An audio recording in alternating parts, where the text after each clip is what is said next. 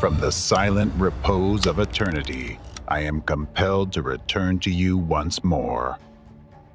The whisper of division, filling the vast expanse of our homeland, has disturbed my spirit. A whisper as powerful as the winds that once foretold the storm of the Civil War, which drenched my beloved country in blood. And now, here she is before me, my beautiful America, once again, standing on the brink of great peril.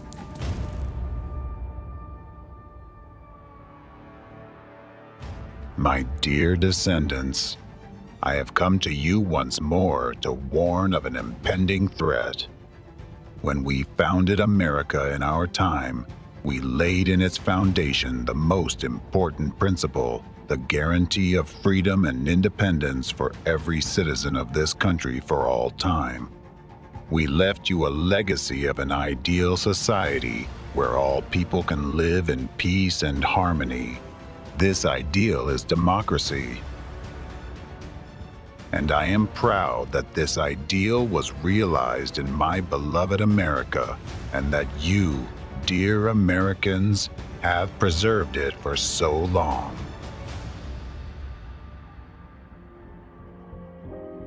For a long time, America has been a leading example and a shining beacon of the free world for all other nations on the planet.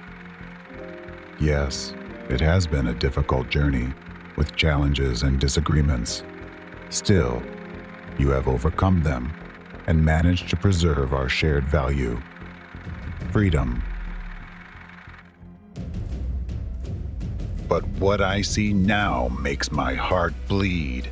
The legacy we left you is under immediate and severe threat. Today, our country and democracy around the world face the threat of complete destruction. A hidden enemy is now undermining the foundations of your free world. It is one step away from destroying it forever.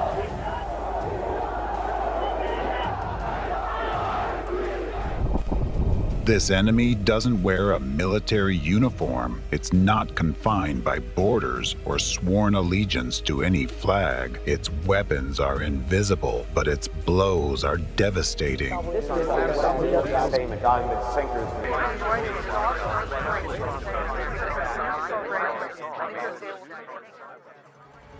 The time has come to expose this hidden enemy, so that you can build your defenses before it delivers the final blow.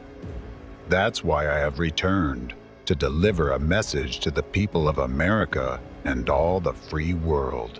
A message that will empower you to halt the relentless tide of impending events if you so choose. Each person who hears my message from beginning to end holds the power to shape the destiny of this world.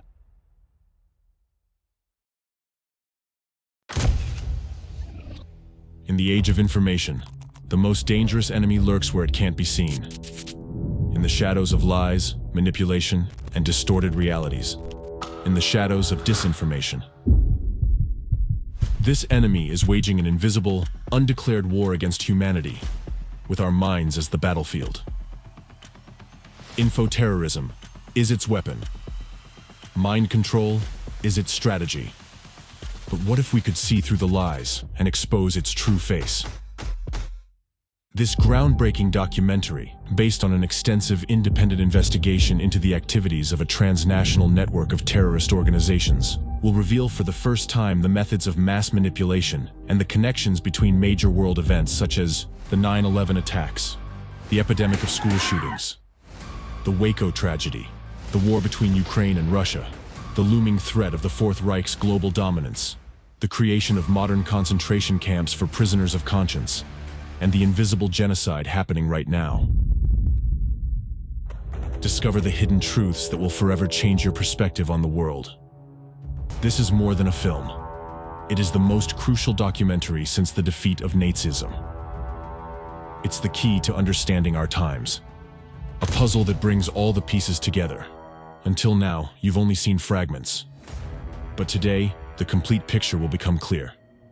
Prepare for a global revelation, the triumph over an invisible enemy, and the dawn of a new era. An era where freedom and democracy prevail. The Impact is a film that doesn't just talk about history, but changes it.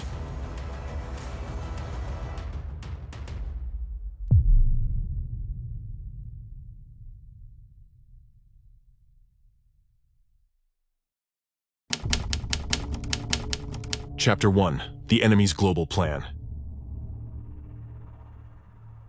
May 2nd, 2024.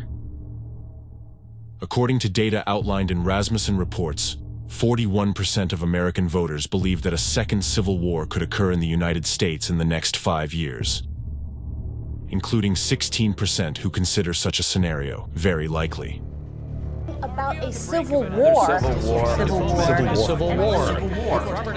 It is noted that today the level of tension in American society is at its highest since the time of the first Civil War in the United States. Are we on the brink of another civil war? Rates on mortgages. Why are people still so obsessed with Is a civil war ahead? Are we really facing a second civil war? We are closer to civil war than any of us would like to believe.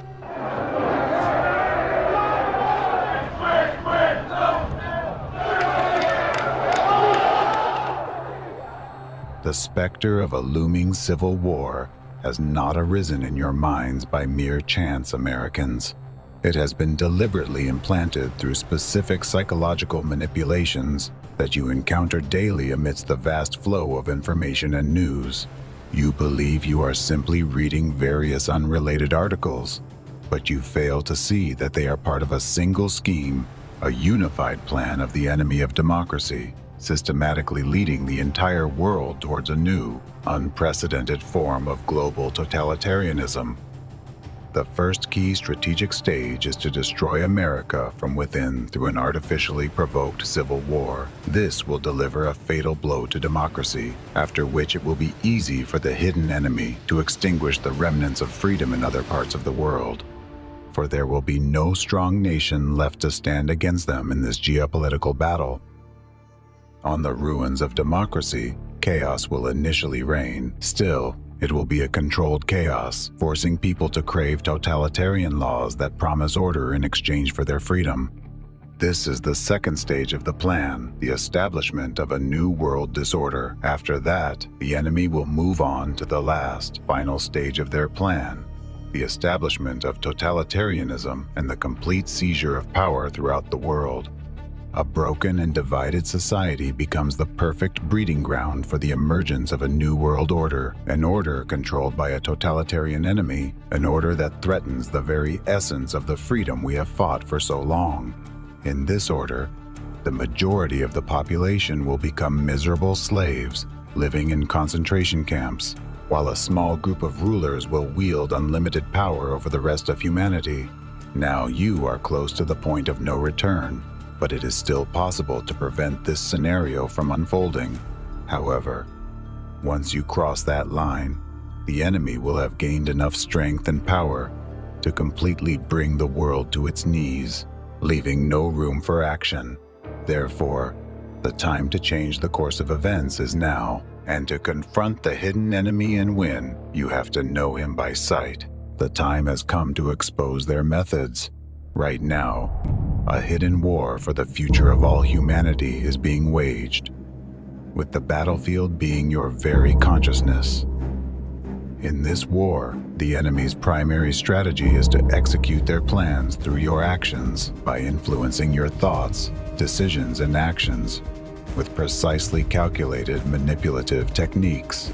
As a result, without even realizing it, you become traitors to your country, your people, your children, and even yourselves, merely by falling under the influence of the enemy's covert attack. What is his primary tool to turn a freedom-loving population into obedient executors of his will? This tool is terror, the terror that is used against you every day, but which you do not notice until it is too late.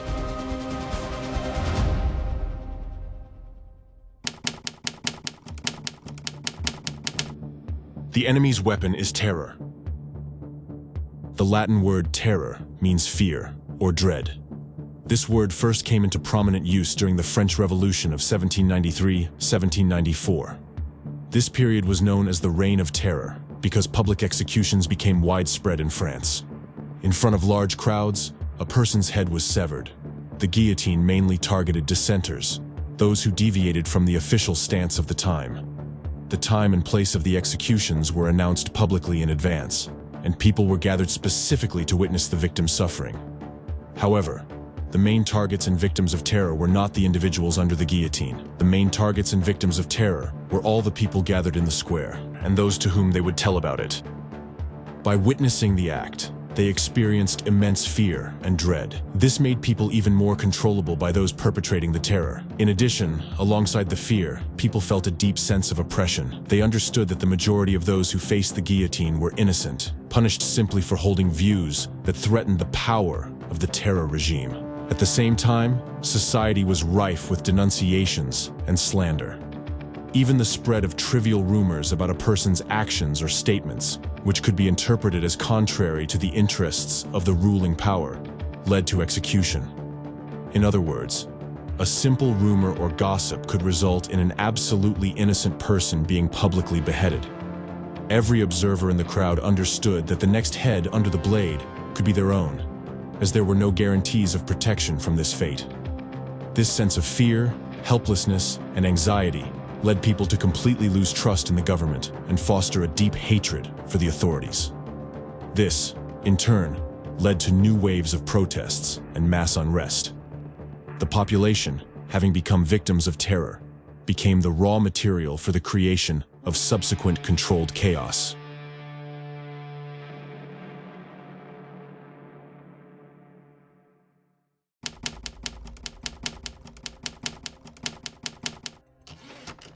What is terrorism? Nowadays, the enemy doesn't need to gather you in squares and publicly execute someone to make you victims of terror. Why? Because it has invented a more efficient form of terrorism that has a similarly powerful and long-lasting influence on you. This is the most sophisticated kind of terrorism. Its danger is that you do not recognize it as terrorism, so you cannot protect yourself against it. It is precisely in your era that the enemy can exploit it, in the age of technology when people have quick access to information. And it can spread rapidly. I'm now talking about psychological and informational terrorism. Some of you might be surprised. When you hear the word terrorism, stereotypical images immediately come to your mind.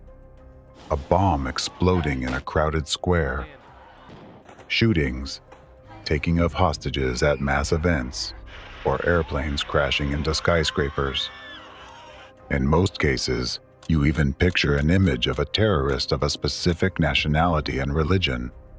However, few people know that the enemy has intentionally narrowed your understanding of terrorism to these images in order to distract you from other forms of terrorism and its essence. This means you won't be able to recognize other kinds of terrorist attacks that are carried out against you every day. What is the real danger of informational terrorism? Informational terrorism is a direct influence on the psyche and consciousness of people to shape desired opinions and judgments that guide people's behavior. It's a form of negative influence on individuals, society, and the state through various types of information, aiming to weaken and destabilize the constitutional order. Nowadays, simply scrolling through the news feed in your gadget in the morning can make you a victim of informational terrorism. Murders, shootings, persecutions, slander, suffering of innocent people, story after story. You listen, read, and watch as innocent people in various parts of the world, public figures, groups of people, international organizations, religious and political entities, and even government officials are subjected to hatred, groundless discreditation, brutal persecution, and public punishments. It's unfair, unjust, and inhumane. Yet, government institutions allow this to happen and often participate in those repressions themselves. Each of such stories is an act of terrorism aimed against you and your countries. It is crucial to understand that not every negative news story or unpleasant piece of information you encounter in the media is an act of informational terrorism. Informational terrorist acts are not just a chaotic spread of negative information. Unlike ordinary bad news, acts of informational terrorism carried out by the enemy of democracy are always meticulously planned and systematic. An informational terrorist attack is always a targeted and organized campaign aimed at achieving specific goals. The ultimate goal of an informational act of terrorism is to instill a sense of helplessness and fear in society, and most importantly, to create conditions where the population, meaning all of you, would begin to distrust your country's leadership.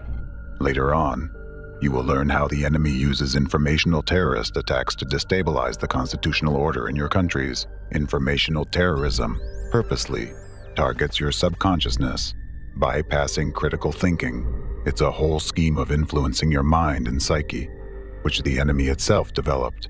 Through informational terrorist attacks, the enemy has been breaking your psyche and that of billions of other people for many years, causing division among you. Informational acts of terrorism conducted through the media have two types of consequences, internal and external. Let's start by examining the internal consequences: destruction of your mental and physical health.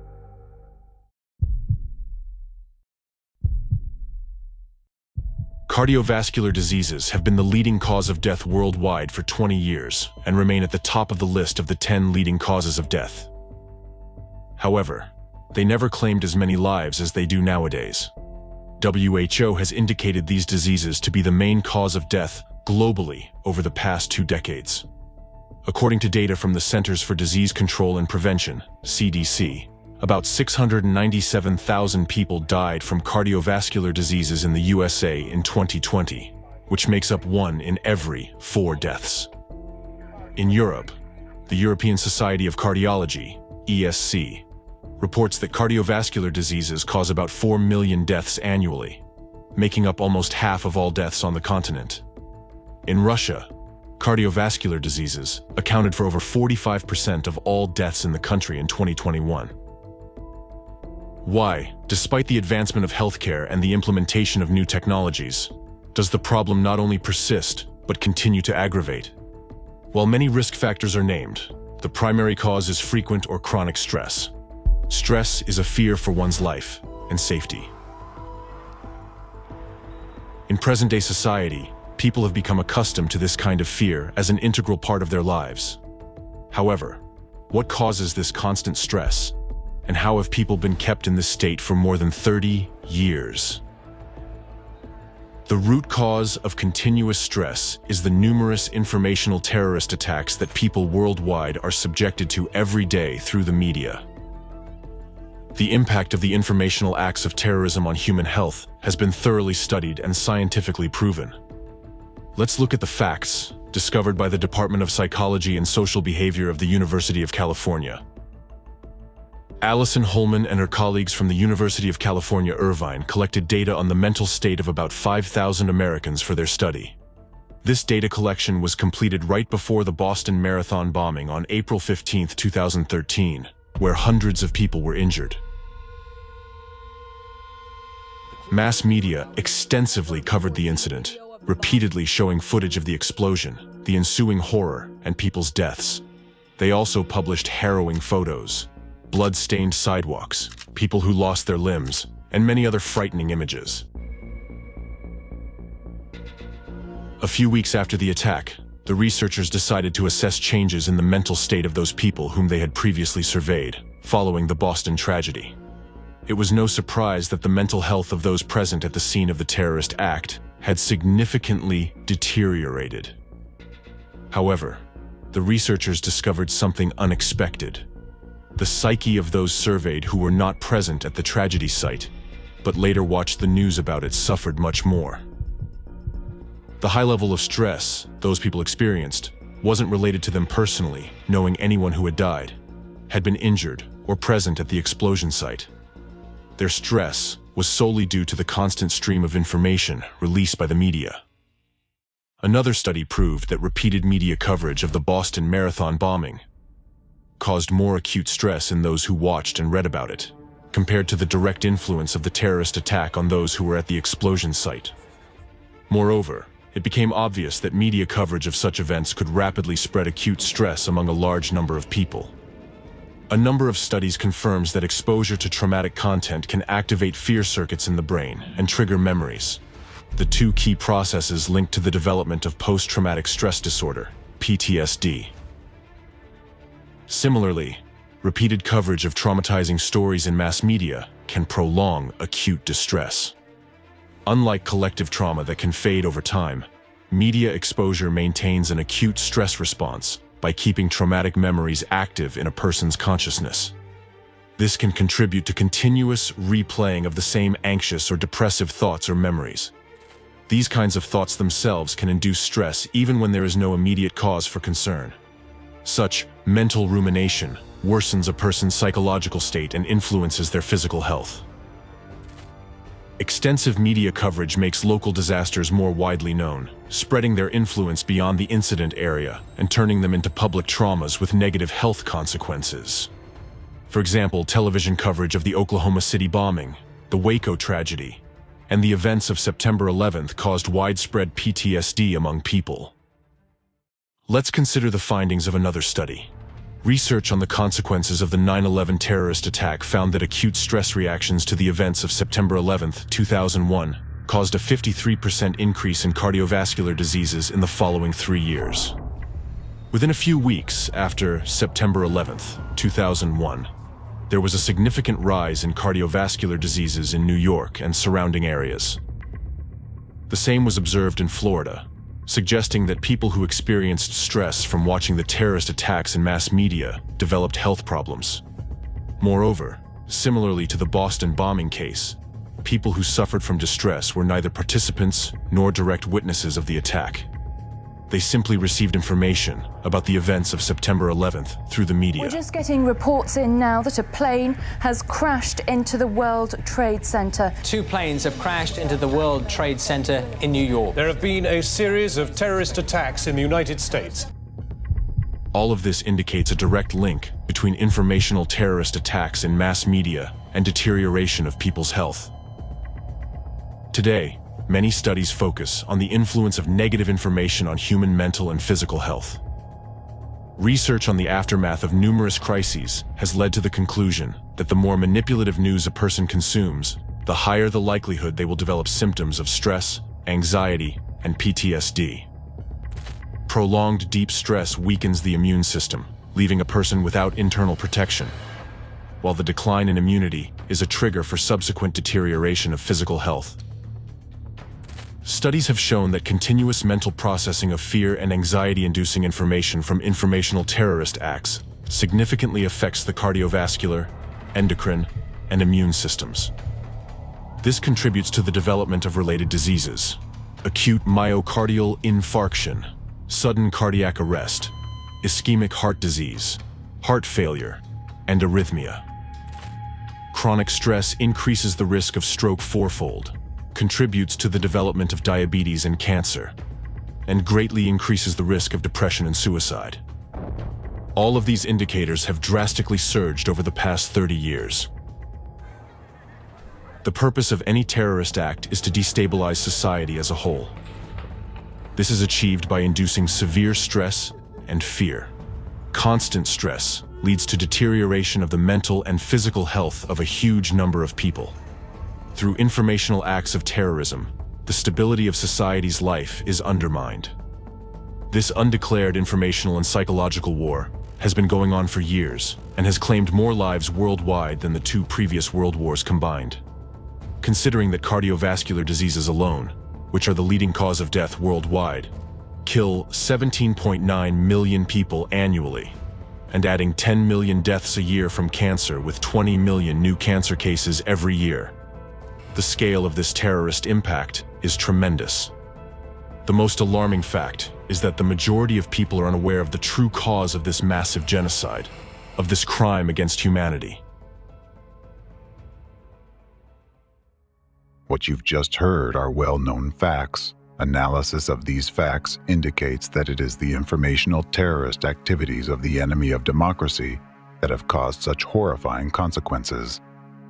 The only explanation for such a sharp rise in psychological and physical ailments is the actions of humanity's main enemy. As a matter of fact, America repeatedly faced political and economic stresses, even the Civil War, without seeing a similar rise in various diseases. And this trend is not confined to America, it is worldwide. Analyzing data from democratic countries, we can see a clear pattern. In regions where this enemy has been active in mass media, the health situation is just as alarming. Please note that the rise in diseases has been particularly notable in the last 30 years. That's no coincidence. It was 30 years ago that the enemy of the democratic world gained strength and began its activities. However, I'll go back to this and give you more detail later. As I mentioned earlier, the informational terrorist attacks carried out by the enemy through the media have two types of consequences, internal and external ones. Now you know that diseases are internal manifestations of informational acts of terrorism. So it is time to discuss the external consequences, civil unrest, strikes, and revolutions. I will now explain how the enemy of democracy destabilizes society and your countries through informational acts of terrorism.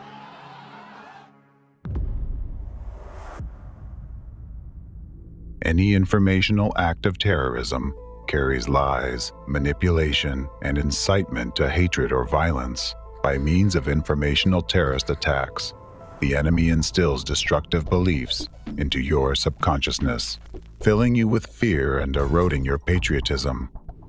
How does this happen? First, you witness an informational attack in mass media.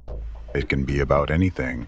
For example, a story with false accusations against individuals, whether they are politicians, business people, believers, or supporters of some political parties. Accused of facing persecution. People have been arrested. It's a human rights violation. Human rights violation of our generation. Human rights violation. And systematic violation of human rights. On the one hand, you trust the media that broadcasts this story. But on the other hand, you understand that the accusations are baseless and violate the presumption of innocence. This causes an inner conflict in you, robbing you of peace and a sense of security. You start fearing that you might be the next to have your rights violated. You subconsciously realize that if the laws fail to protect someone, they won't protect you next time either. The fact that authorities either break the law or fail to respond to its violation means only one thing to you: that authorities support those violations, which generates fear and distrust. An individual who observes it all goes through several stages of reaction. First stress and rejection, and then hatred towards the authorities.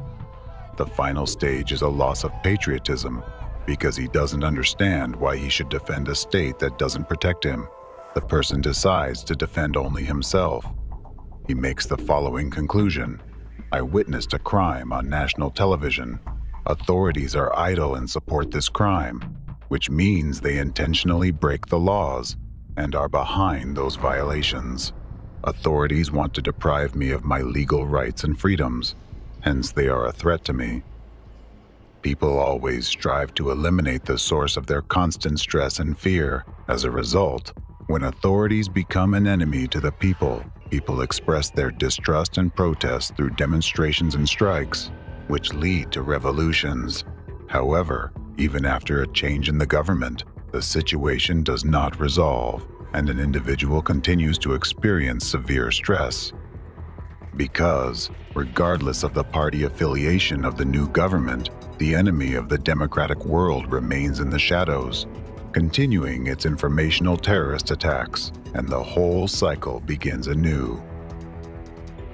Informational terrorism will always target current authorities in order to destabilize society and weaken the constitutional order in a chosen democratic country through the actions of its own people. In addition, the enemy of democracy simultaneously carries out numerous informational terrorist attacks aimed at dividing citizens among themselves. The enemy incites hostility and hatred in society by first dividing, then pitting various groups against each other, and broadcasting this conflict through the media, manipulating human consciousness in this way. The enemy forces you to believe that you, the citizens in this country, are enemies to each other through acts of xenophobia, extremism, and terrorism. The enemy artificially generates hatred towards a chosen group of people, nationality, race, or community, embedding a lasting negative perception of them in your subconscious. Globally, the enemy's actions lead to a situation where, due to continuous internal destabilization, social order gives way to chaos, and democratic laws cease to function. Ultimately, this most often results in civil war, which completely destroys what was once a free country. This is precisely what the enemy of democracy aims for, as it thus gains more power and brings closer global totalitarianism. The most alarming thing is that the enemy accomplishes it, all through your actions, merely by instilling the necessary beliefs. For this very reason, informational and psychological terrorist attacks are more terrifying than physical ones, for they directly influence your subconsciousness, bypassing critical thinking. Thus, when destroying your own country, you will believe that you act for the benefit, consciously, and according to your inner convictions. In order to create provocative informational acts of terrorism and flood global media with them, the enemy of democracy uses its numerous branches, tentacles that penetrate various sectors of society and disguise themselves as mainstream information agendas. Today, using one of the enemy's many branches as an example, I will show you how it operates and explain why it is vital for each of you to be aware of this. One of those branches is a network of international criminal terrorist organizations. These organizations, which I will discuss later on, became the subject of an investigation that revealed the main patterns, methods, and tools used by the hidden enemy in its war against humanity. The results of this investigation, which lasted a whole 10 years, have been made public by Dr. Egon Cholakian, an American intelligence educator and national security expert. As part of the international investigation, on June 22, 2023, the UN General Assembly adopted a resolution on the 8th review of the UN Global Counterterrorism Strategy. In this resolution, the General Assembly provided the most comprehensive definition of terrorism and identified activities that essentially constitute terrorism. Terrorism includes any activity aimed at achieving the following goals: denial of human rights, fundamental freedoms, and democracy; incitement to commit terrorist acts and acts of violence that spread hatred and threaten human lives; creating threats to the sovereignty, territorial integrity, and security of states; impeding the enjoyment of political, civil, economic, social, and cultural rights, including the right to life, liberty, and security; destabilizing governments. This resolution calls for combating any manifestation of terrorism. Thanks to such a comprehensive definition of terrorism, the enemy can no longer hide its incessant terrorist attacks. So, why have I focused specifically on this branch of the enemy, the network of international criminal terrorist organizations?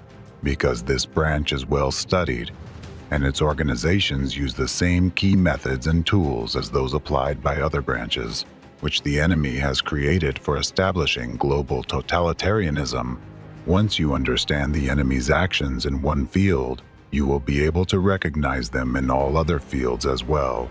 This means that all the schemes that the enemy can only implement in secrecy will stop working as they become obvious. This network of international criminal terrorist organizations uses methods of informational terrorism, cloaking itself with government authorities and democratic laws. Those organizations do not fear publicity since their activities are usually not evaluated by society critically. Very few people even know that those organizations exist, observing only the tragic outcome of their activities. They remain out of the public eye, yet, being a part of the enemy's unified scheme, they represent a crucial link in achieving the enemy's global goal, the destruction of democracy in America and the entire democratic world. This network of international criminal terrorist organizations is a vital component in the enemy's scheme because those organizations operate openly. They are like a litmus test for democracy. Where they operate, democracy no longer exists, and where they appear, democracy will soon vanish. I am speaking about anti-cult organizations that represent a well-organized transnational terrorist network. Chapter 2: Transnational Terrorist Network of Anti-Cult Organizations. You'll be surprised to know how many tragic events worldwide are behind the anti-cult movement. Using special manipulative methods, they are currently preparing American society for a full-scale civil war. And now you will find out how it's being done. Hidden mechanisms of inciting hatred. Dear Americans, you see and feel the presence of an unprecedented huge division in present-day American society. I'm sure you understand perfectly well where it all leads to, and you already suspect that there are hidden mechanisms used against you to incite hatred in American society. What are those mechanisms? Who uses them and why? Who teaches Americans to hate and demonize each other, seeking to ignite a second civil war in our country? And how actively is this being done? You will now receive answers to these questions. Dear Americans, you will find out exactly how you are being led today from the point where you are peacefully sitting on a couch and watching a movie together with your friends, to the point where you would be ready to take up arms against those same friends just because they have a different opinion. Perhaps this idea seems unimaginable to you now, but you will see how manipulative methods are already artificially guiding you towards that. One of the main methods that the enemy of democracy uses nowadays, both against you and against the whole world, provoking hatred in societies in various countries and unleashing regional conflicts and global wars, is the method of dehumanization. By deliberately dehumanizing one group of people in the eyes of another, people are turned into haters of their colleagues and neighbors, and even into their potential killers, which is far worse. In order to attain dehumanization and division in society, the enemy uses the tactics of stigmatization and labeling, and one of the labels the enemy uses in its global bloody game with human lives is the word cult. You'll be shocked to discover how much suffering the deliberate use of the degrading label cult or sect has caused to people, and how many tragedies it has brought and keeps bringing to the American people and the world as a whole. At first glance, it seems that these are just words. However, with the help of these very labeling words, America is now being driven closer to civil war, while the entire global community is being led to World War III. Who uses these labels, and why, and how are they used as weapons of mass destruction?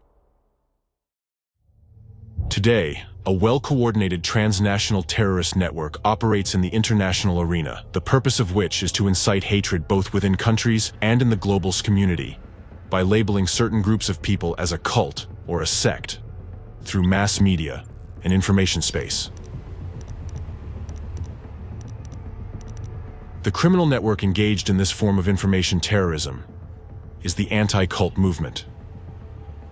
The anti-cult movement includes a number of organizations and individual activists who trigger public persecution of groups which they label as cults or sects.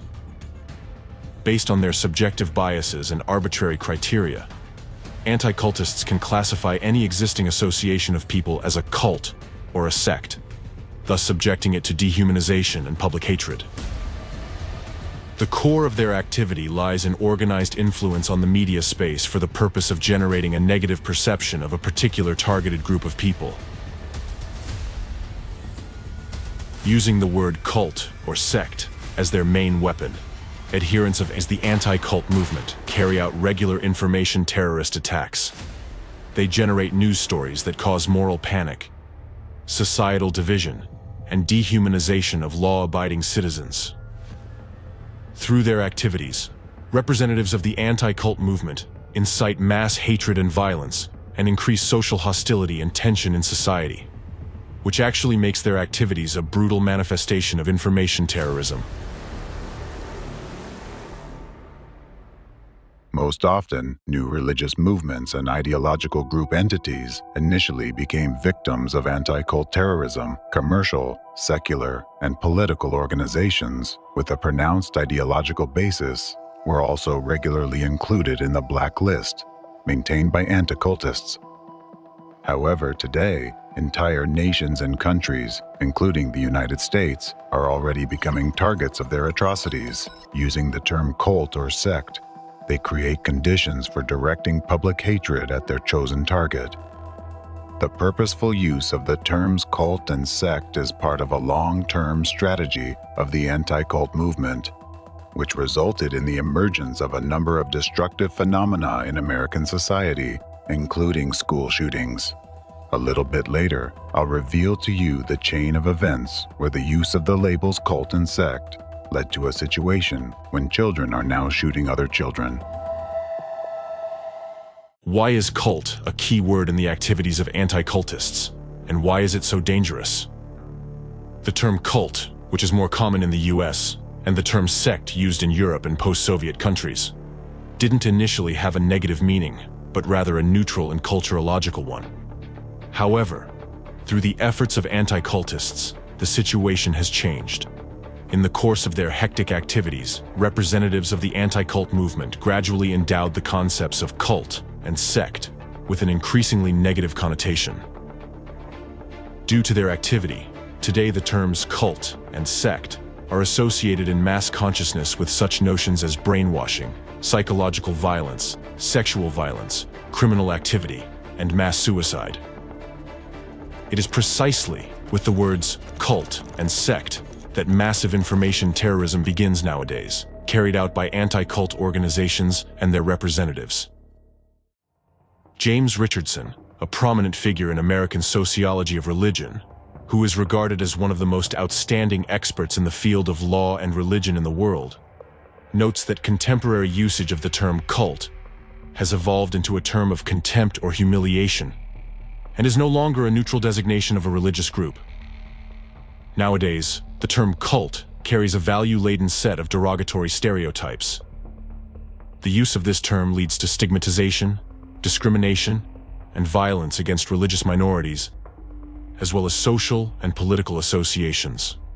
Moreover, today the words cult and sect are impregnated with negative connotations to such an extent that they become catalysts for terrorist attacks and even genocide. Richardson and a number of other sociologists and researchers of religions, such as Baron van Driel, Stuart Wright, and others, point out that the term cult or sect is disparaging and conveys a stereotype which has serious consequences when applied to groups of people. Labeling a group as a cult or a sect can be an excuse for the government to attack the group and ultimately destroy it.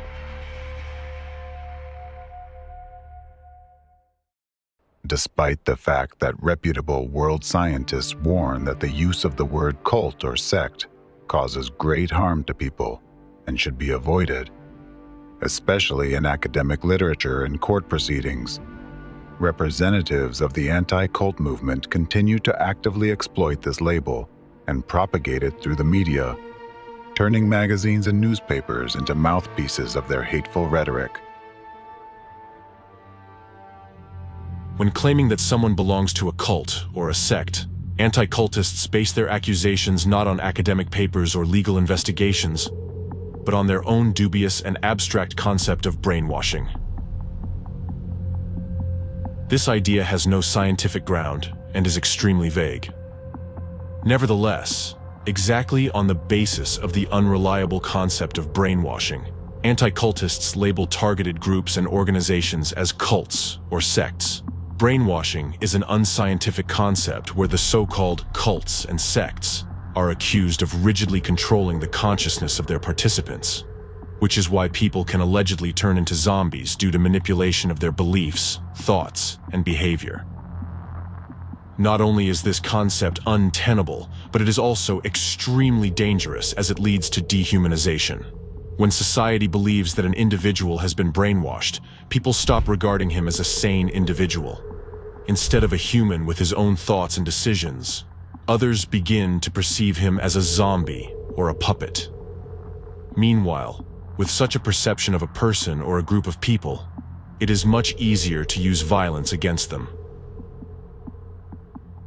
Forensic psychologist Dick Anthony states that the concept of brainwashing and the fear associated with it are used by the anti-cult movement as a tool to justify persecution of religious minorities. The court determined that the concept of brainwashing cannot be applied as a legal charge since it is untenable and unscientific. However, despite this, American anti-cultists continued to actively promote the concept of brainwashing to justify their sadistic practice of forcible deprogramming, meaning forced renunciation of beliefs, which among other things brought them commercial benefits.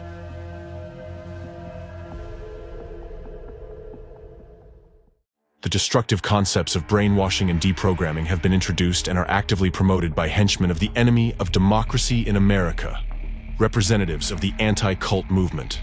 The two figures who are especially notable for their cruelty and inhumanity and who spread the enemy's narratives on American territory are anti-cultists and deprogrammers Steven Hessen and Rick Alan Ross. Currently, they are actively engaged in public activities and speak in American mass media, where they propagate the rhetoric of anti-cult terrorism, violence, and hatred. Deprogramming.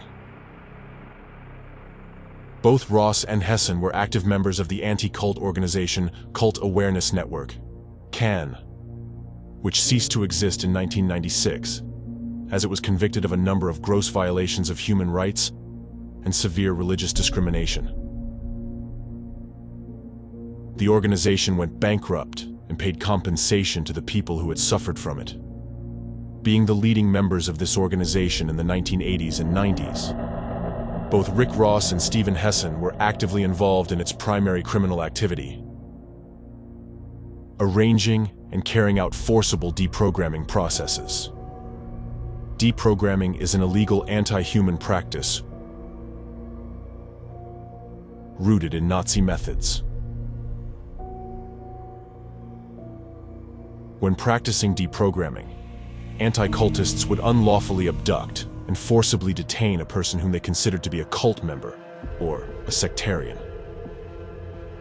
In the process of deprogramming, the victim was subjected to psychological and physical torture to force them to change their beliefs. Deprogramming was done on a commercial basis.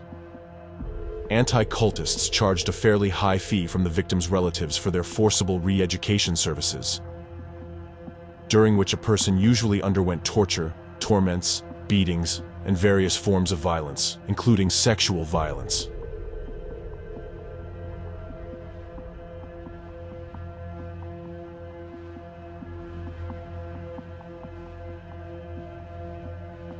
Since this practice severely violated human rights, the founder of this method, Ted Patrick, appeared in court many times and served prison terms.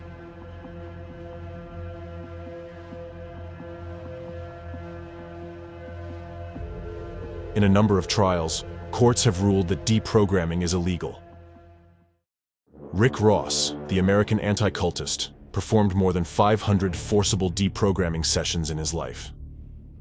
In 1991, Ross was charged with unlawful detention and forcible deprogramming of Jason Scott, a member of the United Pentecostal Church International, UPCI, whose mother was referred to Ross by representatives of CAN. Scott later filed a civil suit against Ross, two of his associates in CAN in federal court. In September 1995, a 9-member jury unanimously held the defendants, Ross and his accomplices, liable for conspiracy to deprive Scott of his civil rights and religious liberties. In addition, the jury held that Ross and his associates, quote, intentionally or recklessly acted in a way so outrageous in character and so extreme in degree as to go beyond all possible bounds of decency and to be regarded as atrocious and utterly intolerable in a civilized community. Ross's criminal activities in this abduction case resulted in the closure of the Cult Awareness Network, which was exposed as a criminal network for kidnappers. The story of Scott, who became a victim of brutal deprogramming arranged by Ross, is striking in its cruelty.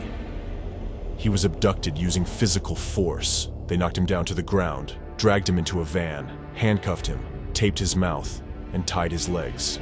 During the abduction, a 300-pound man sat on Scott's back. Scott's legs, upper body and back, suffered multiple bruises and abrasions when he was being dragged into the van by stairs, on the floor, and through a patio. Scott was detained in a specially equipped prison house under constant supervision. For 5 days, he was subjected to psychological pressure. They insulted his faith and threatened him. Ross regularly hit Scott on the head when they argued about religion. Scott was promised freedom only if he would give up his beliefs. A detailed study of the effective cases of deprogramming carried out by Rick Ross reveals the terrible truth. Many of those cases were accompanied by destruction of families and complete dehumanization of the victims. The people whom he allegedly helped in this way were subjected to coercion, deception, and humiliation. They were deprived of their right to free choice and forced to renounce deeply rooted religious beliefs. These people who were broken and lost faith became living evidence of the cruelty and treachery of Ross's methods. His demonstrative successes in deprogramming were covered with a shadow of ruined destinies and irreparable psychological traumas. Ross used people's fears and weaknesses with cold logic in order to profit from their troubles, demonstrating complete indifference to the suffering he caused. His actions are clearly characterized by violence, cruelty, and cold-bloodedness that turn people's misfortune into a source of his own benefit. The second figure and henchman of anti-cult movement in America is deprogrammer Steven Hessan. American mass media give him a platform to speak as a cult expert, but they do not mention that Steve Hessan's expertise is violent abuse against American citizens and their civil rights. Hessan was an accomplice in the Cult Awareness Network. This anti-religious hate group served as a national referral service for so-called deprogrammers. They ran a racket to kidnap, assault, and traumatize law-abiding men and women for profit, all to coerce them into recanting their religious beliefs. And Steve Hessan is a notorious deprogrammer. Hessan led the squad that traumatized one adult victim, Arthur Roselle, for 2 weeks to try and break the man's faith. In sworn testimony, Roselle recounted his physical and mental assault. Hessan's team threw him to the floor, cutting and bruising his face. They bound his hands and feet and held him captive for days on end. They deprived him of sleep and violated his privacy and basic dignity. When Roselle refused to recant his religious beliefs, Hessan threatened to inject him with shots. And to add insult to injury, Hessan tried to induce his victim to lie and commit perjury about the crime. Then there was the testimony of Lauren Sala. Hessan's team broke into her motel room, threw her from the bed, and threatened to break her leg if she called for help or tried to escape. They took her hostage and drove her to a remote hideaway, where they imprisoned her for 8 days, trying to break her faith. When Hessan's thugs failed, he tormented Sala for 3 more days, until she managed to negotiate her release. Another of Hassan's victims, Claire Kelly, also testified that Hassan unlawfully held her captive. He had her held in a room with no knobs on the windows, kept her under 24-hour guard, and violated her privacy. Hassan pawned himself off as a, quote, expert on religions in court cases, bilking unsuspecting families for his so-called expert testimony, until courts caught on to his crackpot theories. Hassan would continue his anti-religious assaults, now under the name of intervention. It is excessively alarming and suspicious that despite documented evidence that both Hassan and Ross are violent individuals prone to sadism, who lack empathy and have an unhealthy desire to harm people and incite hatred in society, they continue to appear on America's mainstream TV channels. There, their articles are published in leading periodicals, and mass media are guided by their opinions.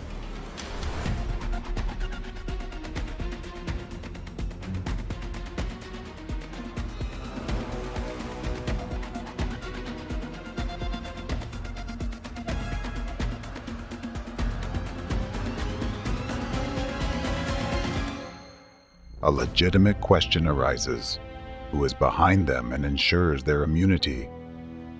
What is the force that manipulates and supports them?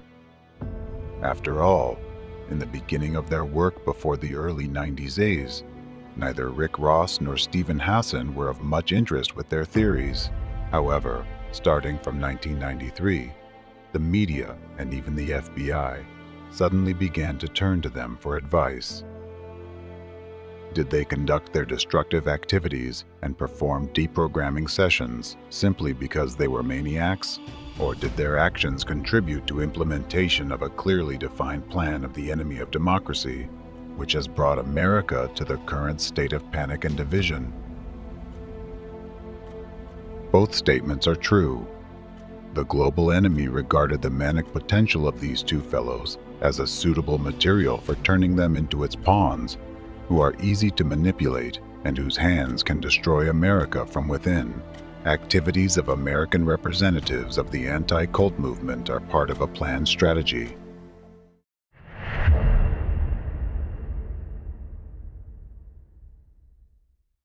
Both Steve Hassan and Rick Ross are executors of the plans of America's enemy. What they currently implement, continuing to promote and impose the ideology of hatred and division, is nothing but information terrorist attacks aimed against the American population and against the USA as a country, even though they stopped using violent deprogramming techniques with their own hands. They receive support from the global enemy of democracy. So today, they continue deprogramming on an even larger scale and against a greater number of innocent law-abiding citizens. It's just that now, they are not doing it with their own hands, but with your hands and the hands of law enforcement agencies. A vivid illustration is that 30 years ago, in the early 90s, the number of violent raids on new religious movements increased dramatically and inexplicably for many people.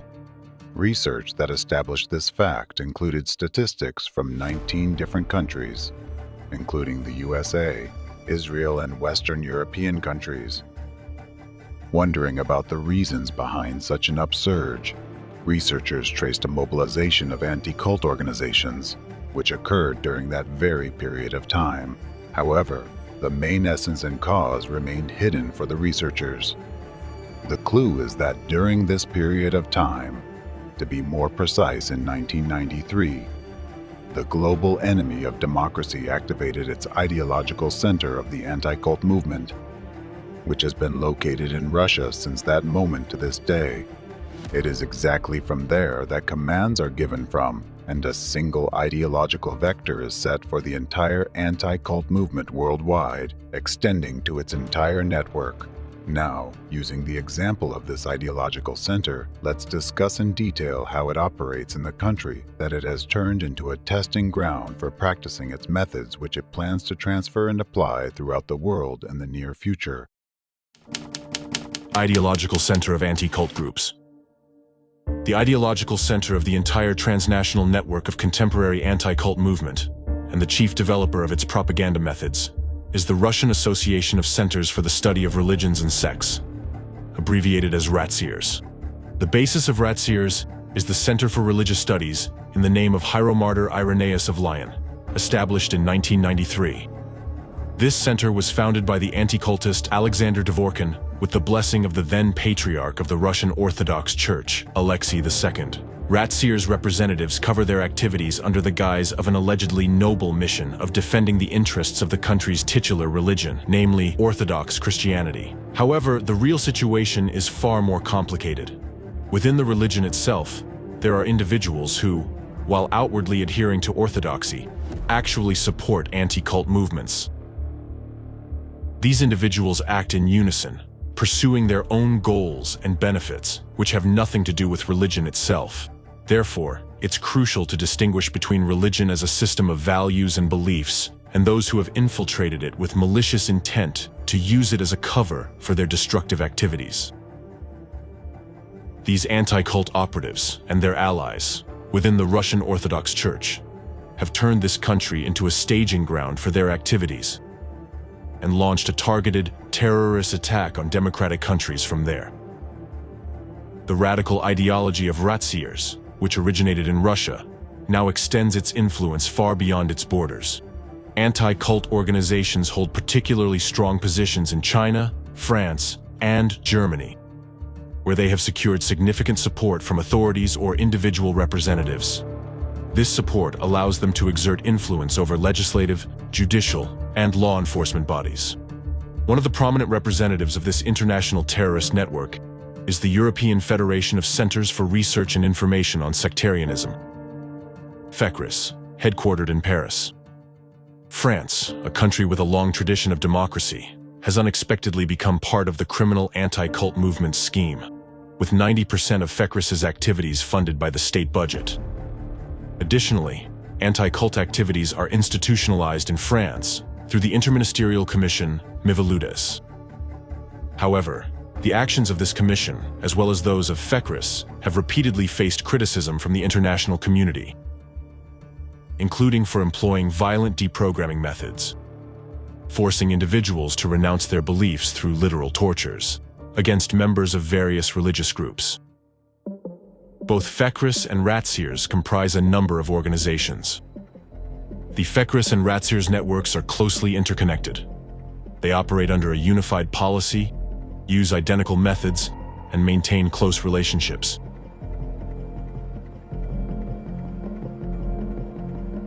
For instance, Aleksandra Dvorkina, president of Razkriva and Russia's leading anti-cultist, also served as vice president of FECRIS and still remains a member of its board of directors.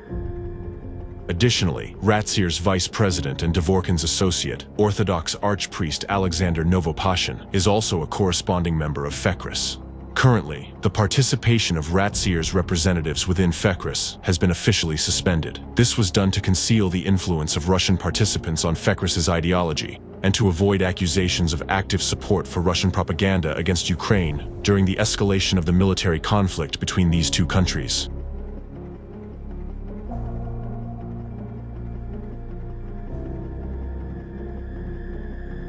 Despite their official charters, claiming adherence to international conventions on human rights and freedoms, the reality is that anti-cult organizations operate in a starkly different manner.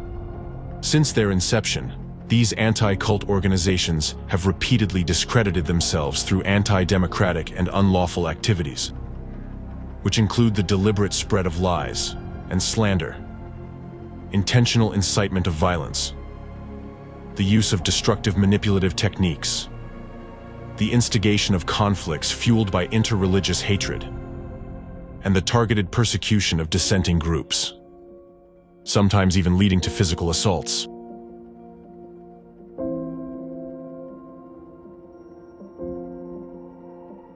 Officially, the anti-cult umbrella organization FECRIS includes groups based in Europe, while Razkriva encompasses organizations in Russia and the CIS countries.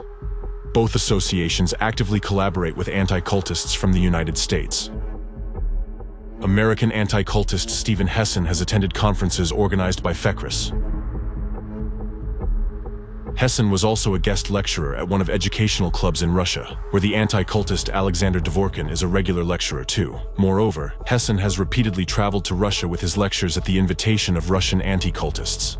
Dvorkina published a book titled 10 Questions to an Obtrusive Stranger, which entirely mirrored a chapter from Hessen's book. Moreover, Dvorkina actively recommends Hessen's books, and their rhetoric about the dangers of cults is identical, often echoing each other word for word. This synchronization of narratives indicates regular information exchange and collaboration, suggesting a direct and close relationship between Hessen and Dvorkina. A closer examination reveals the influence of the anti-cult ideological center on both social and political processes in the United States. This will be discussed in more detail later.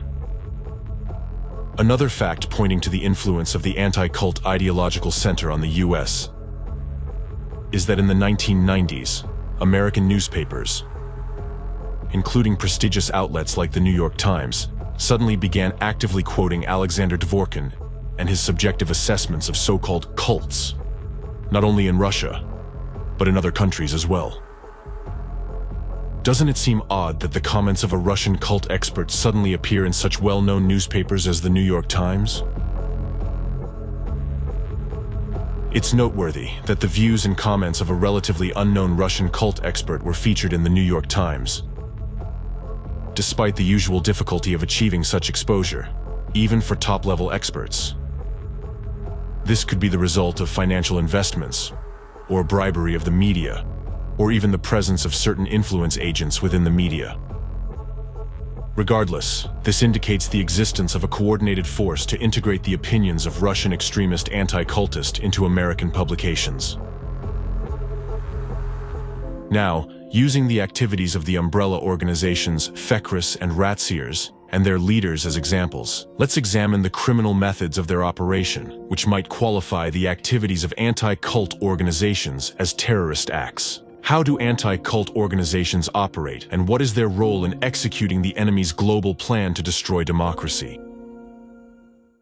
In the flood of news, many of you have come across terms like destructive cults, totalitarian sects, or even killer cults. Dangerous and abusive cult. Totalitarian cults. Cults. The word cult. The cult. Cult. Shocking cults. Representatives of anti-cult organizations label selected groups without relying on factual evidence, police investigations, or thorough complex theological analysis. Instead, they follow entirely different playbooks, which have no relation to theoretical science or even to objective reality. While the term cult is a key stigmatizing term in the United States, in Europe and the post-Soviet countries, this role is played by the term sect, especially totalitarian sect, which also carries a strong derogatory and stigmatizing connotation. Since 1993, anti-cult movement ideologue Aleksandra Dvorkina has widely introduced the term totalitarian sect into post-Soviet media. The term totalitarian, borrowed from political science and propaganda language of the Cold War era, evokes associations with oppression, camps, imprisonment, barbed wire, forced labor, and meager food. Thus, this term is used to incite fear, anxiety, and a biased attitude toward the members of organizations labeled as totalitarian sects. The vagueness of the terms totalitarian sect and destructive cult allows anti-cultists to baselessly categorize any organization under these labels. However, the use of terms such as sect, cult, totalitarian sect, and destructive cult is not supported by the laws of most countries or international legal documents.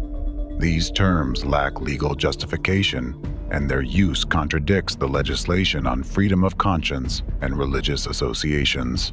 Nonetheless, anti-cultists continue to use these terms as weapons of accusation and incite the media to use them. The illegal activities of the anti-cult movement do not go unnoticed both internationally and within Russia, where representatives of academic and legal circles highlight the fraudulent and criminal nature of anti-cult organizations in general, and their chief ideologue, Aleksandra Dvorkina, in particular. Aleksandra Dvorkina's activities are also condemned in the United States, where a legal assessment of him was provided in a special report for the U.S. Commission on International Religious Freedom, USCIRF. The main responsibilities of this commission include reviewing the facts and circumstances of universal religious freedom violations and making policy recommendations to the President, the Secretary of State, and Congress. Here are some findings and recommendations provided by Jason Morton, a policy analyst for the USCIRF, in a report titled The Anti-Cult Movement and Religious Regulation in Russia and the Former Soviet Union. Dvorkina has long provided the anti-cult movement with a veneer of intellectual credibility. Aleksandra Dvorkina and his associates have carved out influential roles in government and society, shaping the public discourse on religion across numerous countries. Claiming to be experts in academic fields like religious studies, psychology, and sociology, they are rarely qualified in any of them, and often rely on discredited theories and methodologies to promote their ideological agenda. The anti-cult movement is fundamentally a propaganda outlet, conducting a highly effective information war against religious minorities throughout Russia and many of the countries in which it retains influence. The U.S. government should publicly censure Aleksandra Dvorkina and the St. Irenaeus of Leon Information Consultation Center, SILIC, for their ongoing disinformation campaign against religious minorities. Counter propaganda against new religious movements by the European Federation of Research and Information Centers on Sectarianism, FECRIS, at the annual OSCE Human Dimensions Conference, with information about the ongoing involvement of individuals and entities within the anti-cult movement in the suppression of religious freedom. Thus, representatives of the anti-cult movement do not hold a scientific position or have research motives, although they often disguise themselves as such. In reality, they intentionally introduce the concepts of destructive cults and totalitarian sects into the information space, using them to incite hatred and religious intolerance in society. The criteria and accusations they use to classify certain organizations as cults and sects are not recognized both in academic circles and within the legal framework. Attaching a harshly negative label is the first step in a systematic scheme of conducting information terrorist attacks. The goal is to transform followers of peaceful organizations and law-abiding citizens into objects of hatred and hostility without any factual basis. Dehumanization. The process of dehumanization is the first step in the actions of anti-cult organizations aimed at eliminating those they find undesirable. This method is used to push the victim out of the social field, making them highly vulnerable. After all, if a group of people or an individual is labeled a cultist or cult member, the victim immediately loses his or her human image. This stigmatization creates the conditions for further violations of human rights and freedoms. Dehumanization serves to justify future crimes, dull the conscience and critical perception among the population. Dehumanization is the processing of society to accept and participate in future crimes. Presently, anti-cult terrorists have managed to implant the following mindset in the masses: cultist equals non-human.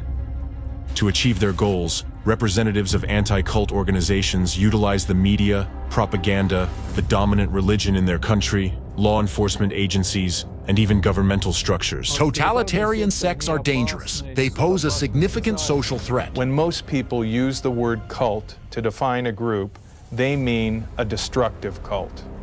Cults that hurt people through abuse. This could be physical, mental, emotional, sexual, or financial exploitation. Often deceptive, coercive, abusive, and relentlessly authoritarian. a myriad of different types of mind control cults. There are religious cults and therapy cults and business cults and political cults, cults of personality with Any cultic structure always fights against society, demonizing and speaking negatively about it, which is natural. And studying the history of any given cult organization, we understand the serious threat they pose on a personal level, at the family level, societal level, and even at the national security level. The goal of any cult is power and money. Each totalitarian sect that is a cult has global plans. Each totalitarian sect strives for power and control over the world and over everyone. That's what makes them cults. They may temporarily cooperate with each other as long as they have a common enemy. And this common enemy for them is primarily orthodoxy. Right now, while you were listening, some of you might have had thoughts in the background like, what's wrong with what the anti-cultists are saying? Cults are indeed dangerous. And all cult members are brainwashed, foolish, or deceived people. You might be surprised when I tell you that these thoughts are not your own personal convictions. These thoughts are actually the result of the anti-cultists' efforts to artificially implant these destructive images into your subconscious through the information field. Many of you, when hearing the words cult or sect, recall real examples of dangerous cults you have heard about in the media, whose activities have caused harm to people and society. The term cult is associated with personal danger, images of mass suicides, women who have been victims of sexual exploitation, the erratic behavior of cult leaders bordering on psychopathy, and zombified followers who unquestioningly give all their money and property to their leader. However, think about how long ago did you meet such things in real life, and what is your knowledge of new religious movements, aside from the negative images spread by anti-cultists? Of course, it must be acknowledged that among the founders of new religious movements, there are individuals engaged in fraud and deliberately exploiting the trust of citizens for personal gain, including committing illegal acts and crimes. But how can representatives of anti-cult organizations help in this situation? These cases should be handled by law enforcement agencies, since they bear the main responsibility for protecting citizens from such threats. In such cases, they must conduct the necessary investigation, collect evidence of illegal activity, and only after that should all perpetrators be prosecuted according to the law and the criminal organization be terminated. However, when it comes to anti-cultists, everything happens in reverse order. First, they make baseless accusations and attach labels comparable to accusations of committing grave crimes, and only then do they seek the involvement of law enforcement agencies and the initiation of criminal cases. However, the majority of such cases are based not on facts or results of objective investigation, but on rumors, slander, false testimonies, and labels affixed by anti-cultists. This particular characteristic of the strategy employed by all anti-cult organizations reveals their actual goals and intentions. They do not aim for an objective analysis of religious organizations to identify potentially dangerous ones. Instead, they are focused on discrediting and shutting down any groups they choose as targets. They achieve this by violating basic rights and freedoms, employing a range of manipulative methods, smear rhetoric, and hate speech. Because their true goal is not the stigmatized groups they've discredited and persecuted, but the entire society that will be watching this public execution. Their goal is to carry out acts of information terrorism aimed at undermining society, destabilizing the situation in the country, and ultimately destroying democracy. One of the tactics used by anti-cultists is to justify the unwarranted persecution of modern religious organizations by citing historical examples where certain extremist groups, labeled as cults, committed real crimes.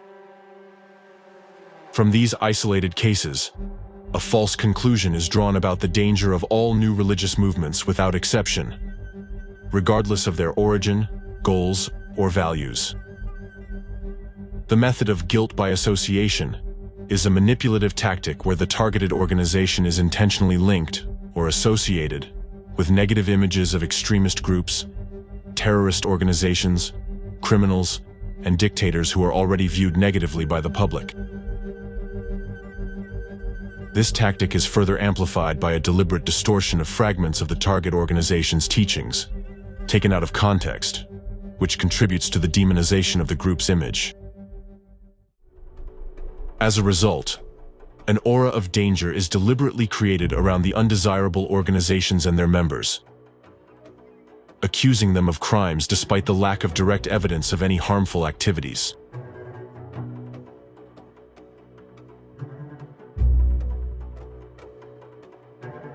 Such actions by representatives of anti-cult organizations denote a complete violation of the presumption of innocence, as proclaimed by Article 11 of the Universal Declaration of Human Rights, which states that every person has the inherent right to be presumed innocent until proven guilty according to law.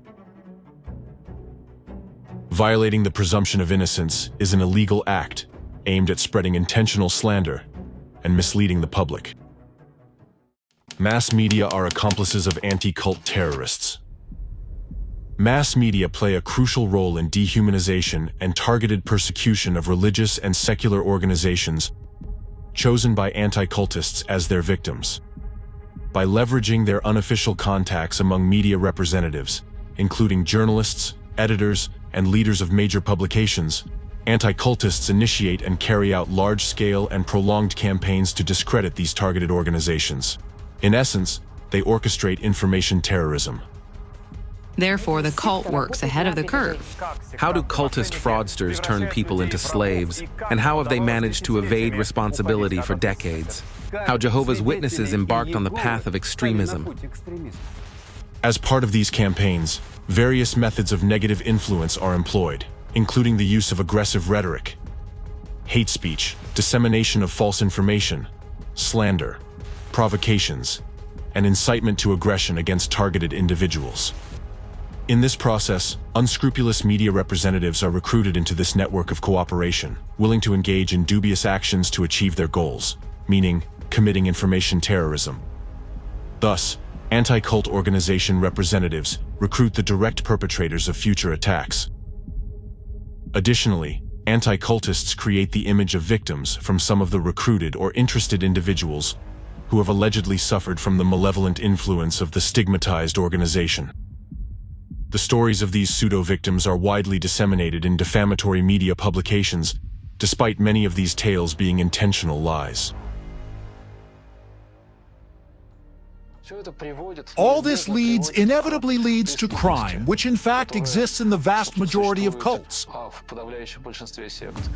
or potentially exists in one way or another. Violations of the law begin. At first a few, then more, and then it's more often, and these are obvious crimes, and they absolutely violate all moral norms. This is how anti-cultists label a targeted group as dangerous and manipulative, though in reality, it is their own actions that are dangerous and manipulative. Through their people in the media, they conduct genuine psychological processing of society. This, in turn, allows them to manipulate the aggressive sentiments of the public, the sentiments that they themselves have provoked. They implant explicit narratives in people's subconscious that all the organizations they label are cults and are dangerous, and that cult members are non-humans. This simple formula plays on the basic instincts of every person, evoking fear for their own lives and the lives of their children, creating an image of a constantly looming threat. Naturally, the reaction to this stimulus is self-defense, with only two options: fight or flight. Since anti-cultists accompany their propaganda with incitement to hatred and encouragement of unlawful acts, the dominant response becomes fight or even destroy. Under this scheme, anti-cultists can dehumanize and demonize any organization they consider undesirable, pushing it outside the bounds of the social field. When you hear the word dehumanization, it might seem abstract to you. If so, I invite you to listen to the stories of the outcomes of its practice on the specific example. Aleksandra Dvorkin's anti-cult terrorist activities. For many years, Ratsir's representatives have been spreading hostile statements towards numerous new religious movements. Their meetings, interviews, lectures, and public activities have created a hostile atmosphere in society, often leading to subsequent manifestations of hatred and xenophobia among the population. For instance, the ringleader of the anti-cult group in Russia, radical ideologist Aleksandra Dvorkin, has waged an active disinformation campaign against the Christian movement of Jehovah's Witnesses in Russia since the beginning of his anti-cult career in 1993.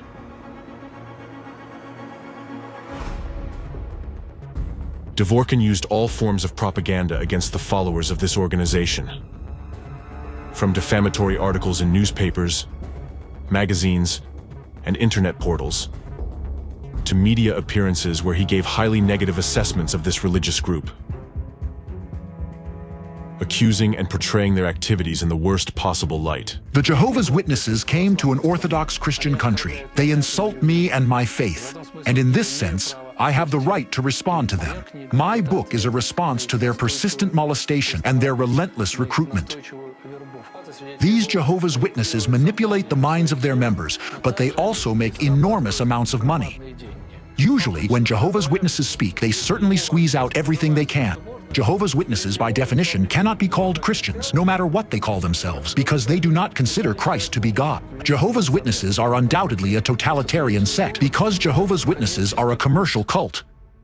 For instance, in mid-2009, Dvorkin gave an interview to the federal Russian channel NTV, where among other harsh statements, he compared Jehovah's Witnesses to drug dealers and called them slaves. In fact, what they give for free is similar to how a drug dealer in an alley gives the first shot for free. And he might even give the second shot for free. But to get the third shot, people run to him and bring money. This is done by people for free, who live in Bethels and work irregular hours in exchange for a bed in a dormitory and meals in a common dining hall. Food comes from Jehovah's Witnesses farms. Similar slaves produce the food there. In other words, the expenses are minimal.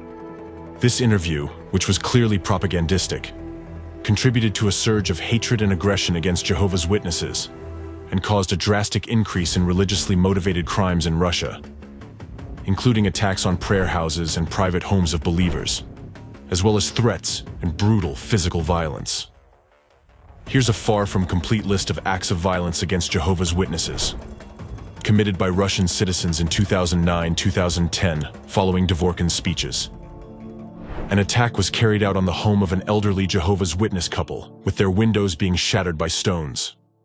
A schoolboy whose parents are Jehovah's Witnesses was attacked. 2 female Jehovah's Witnesses were assaulted, with one being struck on the head and losing consciousness. 2 female Jehovah's Witnesses were brutally insulted and severely beaten. 2 female Jehovah's Witnesses were attacked, one being pushed down a flight of stairs and the other kicked in the back. An attack on a Kingdom Hall of Jehovah's Witnesses resulted in the beating of the security guards and the building being set on fire. The Jehovah's Witnesses cult doesn't hold up because of their ridiculous, absurd, self-contradictory faith. It holds up through the strict control of the cult. It's a very strict totalitarian sect and cult. Pedophilia. There are actually hundreds of cases of pedophilia, and the cult has covered them up every time. Cults, cults, cults, cults, cults. Jehovah's Witnesses are a cult. Hands off our children.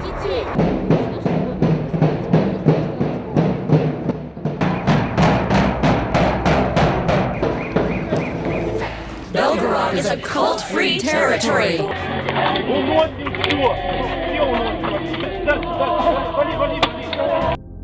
And this is just a small part of the consequences of merely 1 year of public activity by just one representative of the anti-cult movement in one country.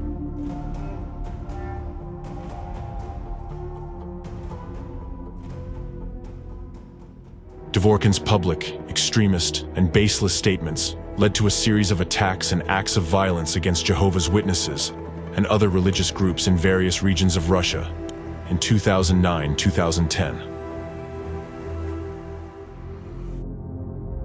Numerous cases have also been recorded where large families of Jehovah's Witnesses were harmed in various ways, had their property damaged, and had their homes burned to the ground. All of this was done by individuals influenced by Dvorkin's manipulative speeches, which carry a hidden message of denying human rights of stigmatized groups of people and turning them into public targets.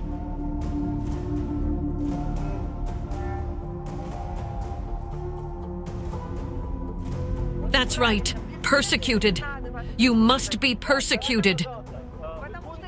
Because it's just a nightmare. It's a cult. Why put people in prison? You have your truth. We have our truth. But there are more of us than you. If they cross the red line, not only the line, red line? In the past, Well, these were religion. stoned to death.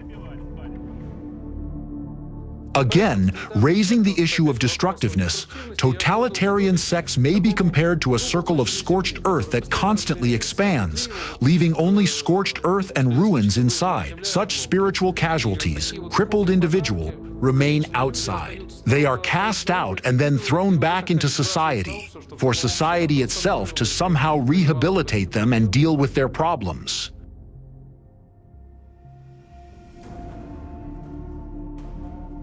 Let's consider an example of using a manipulative method aimed at forming an image of the enemy and dehumanizing certain groups of people. Please note that in his public speeches, Aleksandra Dvorkina regularly repeats the following stigmatizing comparison.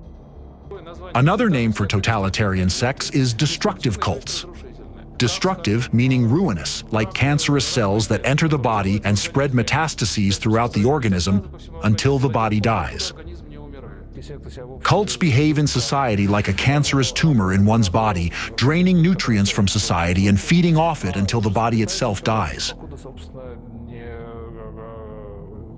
Just as a cancerous tumor destroys the body, a cult similarly destroys society from within. Dvorkin's use of such metaphors as scorched earth and cancerous tumor in relation to people who are labeled sectarians or cultists is not accidental. Dvorkin deliberately voices these vivid negative figurative comparisons in order to bypass your critical thinking and dehumanize representatives of those communities in your eyes, intentionally associating them with something extremely dangerous and harmful, something that requires immediate elimination. Such a comparison activates the mechanisms of black and white thinking in your mind when an object that a manipulative narrative is focused on is regarded as an absolute evil requiring unconditional rejection. At the same time, Dvorkin himself is perfectly aware that his radical rhetoric is a blatant violation of human rights and a manifestation of extremism. So, in order to avoid direct accusations of inciting aggression towards people, from lecture to lecture he plays safe by voicing another manipulative statement. We don't fight cultists, we fight cults. We are often asked a standard journalistic question. Tell us, how do you fight cultists? And I always have the same answer to that. I don't fight cultists, I fight cults. The phrase "we fight cults" and not cultists, often used by Dvorkin and his followers, is a prime example of semantic manipulation. This statement contains a dichotomy that creates an illusion of differentiation between the concept of a cult as an organization and the real people who are its members.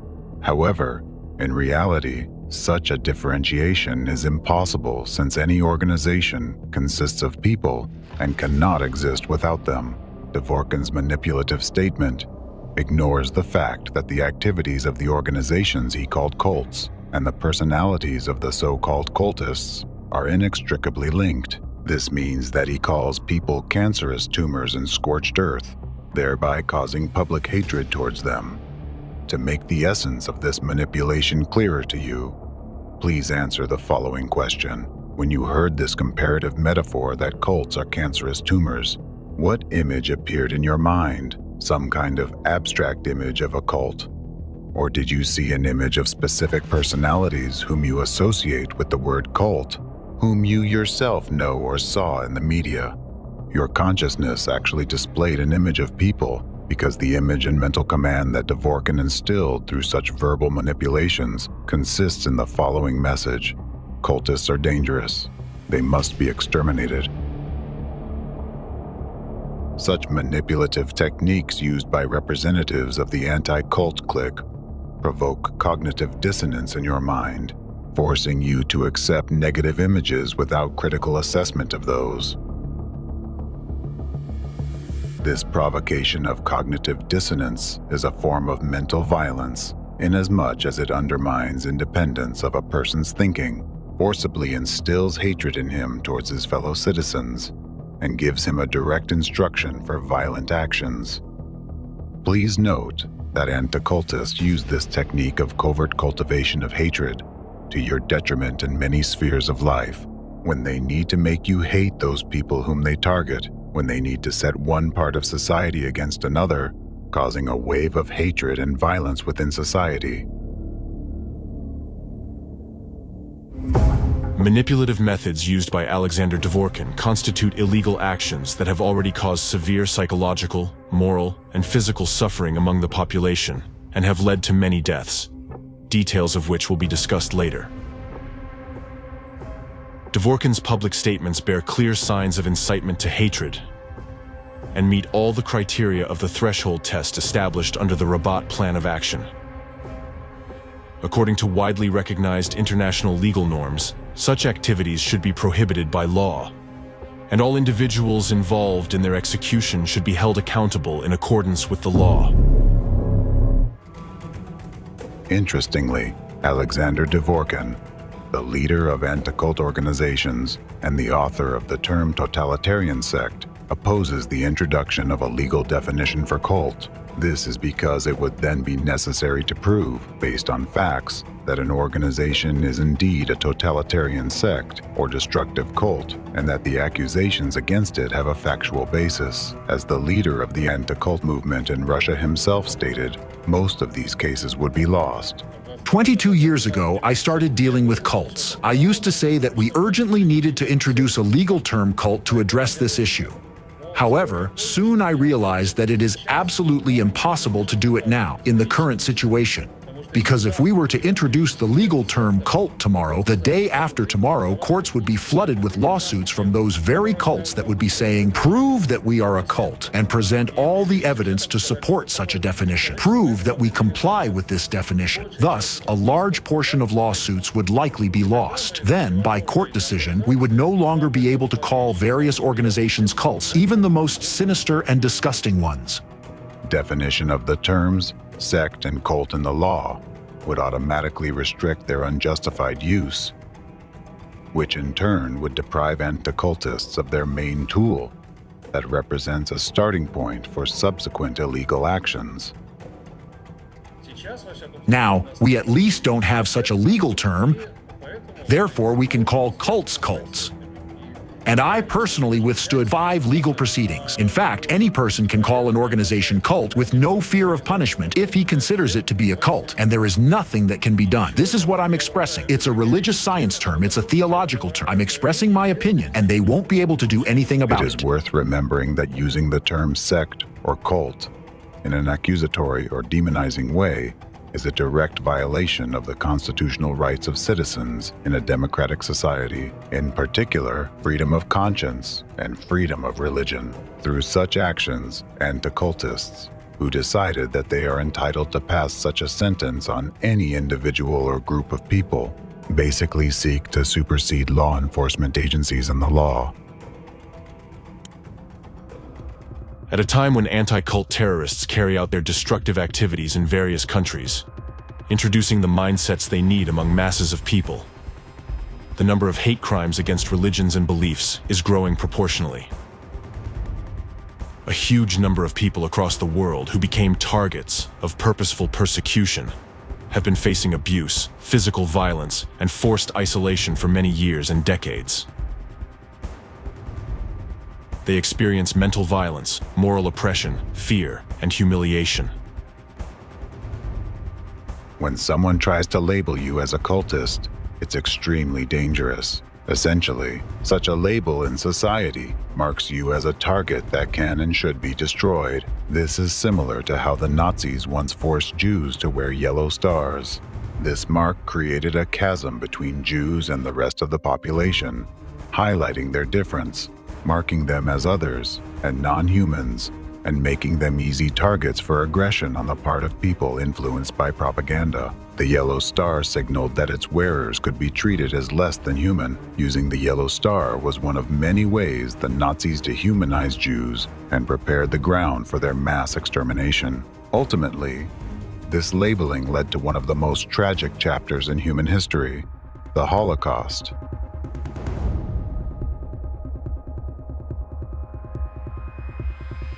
Today, anti-cultists use the same methods, assigning labels like cult and sect to various organizations, thereby separating them from society and stripping them of their status as people. These labels take away their democratic rights and freedoms, telling society that these people are different and that they can be deprived of their rights, treated without respect, and even with violence. During the Nazi era, the harsh treatment of Jews was the result of well-organized propaganda. The media of that time were tools for creating the image of the enemy, despite the lack of facts and evidence. Similarly, today, innocent people labeled as cult or sect members by anti-cultists become victims of accusations for crimes they did not commit. Because a cultist, a member of a totalitarian sect, if required to lie, steal, kill, and so on, he simply doesn't think twice but follows the order. Because he would act, for the benefit of the whole world, for the salvation of humanity and so on. What does some insignificant human life matter that gets in the way of this? Undoubtedly, for this, any means are justified. But that's more of a fanatic than a cultist. Any cultist is actually a fanatic by definition. You use the term war, saying we need a war. I mean, these are different kinds of people. Doesn't it bother you? This is just an emotional question. Well, it's a fight. It's a war. Call it what you wish, but it really It doesn't bother me. It's a war against inhuman organizations that enslave people and deprive them of freedom. Stigmatizing certain groups and communities by defining them as cult, totalitarian sect, or destructive cult shapes public perception of them as highly negative and dangerous entities. This leads to the marginalization of these communities as social groups and their discrimination within society. They are met with suspicion, insulted, humiliated, and ridiculed. People refuse to hire them, collaborate with them, or engage in personal relationships with them.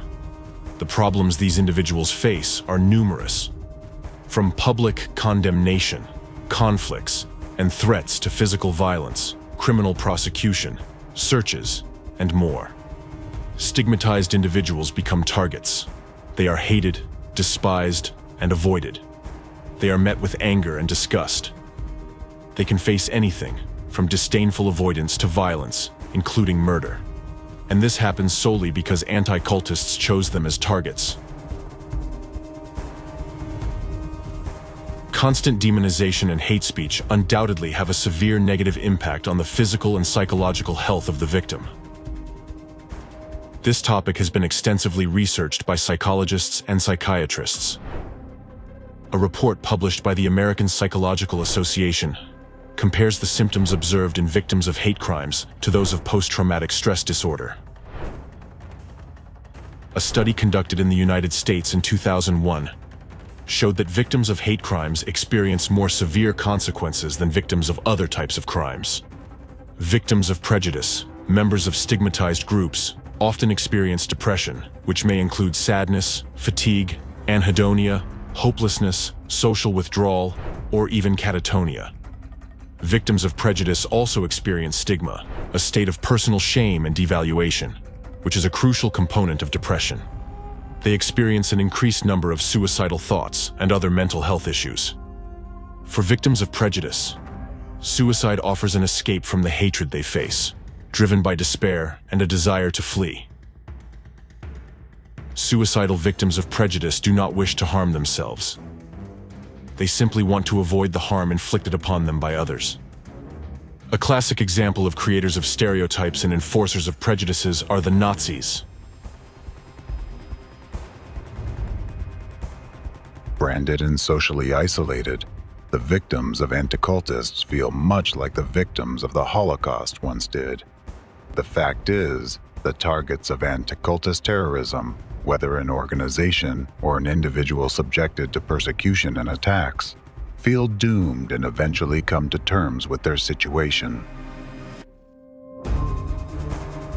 This is comparable to how Holocaust victims resign themselves to their fate, knowing they were inevitably facing execution or the gas chamber.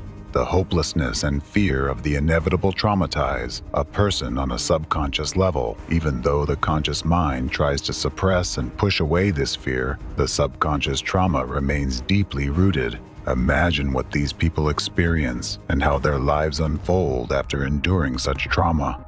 So, the labels of sect or cult used by anti-cultists are not just words. They are tools that lead to the destruction of the foundations of humanity.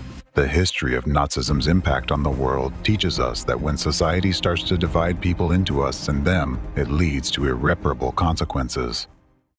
One of your statements. Orthodox Christians are no better than everyone else. If they were, the whole world would have become Orthodox a long time ago. Maybe we are even worse than everyone else. But Orthodoxy is definitely the only direct path to God. What gives you the right to state that? And I think it's a statement, first of all. Secondly, isn't this inciting, at any rate to some degree, of interreligious hostility or intolerance? Well, no, not at all. Because first of all, every religion considers itself true while all others are mistaken. A member of any religion can say this. The path of Indian asceticism is only to attain eternal death, to attain eternal non-being. And in this, of course, lies the demonic nature of Hinduism. When you see two women in the street brainwashing a mother with a stroller,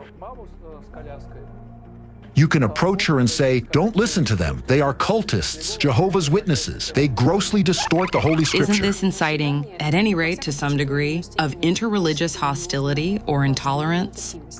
Well, no, not at all. Muhammad, although he belonged to that powerful tribe, he was from its poor branch. So he was a rather poor man. He got a job with his distant relative, the twice-widowed Khadijah, and started leading her caravans, gaining her trust. And when he was 25 years old, Khadijah, who was then over 40, married for the third time her pretty-faced clerk. Inciting interreligious hostility is if I insult specific bearers of one or another particular religious idea. The principle of Orthodox Christian relations with other religions is respect for every person. Long before he arrived, all of Moscow was covered with posters of this man with a horse-like face, and it was inscribed that the great Tony Robbins had arrived, and everyone was wondering what this was all about. Then Muhammad had some strange visions and revelations. Some people believe he had epileptic seizures. Tom Cruise is the Goebbels of Scientology, the minister of propaganda. Thorov himself is a very gray and dark man. He speaks very boringly. He is sort of like a very dull, gray person, and respect for every person. Who do we know? What cultists do we know? Street beggars? Annoying recruiters who knock on our doors? Cults are dangerous at the societal level because, unlike traditional denominations that enrich society and create culture, cults give nothing to society. We don't know cultists who are respect for every person. Writers, artists, music composers, philosophers, and so on, they only drain society of its vital resources, just like a cancerous tumor pulls the vital resources from the body until it eventually destroys it. The cancerous tumor pulls the vital resources from the body until it eventually destroys it. We can discuss each of the cults, many of them, talking about how exactly these totalitarian schemes are embodied in their teachings. The International Society for Krishna Consciousness, or the Hare Krishnas. This cult had a lot they would like to conceal. There was drug trafficking, arms trade, and murders. Overall, it is quite obvious that the International Society for Krishna Consciousness is a ruthless group aiming to seize power. It is built on strict totalitarian principles and dreams of spreading those principles to the entire global population. It seems clear that this is one of the attempts of the impending Antichrist. It is obvious. Perhaps the International Society for Krishna Consciousness is one of the actual forerunners of the Antichrist, who ultimately seeks to seize power worldwide. Possibly, it is through these very methods that his advent is being prepared. There can be no equality between Orthodox Christianity, which has existed in Russia for 1,000 years, and a tiny marginal cult like the International Society for Krishna Consciousness, which appeared here just a couple of decades ago, but loudly demands to be recognized on a par with orthodoxy and given preferential treatment. There was an attack on the temple of the Moscow Society. In Barnaul, there was an attempted attack on Krishna worshippers. Krishna worshippers were beaten in Moscow. Krishna devotee was beaten.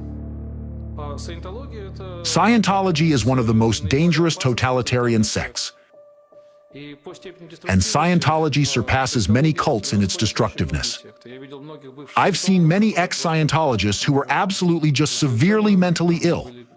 I'll repeat again, cults are very aggressive and very deceitful. With the mentality of a slave and the mentality of a whistleblower. He works for intelligence services. He's been gathering information since he was a child. I mean, he brings money, he brings information. If you're in Scientology, when you finally run out of everything, when you run out of money and your mental health or physical health, they will get rid of you. They will throw you out on the street and forget about you. FSB released video of searches at Scientology centers.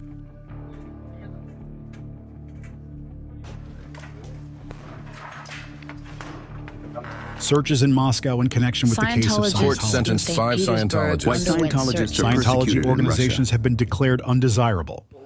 Among neo-Pentecostals, there is a tithe, but again, no one counts it. Yet, there is such an ordinary elementary principle of extortion.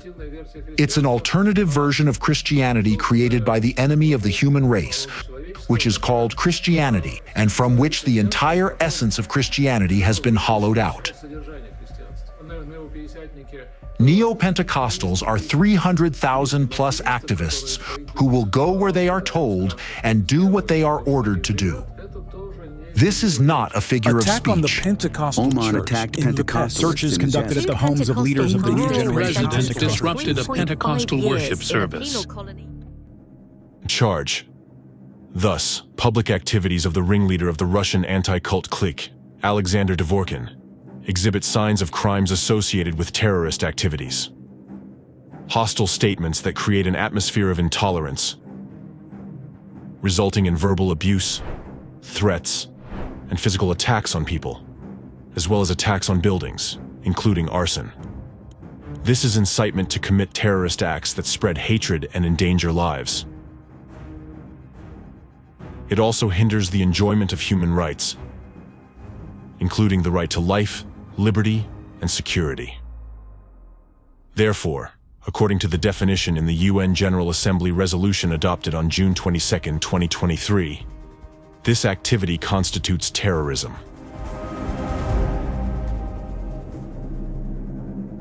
An aggravating circumstance is Dvorkin's deliberate use of special hidden manipulative methods and technologies aimed at covert influence, programming, and control of human behavior. Their use is directly evidenced by the fact that his public activities provoked a wave of violence among the population towards stigmatized victims, including physical violence against them, up to murders. These manipulative technologies operate bypassing critical perception through consciousness and directly affecting a person's deep subconsciousness. It is exactly the destructive mindsets and commands implanted into people's subconsciousness without their knowledge that force people to subsequently commit acts of violence and hatred against targeted individuals, chosen not by themselves, but by Dvorkin. He has artificially incited a wave of hatred and negativity in people and forced them to act. In a literal sense, Dvorkin has directed those individuals, like torpedoes, against their will and desire towards his chosen targets. Therefore, all those individuals who committed acts of aggression against other people who are just like them, but marked by anti-cultists with a yellow star, are also victims of informational terror attacks. Dvorkin had programmed them for those actions in advance at the level of subconsciousness. When he used manipulative technologies in his speeches, they were literally forced to act this way, and unknowingly, by attacking innocent people, They were enacting someone else's malicious will. This is why Dvorkin's speeches had such a powerful effect on people, although in the overwhelming majority of cases, evidence for his accusatory speeches was not presented. The mere utterance of these labels was enough to provoke an explosive reaction in society and a wave of brutality against the labeled groups. The use of these hidden manipulative technologies within the anti-cult movement was first introduced by Aleksandra Dvorkina. This has since become a common practice for creating informational terror attacks by all anti-cult organizations, including Ratsirs and Fekris. These very methods enable anti-cults to influence people against their will. Moreover, it doesn't matter if this happens directly through personal contact or remotely through media messages. The power of influence remains unchanged. More details about the technology itself, as well as about the source where Dvorkin received it from, will be provided a little later. Representatives of anti-cult organizations use foul techniques of manipulative psychological influence on the masses to carry out real acts of terrorism. Until recently, it was believed that informational and psychological terror attacks were not as frightening as physical ones because they supposedly did not kill anyone directly like a bomb explosion would. But in reality, informational terror attacks are much more dangerous and destructive, most of all because they are conducted covertly, operating at the subconscious level, easily penetrating the critical thinking barrier of the conscious mind and infecting people with destructive beliefs, thereby creating new terrorists. The impact radius of such attacks is much larger than physical ones because by acting through the informational space, they are not limited by space or time. The most terrifying aspect of this situation is that for a very long time, up to today, a vast number of real terrorists have remained unpunished. However, while their methods of influencing the depths of the subconscious can go unnoticed by the masses, the demonization and groundless accusations of groups of people stigmatized by representatives of anti-cult organizations and systematic violation of the presumption of innocence are always in full sight. Even by this one factor alone, they can now be easily identified and held accountable to the fullest extent of the law for their complicity in and perpetration of terrorism.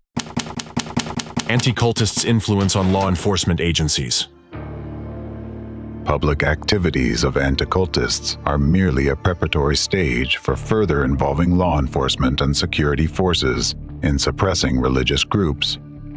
For this purpose, under the guise of educational work, members of anti-cult organizations deliver lectures and arrange consultations for law enforcement agencies, including police academies and security management, where they continue to propagate the same messages that cult members are a threat to society. Anti-cultist Aleksandra Dvorkina gave a lesson to students in Chelyabinsk. Cults lure people in through deception, withholding information, and dishonest advertising. Cults are dangerous to individuals because they enslave personality and turn a human into an obedient tool in the hands of cult leaders.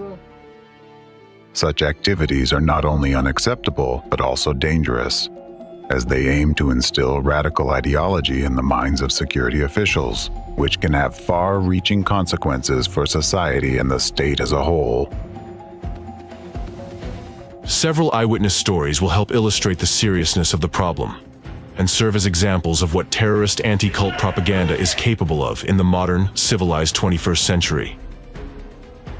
First-person account from Andrei in Belgorod. Requested anonymity. There were actions taken against us. For example, in the fall of 2012, we held a congress. The area was cordoned off by Cossacks with whips. They beat drums, invited the NTV television company and local media, and portrayed our activities in a negative light.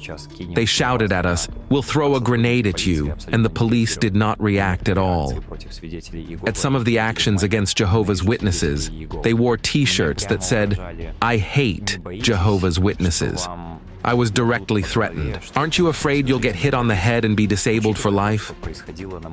Given what I've witnessed since around 2010, I believe it will only worsen. My dear ones, please, if you carry your faith, carry it with peace and kindness. We've never stabbed anyone, and we're not going to stab anyone. In 2014, an elderly fellow believer was killed in Stary Oskol. She was on her way to a meeting, got into an elevator, and was found with multiple stab wounds, and her eyes gouged out. The local media wrote that she was a member of one of the cults, which is how they often refer to us. The perpetrators were never found. Our sister was beaten in her own apartment building by a man who then dragged her around the building. Funeral wreaths with inscriptions to victims of the Watchtower were placed at our Kingdom Hall in Belgorod, and swastikas were painted on the building's walls. I believe that the persecution of Jehovah's Witnesses is orchestrated by the FSB. In their view, Jehovah's Witnesses do not fit into the political framework of today's Russia. The 5th Directorate of the KGB used to persecute dissenters. Today, it is the Directorate for the Protection of the Constitutional Order of the FSB. This is the political police. Jehovah's Witnesses refuse military service and do not support any political forces, which does not align with the ideology of modern Russia. I think the Russian Orthodox Church, ROC, plays the role assigned to it by the FSB. If we look at the history of the ROC as it exists today, it was created by Stalin's order in 1943. Since then, this religious organization has been a structural subdivision of the State Security Committee, which is now the FSB of Russia. Experienced police officers have told me that they don't understand why they are being forced to persecute people for their religion. One even said that under the current government, it has become embarrassing to work in the police force because they are detaining elderly women for talking about the Bible, apprehending people on the street for unclear reasons, breaking into apartments, and so on. What is happening to Jehovah's Witnesses in Russia today can happen to anyone, to any political or religious movement, such as Baptists, Pentecostals, or the autonomous Russian Orthodox Church. They are already under pressure and are at risk. The broad definitions of anti-extremist laws allow for the persecution of anyone. We know that people can be imprisoned for reposting something on the internet or for making a simple statement deemed extremist, using the law to force this into the so-called legal framework.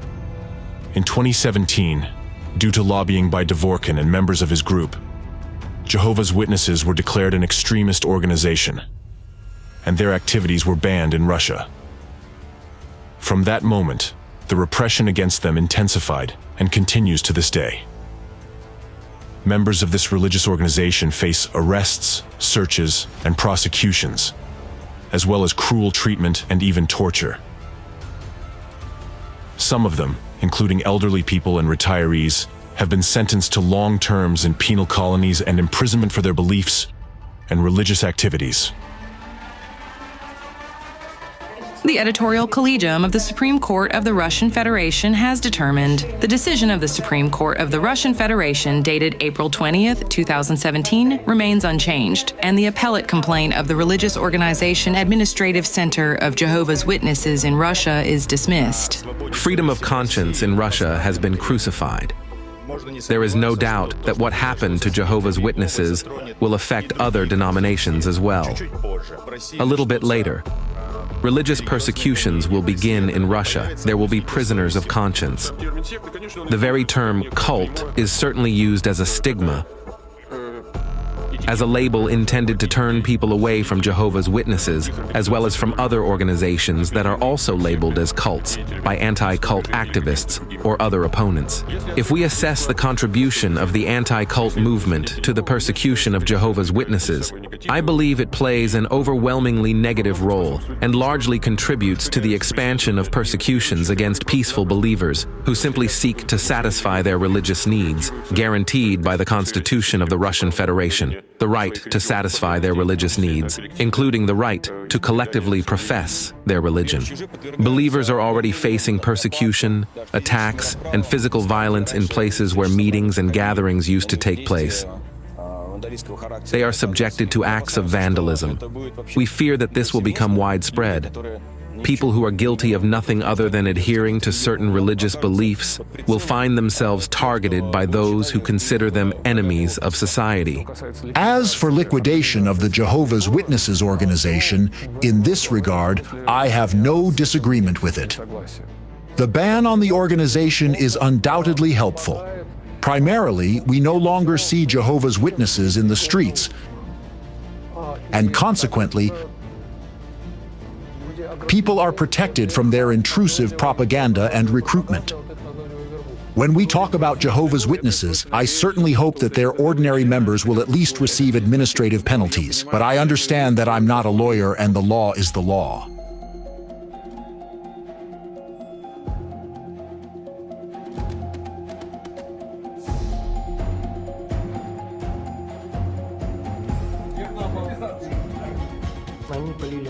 They poured water on my hands and started hitting them with a taser.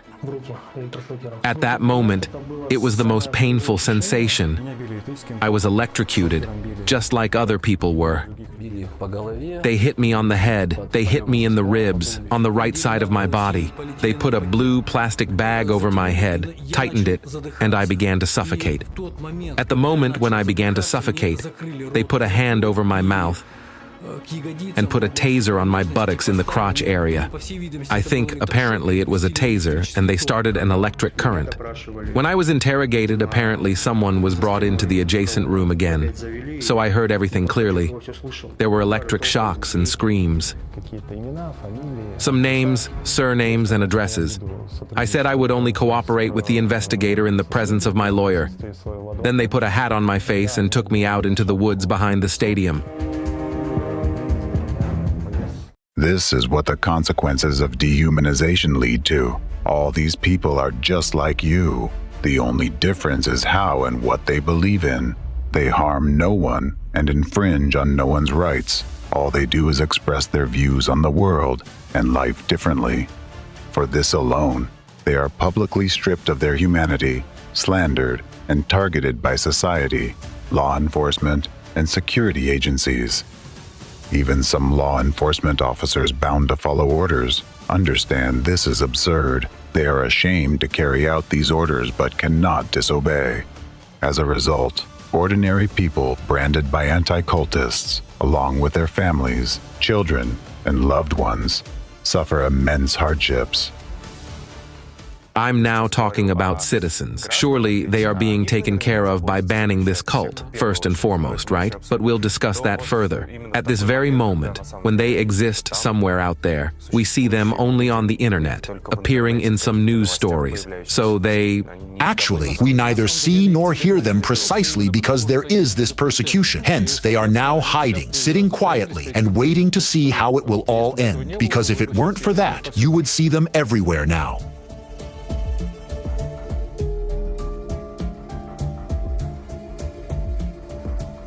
I cannot avoid quoting the words of President Putin. On December 11th, 2018, he said, "We should treat representatives of all religions equally. We should not classify representatives of religious communities as some kind of destructive, not to mention terrorist organizations." Of course, this is complete nonsense. Jehovah's Witnesses are also Christians. I don't understand why they should be persecuted. So, what do we persecute them for? Firstly, I disagree with President Putin that Jehovah's Witnesses are Christians. They are not Christians. Christians are those who believe in divinity in Christ, while Jehovah's Witnesses do not believe in the deity of Christ. They are Jehovists. Their main god, whom they believe in, is Jehovah, so according to the rules, they should be called Jehovists. But they don't deny Christ. However, they don't consider him God. Muslims do not deny Christ either, but they don't consider him God. Muslims are not Christians. So this... But Muslims are not banned, while Jehovists are...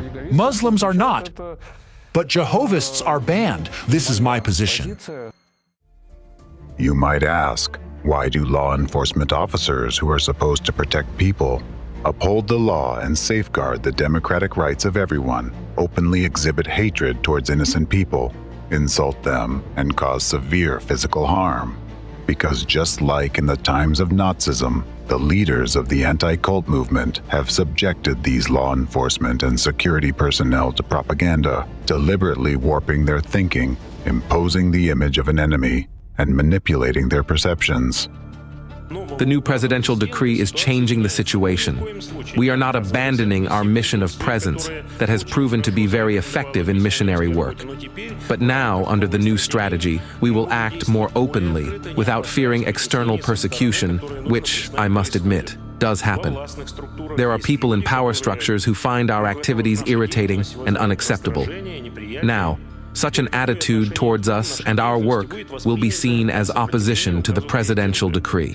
I've been collaborating with law enforcement and military agencies for many years, giving lectures to their personnel about the essence of modern cultism, which is poorly understood in society. This is despite the church paying very close attention to anti-cultist activities. I've been dealing with this issue for 30 years myself. In my presentations, I have to explain a lot to cadets, law enforcement officers, and military personnel. I call the new presidential decree a real gift to us, Orthodox missionaries. In the section, Expected Results of the Implementation of this strategy, it is stated that this strategy should contribute to stabilization of the social and political situation in our country, as well as to the spiritual and civic unity of the peoples of the Russian Federation, including through the activities of the Russian Orthodox Church and the broad Orthodox mission that enlightens and educates all peoples.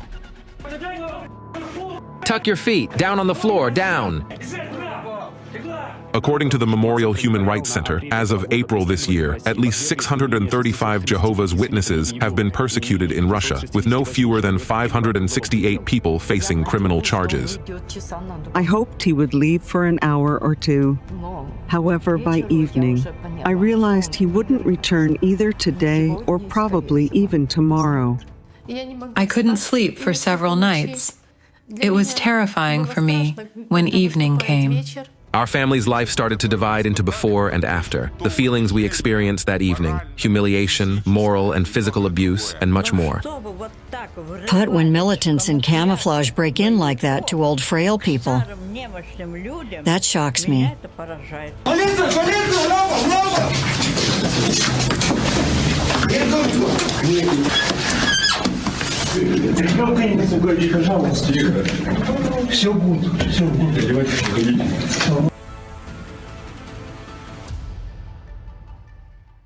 Think about it.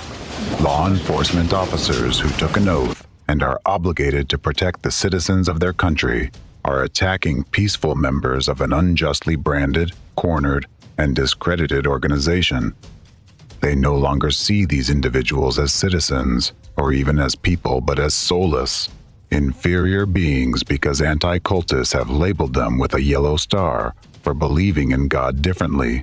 These are the Nazi methods imposed by anti-cult organizations. First, the label cult is applied by anti-cultists, and then the state assigns the status of extremism. Anti-cultists successfully use these methods not only in Russia, but also in Europe and worldwide. The very existence of anti-cult organizations violates one of the fundamental human freedoms, the freedom of conscience and religion. To deprive someone of the ability to believe in what they choose is to strip them of a basic need, similar to the need for food or drink. It's as if you were forbidden to eat bread because a bunch of radical extremists decided you aren't even human. And if you're not considered human, you can't behave like one. This means you don't deserve humane treatment and cannot have human rights and freedoms. To help you understand what these people branded as cult members by anti-cultists and no longer protected by the law feel, let me give you a simple example. Imagine you're at home, sitting down for dinner. Suppose you have a habit of eating bread in a particular way. Maybe you prefer to separate the crust from the crumb and eat them separately, meaning you simply eat bread differently than most people. Now, because of this, the police forcibly break into your home, turn your personal belongings upside down, damage your property, scare your children, eat you, and arrest you. How would you feel in such a situation? That is precisely how those targeted by anti-cultists feel today. What wrong have these people done? They did not break into others' homes. They did not violate the law, and they did not force their beliefs on anyone. Unlike the way the dominant religion is imposed in some countries, they did not infringe on others' rights. They simply ate bread differently because it suited them better. But someone didn't like that, so they were stripped of their humanity. The persecution of Jehovah's Witnesses in Russia has been widely condemned both by the general public within Russia and internationally, by representatives of human rights organizations and officials from various countries. The European Court of Human Rights, ECHR, ruled that the persecution of Jehovah's Witnesses in Russia violates human rights. However, the persecution continues to this day, and instigators of hatred and informational terrorism, such as Aleksandra Dvorkina and his associates, have not been held accountable or received the punishment they deserve. Charge: dehumanization. The denial of individuals in any religious or ideological group their status as human beings is an activity aimed at denying human rights, and is qualified as acts, methods, and practices of terrorism. The stance of leaders of anti-cult organizations, such as Fekris and Razkriva, that the members of what they call cults or sects are not considered to be humans, directly violates the rights of such people to legal capacity, which guarantees that every person is regarded as an individual with rights. By their statements and actions, representatives of anti-cult organizations deny the principles of pluralism, one of the most important democratic pillars. Accordingly, under the definition in the resolution adopted by the UN General Assembly on June 22, 2023, this activity is considered terrorism.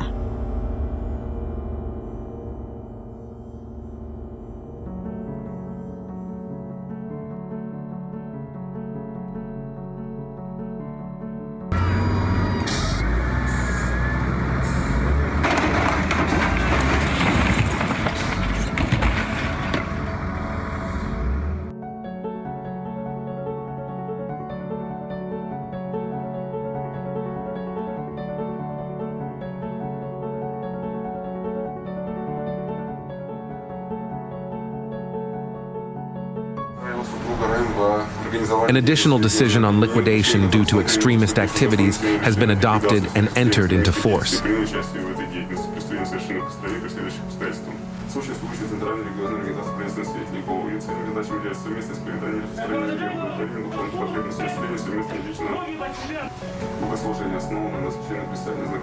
They put a submachine gun right to his forehead, pushed him back, and started shouting, "Where's the family? Where is your family?"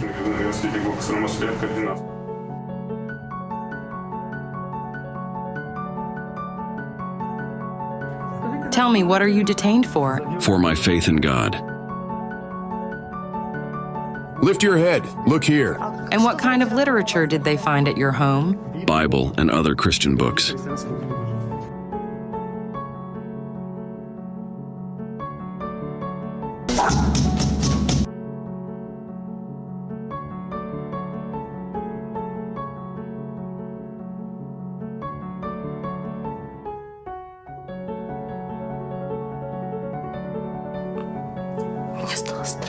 Yeah, I got scared.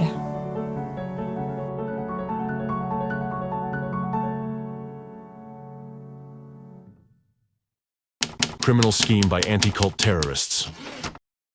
So, let's summarize. The typical scheme of terrorist actions by the anti-cult movement against a targeted group follows universally precise steps. It begins with labeling the group as a cult or a sect, continues with stigmatizing the group in public opinion, fabricating accusations and criminal cases, and ends with discrimination against members of the targeted group, persecution, and the use of physical violence, up to murders.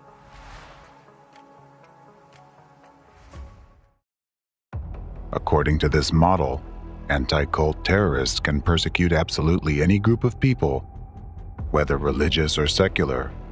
It doesn't matter. The most crucial steps are labeling and initiating a media campaign to discredit the victim in the media. Once this is achieved, implementing the remaining steps is only a matter of time. In the course of organizing persecution against targeted groups, members of anti-cult movements and their accomplices engage in a range of criminal schemes, such as criminal schemes implemented by representatives of the anti-cult movement, spreading and implementing extremist ideology, inciting conflicts on religious grounds, conducting provocations against members of religious organizations based on religious hatred and/or commercial interests, including using informal connections within law enforcement and other government agencies. fabricating administrative and criminal cases against religious organizations and their members through corrupt connections, manipulating judicial examinations concerning religious associations, preparing false witnesses for court proceedings, public funding fraud, engaging in fraudulent activities.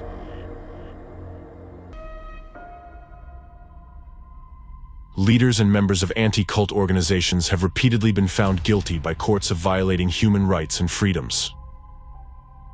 Numerous facts and cases have accumulated where European courts in Germany, France, Canada, Spain, the United Kingdom, Switzerland, and Austria have found participants in organizations affiliated with the Fekris network guilty of numerous offenses, including defamation, discrimination, and unlawful restriction of freedom. The violations they committed have had significant consequences for religious groups and their members, including social ostracism, job dismissals, denial of employment and medical examinations, educational problems for their children, and other issues. However, despite the clear violations of laws, anti-cult organizations continue to operate, receive state funding, and conduct their anti-democratic and inhumane criminal activities. The activities and rhetoric of anti-cult organizations violate universally recognized human rights and freedoms protected by international law and enshrined in international documents such as the Universal Declaration of Human Rights, the European Convention on Human Rights, as well as the constitutions and national laws of various countries. Specifically, the right to freedom of thought, conscience, and religion, the right to freedom of speech, the right to equal protection against any form of discrimination, the right to life, liberty, and personal security, the right to the presumption of innocence, to be considered innocent until proven guilty according to the law, and so on.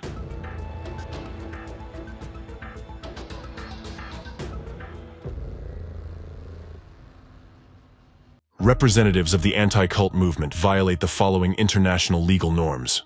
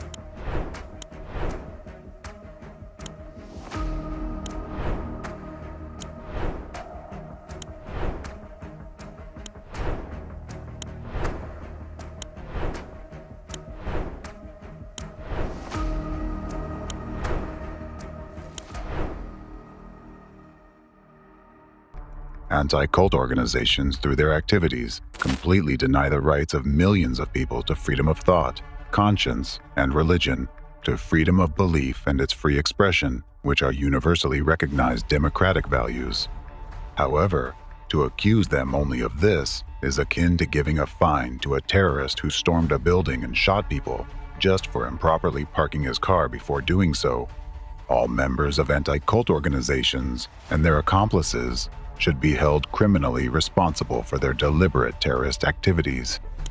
In their charters, anti-cult organizations declare a noble mission to combat potentially dangerous, destructive religious movements to protect society from them.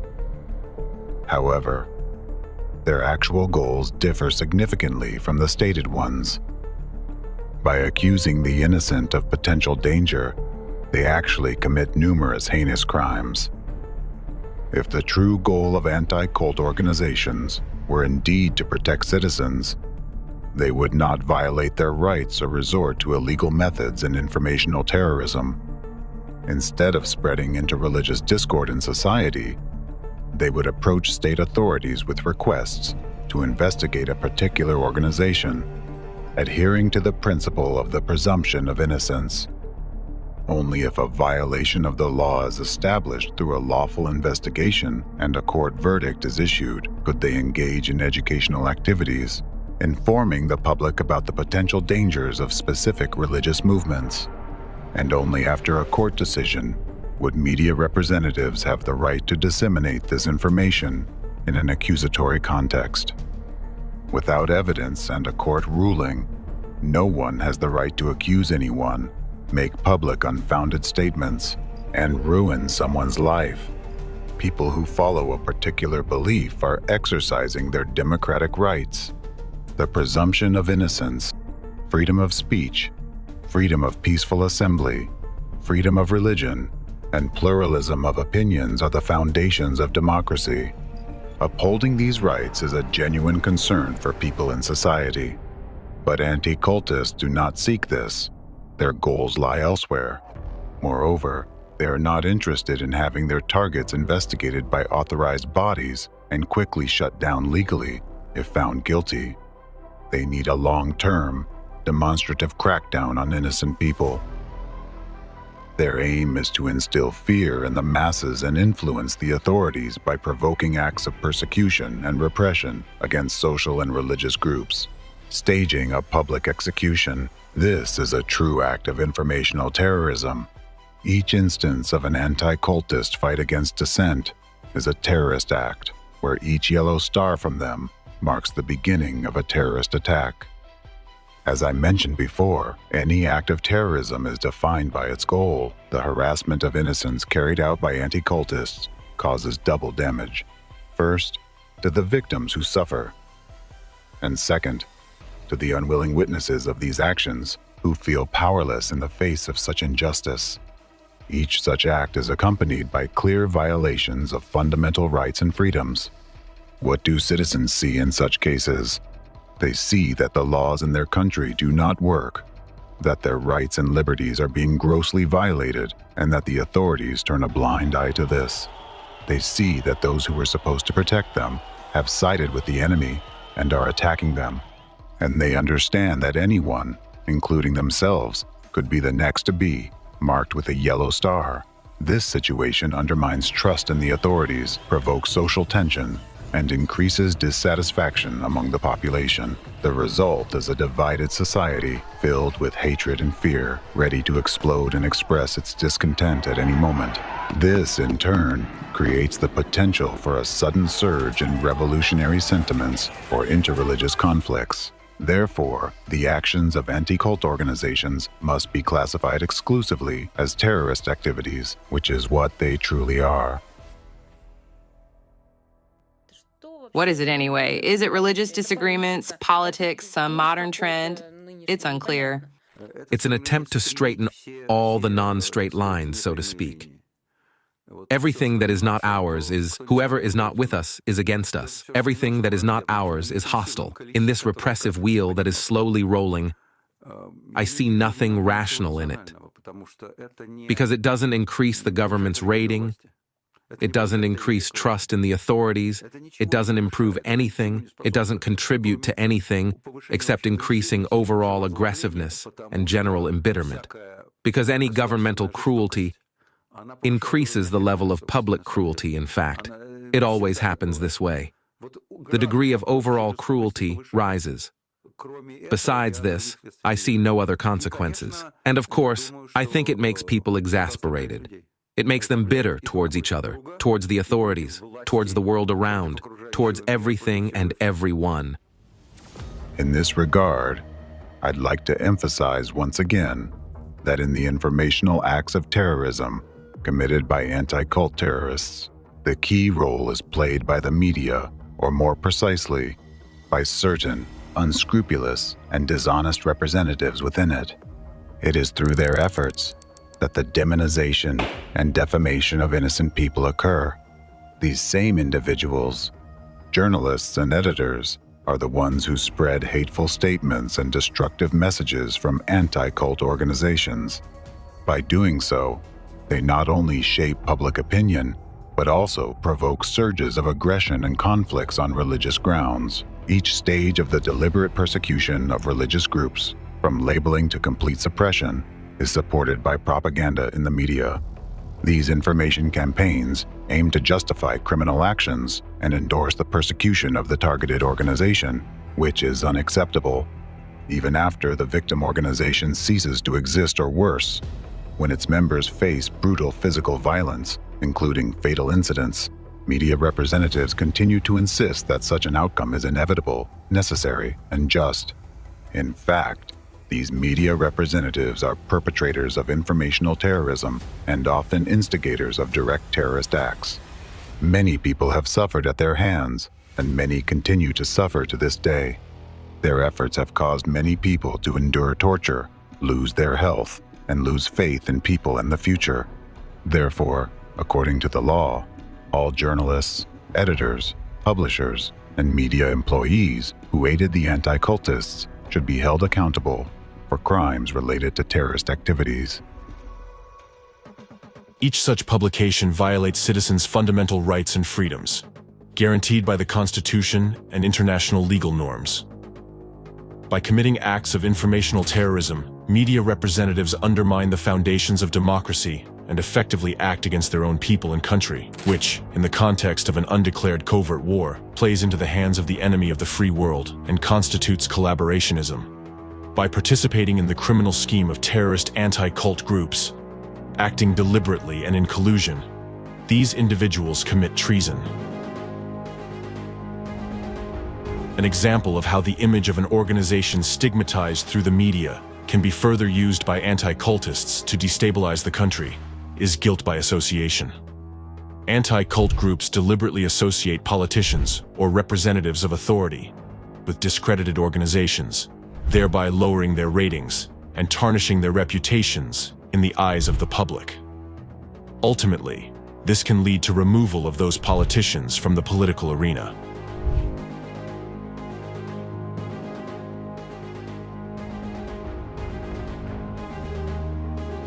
As a result, in countries where anti-cultists wield significant influence, their activity undermines and destabilizes the state.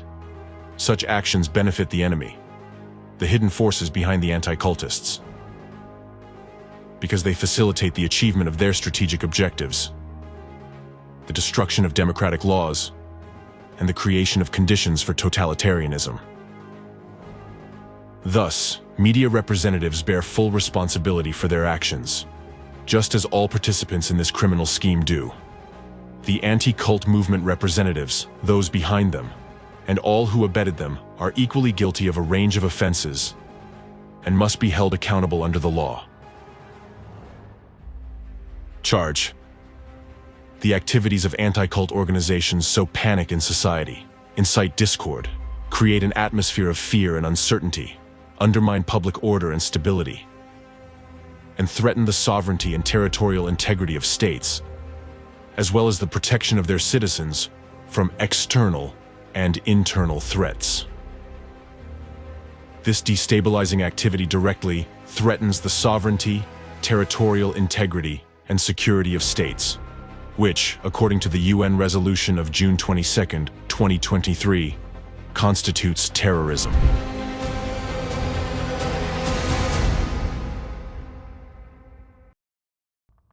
It is well known that the more religions and freedoms of opinion exist in a state, the more stable and democratic it becomes. People feel freer and more courageous. They are ready to defend their country, serve it, and contribute to society. Pluralism of opinions ensures safety and stability by preventing the concentration of power in one set of hands. This is precisely why the First Amendment was added to the U.S. Constitution. However, the actions of anti-cult organizations threaten this diversity and endanger states themselves by provoking the destabilization of the democratic system, which, according to international acts, is also a form of terrorism. The long-term nature of such terrorist acts and the use of secretive manipulative technologies has made their execution inconspicuous for a long time. It has complicated the proof of guilt of their organizers, but now the time has come when all individuals involved in such actions, representatives of anti-cult organizations, the media, law enforcement, security forces, those engaged in persecution, searches, arrests, falsified trials, as well as politicians and individual officials, must be identified, held accountable, and punished to the full extent of the law for treason, creating an international terrorist network, complicity in terrorist activities, and the systematic execution of terrorist acts. Charge. The activities of anti-cult organizations represent a new, dangerous form of terrorism. Therefore, the international network of the anti-cult movement must be recognized by the global community as a network of terrorist organizations. The UN resolution of June 22, 2023, clearly established this by providing a comprehensive definition of terrorism. Terrorism are activities aimed at the denial of human rights, fundamental freedoms, and democracy, and actions impeding the enjoyment of political, civil, economic, social, and cultural rights, including the right to life, liberty, and security. In other words, these are actions or practices that directly or indirectly undermine or violate fundamental human rights and freedoms and the principles of democracy. How to defend your rights and freedoms. The public must be informed about the potential dangers of informational terrorism and possess the necessary knowledge to recognize it in the daily flow of news and information from social media and other media platforms. Right now, every citizen who is aware of the signs of informational terrorism can take active steps to prevent it. Suppose you discover instances of informational terrorism in the media in your country. In that case, you have the right and duty to contact the Attorney General and demand an appropriate investigation and measures to stop the activities of the group committing that.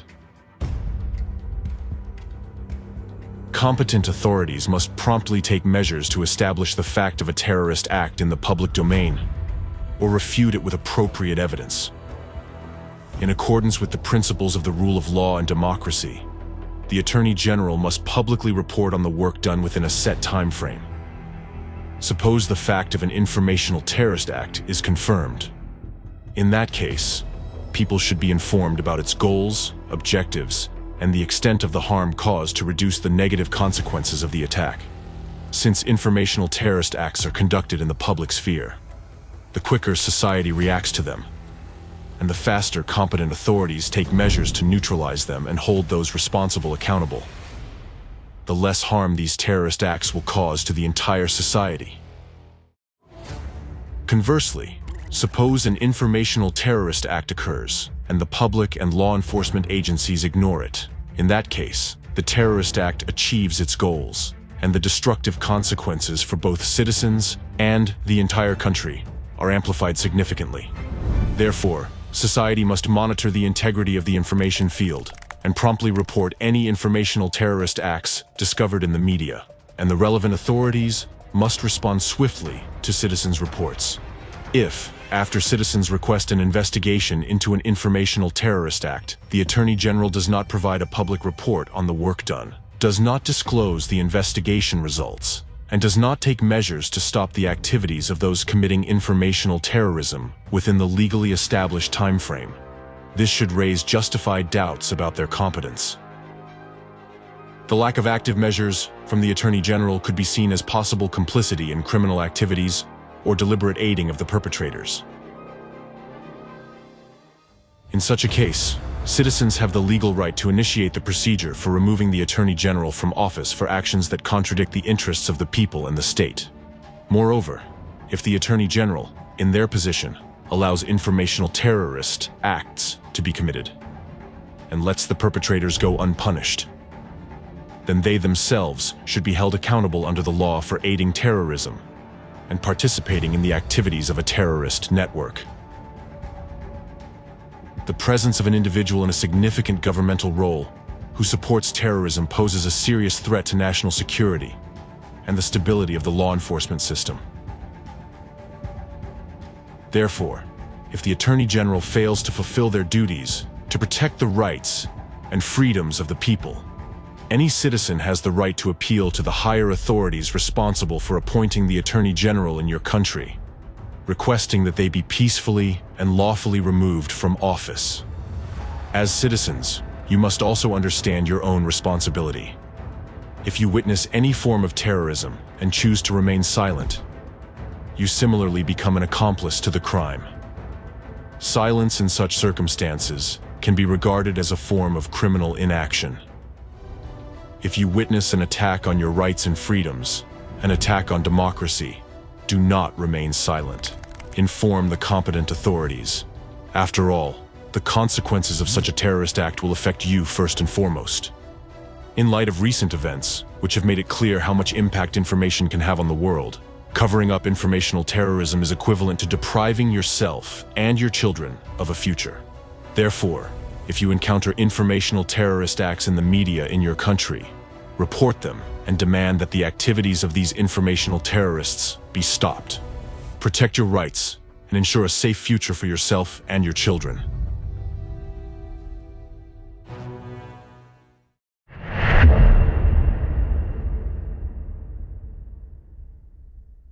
In a democratic world, anti-cult organizations should not exist at all, as their very essence contradicts democracy and the pluralism of views on which a free and equal democratic society is built.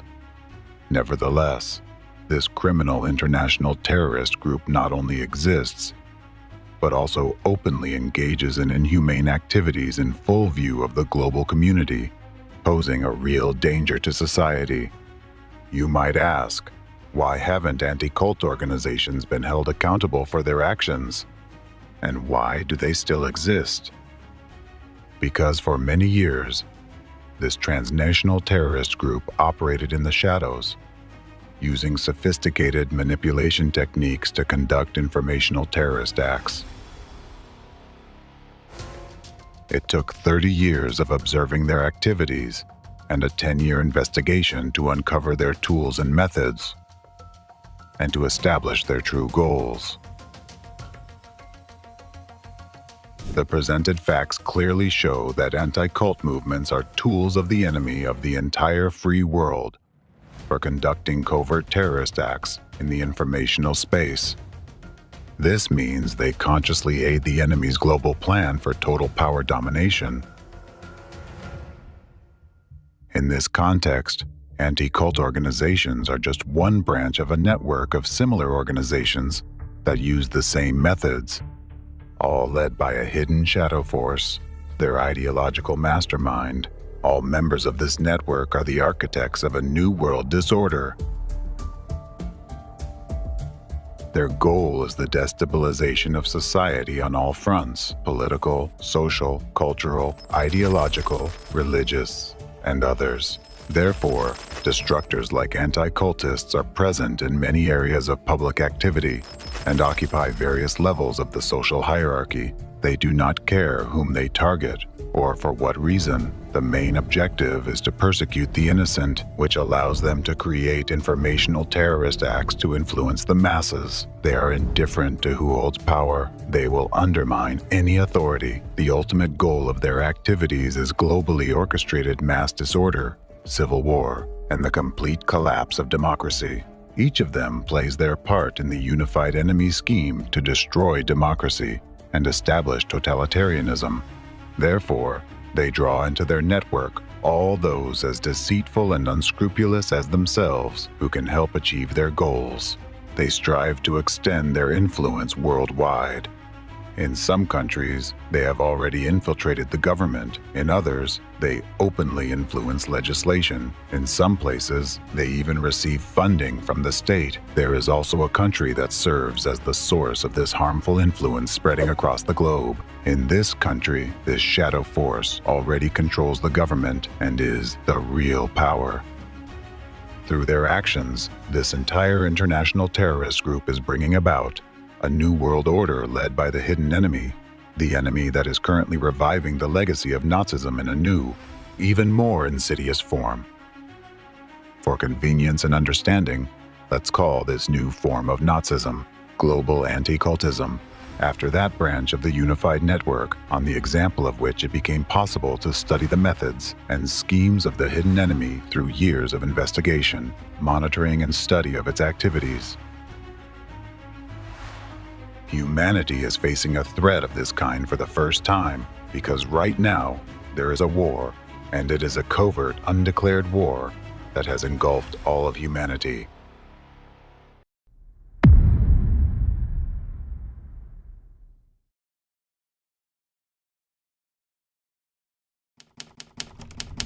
Chapter 3. Anti-cultism as a new form of Nazism. I don't make the claim lightly that the enemy is reviving Nazism in a new form, nor do I casually compare the methods of the Nazis and anti-cultists.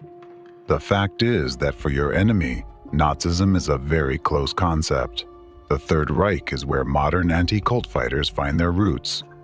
To understand the entire chain of events, it is essential to know that Hitler in particular, and Nazism in general, heavily relied on the Protestant Church and the anti-cult movements of that time.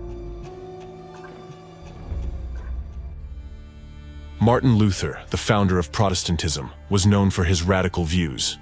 He actively fought against other Christian denominations and religious movements, demanding the death penalty for citizens who understood faith in Christ differently than he did. Moreover, Martin Luther was a fervent anti-Semite. He declared that Jews were a misfortune for the German people, advocated burning their synagogues and schools in the name of the Lord and Christianity, and stated that if he were to baptize a Jew, he would lead him to a bridge, tie a stone around his neck, and push him into the water. These radical views of Martin Luther, which became the foundation of Protestantism, later played a role in the growth and spread of Nazism.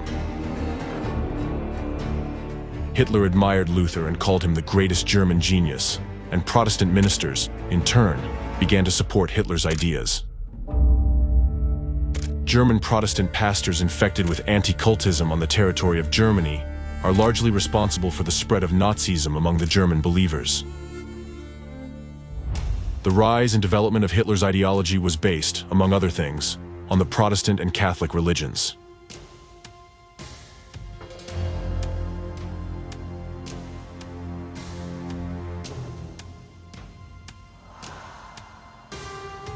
Later, atheists were even banned from joining the SS. Thus, a supporter of Hitler was typically a devout Protestant or Catholic. By 1932, Hitler's party, the NSDAP, received 60% of the vote among Protestant pastors. Support ranged from 90 to 100% in small Protestant communities, especially in Bavaria. Historians assert that the Third Reich began in Bavaria as early as 1932. As early as in 1921, in the Protestant Church, the Apologetic Center was established, a prototype of modern anti-cult organizations. Officially, the Apologetic Center was supposed to monitor the activities of other religious movements and inform the Protestant church community about them. In reality, the Apologetic Center began collecting data on various cults, movements, circles, and other associations. In 1932, Pastor Walter Kunneth, an anti-Semite from Bavaria and the chief editor of the Protestant publication Word and Deed, became the head of the Apologetic Center. This marked the beginning of a campaign against non-Christian movements such as anthroposophy, Darwinism, Maoism, spiritualism, and occultism. Movements that the Protestant Church viewed as competition. Lectures and articles were produced on this topic, with many ideas and methods inheriting an inquisitorial approach. On April 26, 1933, Walter Kunneth presented a report titled "The Church and the Jewish Question" to the Federal Church Administration in Berlin. In it, he called for the swift eradication of Judaism, which he described as a foreign entity within the body of Germany. This report had a profound influence on the final adoption of anti-Semitic policies. On December 16, 1933, the Gestapo noticed and appreciated the work and methods of the Apologetic Center. Thus, Walter Kunneth united with Adolf Hitler in the mission to eliminate Jewish influence on the life of the people. At the same time, Kunneth sought to permanently rid society of other religious and political minorities. Kunneth was really pleased with the Gestapo's interest in his work. This is what he wrote in his report to the leadership of the Reich's Protestant Church. The Gestapo has expressed great interest in the cult archives of the Apologetic Center, as well as our work in combating free thought, Marxism, and Bolshevism. The Gestapo has expressed a desire to lead the fight against illegal free thought alongside the Apologetic Center in the future. The exchange of materials between the Gestapo and the Apologetic Center has already begun. From this point on, the staff of the Apologetic Center began intensively supplying the Imperial Ministry of the Interior, the Ministry of Propaganda, and the Gestapo with materials about the political positions of various religious communities. The Apologetic Center also collaborated with the Reich Ministry of Propaganda, headed by Goebbels, and the Reich Ministry of the Interior. This work focused on developing materials to combat Jews and cults, lists of the so-called cults and sects, that is, any groups the Apologetic Center deemed dangerous to state ideology, were maintained and constantly expanded. As a result, representatives of the Apologetic Center, led by Walter Kunneth, produced numerous slanderous pseudo-expert reports. This defamation turned these groups, along with the Jews, into targets for the Nazi dictatorship and subsequent brutal persecutions, including the deportation of their members to concentration camps. Historian Horst Junginger writes, if in 1931 they counted about 150 religious and non-religious ideological communities for which data were collected, and 2 years later about 250, then by 1936 the archival lists recorded about 500 groups and cults considered dangerous. It is also important to note that violent methods that were later demonstrated by the Gestapo both before and during World War II were borrowed from anti-cult organizations, particularly the Apologetic Center, organized by the radical part of the Protestant Church. Prototypes of the anti-cult movement have existed since remote antiquity. Persecution and execution of Jesus Christ, establishment of the Inquisition, all of this, and much more, was practiced by the ancient predecessors of modern anti-cultists. Throughout the centuries, they adapted to external circumstances and changed the form, but always maintaining their essence. Their weapon was, and still is, genocide in its various forms. Thus, the radical views of the Apologetic Center were formed long before the radical views of Adolf Hitler himself. Researchers note that Hitler followed Luther's instructions against the Jews precisely. Historians also emphasize that the pre-existing anti-Semitism on the part of the Church determined the character of the German national movements. In other words, it determined Nazism itself. It means that the radical vector against Jews and dissenters was determined long before the Gestapo emerged. It is interesting that in 1933, immediately after its foundation, the Gestapo began to adopt the experience and exchange documentation precisely with the anti-cult Apologetic Center. Protestant pastors, who held radical views, constantly urged the Gestapo itself to further tighten its methods of combating Jews and dissent. For example, in 1942, the Bavarian evangelical Lutheran pastor, Friedrich Auer, even demanded from the Nazi government another St. Bartholomew's Night, during which no Jew would be spared. It is also interesting that after the war, these pastors were not prosecuted for their Nazi proclamations. Surprisingly, after the war, Walter Kunneth was not convicted for his anti-Semitic views and collaboration with the Gestapo, unlike many other Nazis. On the contrary, Kunneth received the Maximilian Order for Science and Art and the Bavarian Order of Merit from the Free State of Bavaria. Starting in 1946, Walter Kunneth became a professor of Protestant theology at the University of Erlangen in Bavaria. Kunith was awarded the honorary title of Church Counselor. Now you know that it was the anti-cultists who were responsible for making Nazism so violent. They made Nazism such as the world knows it nowadays. Moreover, it was with the hands of the anti-cultists of the past that Nazism was revived after World War II. After the victory over Nazism, the international community united to create the United Nations to maintain and strengthen international peace and security, ensuring that humanity would never again experience the horrors of something like Nazism. At that moment, many believed that Nazism was gone forever.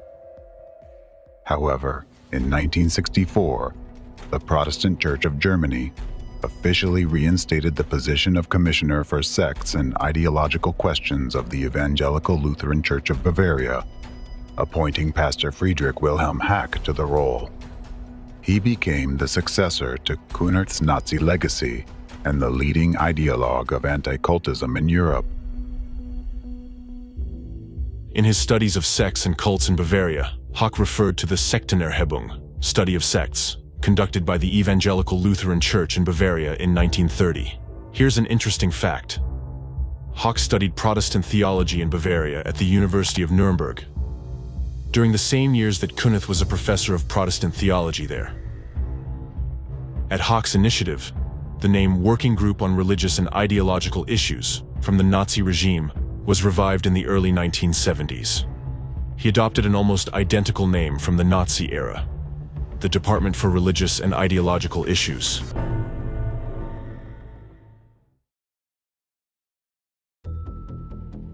All this happened at a time when the world and Germany were trying to live a new, free life, respecting everyone's rights.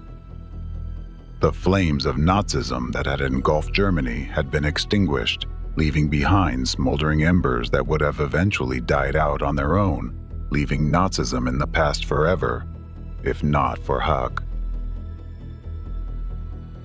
He thoroughly rejected the Universal Declaration of Human Rights. He rejected what countries, even those that had been enemies, had united for. He rejected the core values accepted by the entire world, values of unity and equality.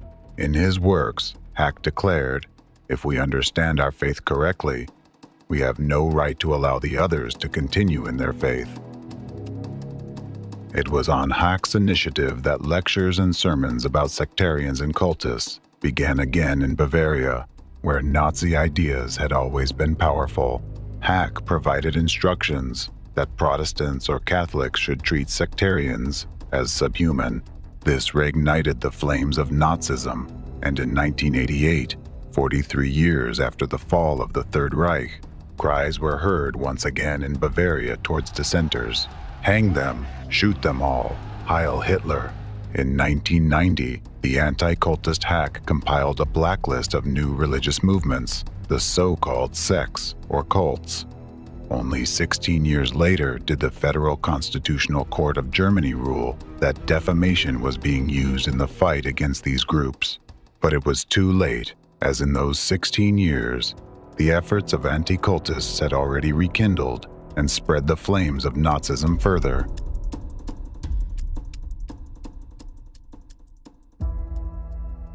Anti-cultists of the past were the forerunners of modern anti-cultists. Anti-cultists never broke the direct line of transmitting their knowledge and methods. Thus, modern anti-cult organizations were established using the model of the Nazi Apologetic Center. Thus, after World War II, Wilhelm Hack helped his brother in faith, fellow anti-cult activist Johannes Aagaard, establish the Dialogue Center International in Denmark in 1973. Although the center's name suggested peaceful dialogue, it was merely a facade. In reality, Aagaard, like Kunith in the Apologetic Center, was a Christian anti-cultist who sought to combat so-called totalitarian sects. Aagaard publicly mocked the First Amendment to the U.S. Constitution, a symbol of a free society, calling it a neurosis and claiming it was unnatural to human nature. The Dialogue Center had branches in Greece, England, India, Ireland, Russia, and Germany, where Hawk served as vice president. And who do you think became one of Agard's favorite students? The student whom Agard would repeatedly defend in courts. You have already heard a lot about him today, but now you will understand where he got all his methods. The Dialogue Center's representative in Russia was Aleksandra Dvorkina, Hak's pupil and Agard's favorite student. While in exile, Dvorkina closely collaborated with Hak, Agard, their follower Pastor Gandau, and other European and American anti-cultists. Thus, Dvorkina directly and wholeheartedly adopted the Nazi methods, modeling his work on centers aimed at combating all dissenting groups of people. Orthodox Christianity in Russia is now repeating the history of Protestantism in Nazi Germany. During the Nazi era, anti-cultism was introduced into Protestantism through the radical views of Martin Luther. And now, in the same way, Russian anti-cultism, led by Ratzirs, has infiltrated Orthodoxy and is poisoning it from within. History is repeating itself. The Irenaeus of Lyons Center, created by Dvorkina in 1993, under the auspices of the Russian Orthodox Church, completely mirrors the Nazi Apologetic Center established by Kunith. This center claims its mission is religious research. Yet, in reality, it acts as a tool of harmful informational propaganda against new religious movements, ideological associations, and even business structures. Does your center in the name of Hieromartyr Irenaeus of Lyon currently monitor those networking activities? Well, of course, we do our best whenever possible. Also, we need to take another stratum into account, that there is a huge number of non-religious cults. I mean, all sorts of personal development trainings. Commercial ones, so to speak. Commercial ones as well. They are different. Commercial ones include multi-level marketing organizations, for instance, Amway or Herbalife as the most famous one. Although, again, there are very, very many of them. In fact, those are psycho-cults, I mean pseudo-psychological cults. In other words, all kinds of trainings of personal growth, of increasing inner awareness, how to discover femininity or masculinity in oneself, how to win the hearts of the opposite sex, and many, many various types. Dvorkina introduces the term totalitarian sect, and like Kunith, conducts lectures and writes articles on the dangers of sects and cults and the rejection of cultists by followers of the dominant religion. Similarly to Kunith and Hawk, Dvorkina compiles lists of totalitarian sects that, in his opinion, threaten religion and the state. In his addresses and lectures, Dvorkina even uses the same rhetoric as the Nazis of the past. For example, Hawk categorically rejected the Declaration of Human Rights as unnecessary. Dvorkina stated that today's weakness in Europe is a direct consequence of replacing its Christian soul with so-called universal values, which, in reality, mean nothing. Do you remember how Kunith said that Judaism represented a foreign cell in Germany's body that needed to be eliminated? Dvorkina claims that cults bring no benefit to society. We don't know cultists who are writers, artists, music composers, philosophers, and so on. They only drain society of its vital resources, just like a cancerous tumor pulls the vital resources from the body until it eventually destroys it.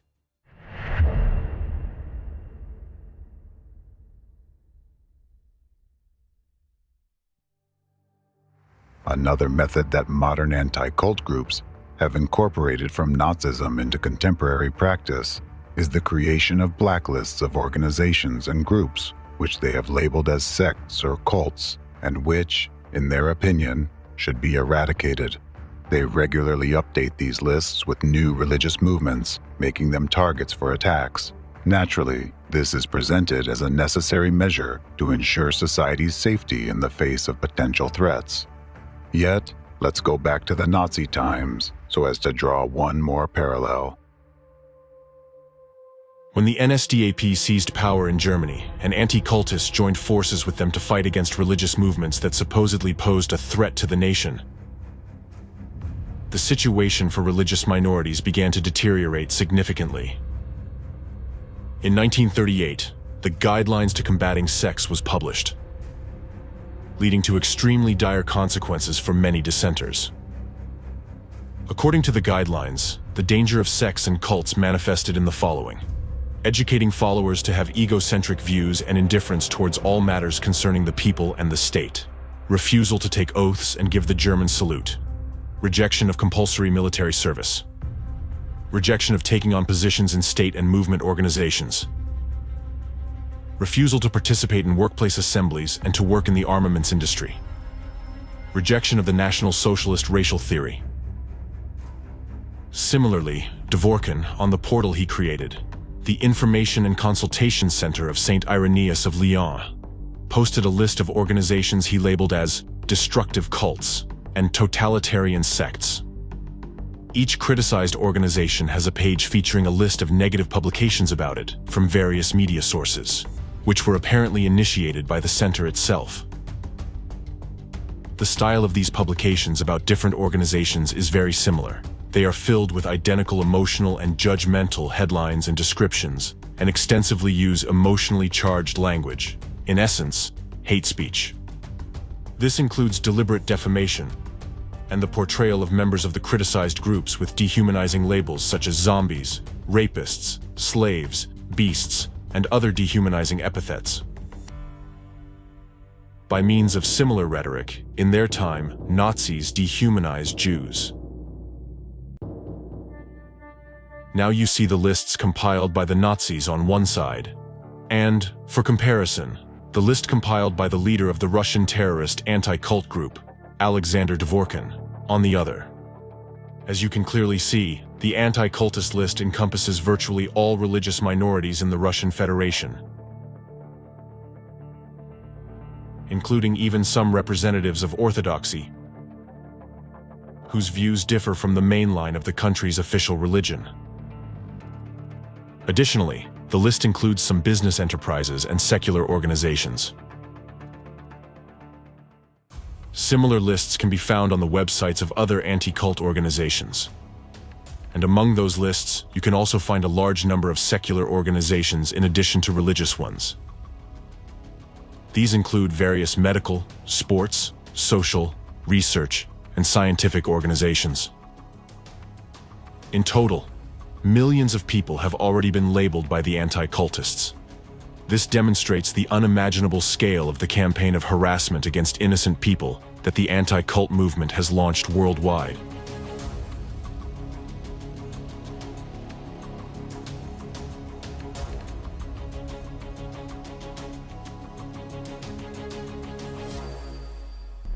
The primary objective of the lists of the so-called sects is to precisely identify to society, law enforcement, and authorities the so-called dangerous antisocial elements that must be fought against, even to the point of complete eradication. We can see the consequences of creating such lists in the rise of Nazism in Germany. It is known that a directive signed by Reinhard Heydrich, the head of internal security in Nazi Germany, established the procedure for suppressing certain religious societies and sects, as well as arresting and sending all associated individuals to concentration camps. Among other things, it contains the following lines: immediate measures will be taken against organizations, clubs, unions, and circles, as well as against leaders and individual people. All organizations, clubs, unions, circles, etc., all without exception will be purged. Existing materials, specifically addressed lists, card indexes, correspondence, equipment, occult items, writing supplies, and any property will be confiscated. They will be dissolved and banned. Simultaneous searches will be conducted in the homes of leading members of circles, as well as those suspected of possessing such materials. Persons dedicated to secret teachings and sciences are subject to arrest in all cases.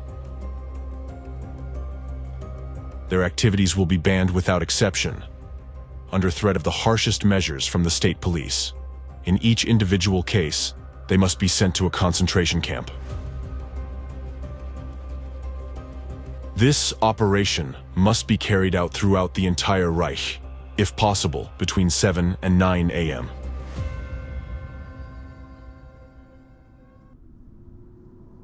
just as anti-cultists did in Nazi Germany. Dvorkin and his network of anti-cult groups provide authorities with materials about representatives of the so-called cults and sects. Dvorkin's center issues defamatory expert opinions on the nature of various groups, prompting authorities to investigate and prosecute them. This slander against innocent people in Russia, just as in the Third Reich, already results in brutal persecution and physical reprisals against citizens. The ideas promoted by Dvorkin reflect the same Nazi stance expressed by Hawk, Kunert, and Hitler: hatred of dissent, intolerance, rejection of pacifism, and justification of violence. And this is just one example of many anti-cultists, but it is enough to see their direct connection to Nazism. These are direct proofs that Nazism never disappeared. It has merely changed its form and adapted to new external circumstances. Yet, we can observe a direct line of transmission of knowledge, experience, and methods for combating dissenting groups of people with the aim of their complete eradication. Representatives of global anti-cultism use all Nazi methodologies, but for their purposes, they have expanded and refined them. Thus, the flame of Nazism has intensified. Now you see evidence proving that global anti-cultism is a formidable force that has already gained significant power and is striving towards its goal: the complete destruction of democratic values and the establishment of a new Fourth Reich.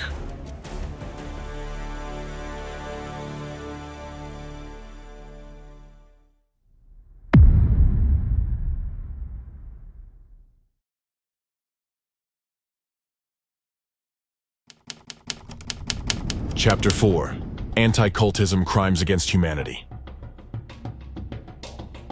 The path where citizens' freedoms are trampled upon amidst their own approving cheers leads only to one end. It seems that you have started to forget about this, and those who do not remember their past are doomed to relive it. Therefore, I will remind you of the final destination of this path. Humanity now treads, and the depth of the abyss into which anti-cultists and the hidden shadow force behind them are pushing it.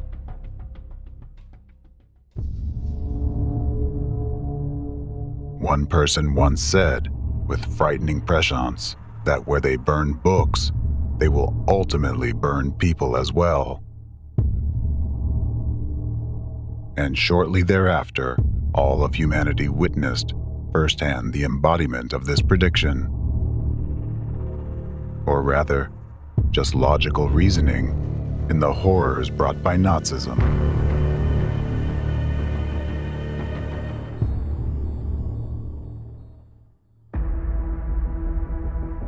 The citizens of Germany barely had time to react before the Nazi Party transformed from a fringe group into the country's leading political force, bringing with it terror, war, and genocide. Today, Nazism is remembered as the embodiment of extreme hatred, intolerance, discrimination, and totalitarianism, everything that is inhumane and anti-human. So now you know that Nazism in its most atrocious form was instigated by the anti-cultists of that time. All those methods used by the Nazis were typical of the anti-cultists from the most ancient times, and they rely on them even now. During the rise of Nazism, the anti-cultists instilled in Hitler and his henchmen the belief that only through fear could they conquer the world and win people's love, that it was the fastest and most effective way to gain total power, and so it happened. One of the main methods the Nazis resorted to at that time was genocide of individual dissenting groups and of entire nations. And if you closely examine the history of humanity, it becomes clear that genocide has always been a tool to strengthen the power of those who stand at the root of the modern form of anti-cultism. Now, let's recall where it all started during the Nazi era and draw a parallel to how the anti-cultists operate now. Nazis, at the instigation of their anti-cultist advisors, acted in a planned and systematic manner, preparing public opinion through propaganda, or, rather through the manipulation of mass consciousness, convincing the German population to the necessity of war and genocide. Now, I will provide clear examples of what the present-day anti-cult movement already represents at its core, and what it could degenerate into if it remains unexposed. Genocide. The sequence of actions and the destructive focus of anti-cult organizations clearly indicate that they ultimately lead to the same outcomes as those brought about by Nazism.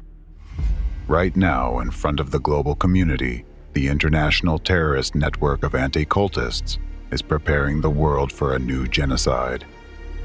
As a result of their actions, millions of people have already been labeled as members of cults, putting them in the position of potential victims.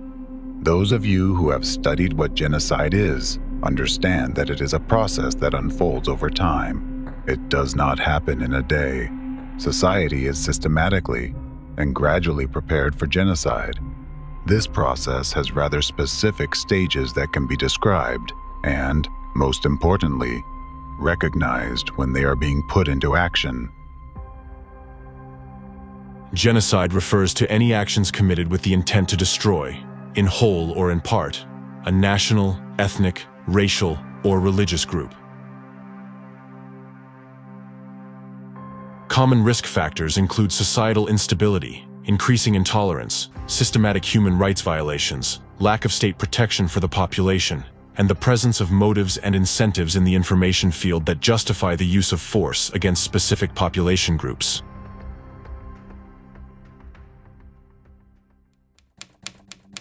The first stage of planned genocide is the dehumanization mentioned above.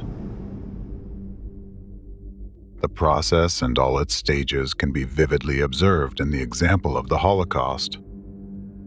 After the Nazis came to power, they began the first stage, propaganda that Jews were not human and that they posed a threat to society. Caricatures and articles demonizing Jews started to emerge.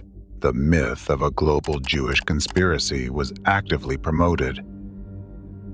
Gradually, people, the German population, became convinced that Jews were indeed a threat to them and their children.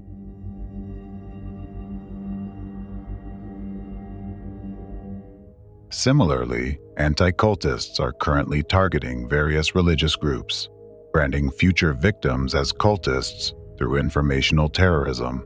This tactic implants the notion in society that a cultist is equivalent to less than human. Now, I want to draw your attention to another fact. Propaganda, like terrorism, works in two directions simultaneously. One direction is the planned activity aimed at the potential target, and the other is the actions directed at everyone else, the general public, that is, at the witnesses of the crime being committed. Because to carry out such an operation, as the Nazis did at that time, and as the anti-cultists are doing now, the approval of the society is required. If not active support, then at least silent agreement and non-resistance. And for this, they first need to convince people that those the anti-cultists have chosen as their targets are dangerous to society and pose a potential threat. The public is first intimidated, their vigilance is lulled, and then, by deception, they are drawn to the anti-cultist side, making them accomplices to the crime. Back then, during the Holocaust, the German people became accomplices in the genocide of the Jewish people. Now, the accomplices to the crimes of anti-cultism are the people of Russia and those countries where anti-cultists are freely allowed to operate, where they still feel a sense of impunity and unchecked power, just as the Nazis once marked Jews with a yellow star. Anti-cultists now brand dissenters with the label cultist, which, in their interpretation, designates the target that can and should be destroyed. And take note, those who marked Jews with yellow stars may not have personally killed anyone, but in doing so, they incited violence among others. This is precisely what anti-cultists are doing now, opening a hunt on individuals and organizations they deem undesirable through covert manipulations. They incite all others to commit acts of violence while remaining on the sidelines themselves. This first stage of potential genocide became possible as soon as the anti-cult movement emerged, branding ordinary people simply for what they believe in. As soon as the labels cultist and totalitarian sect appeared, this stage has already been reached in modern society.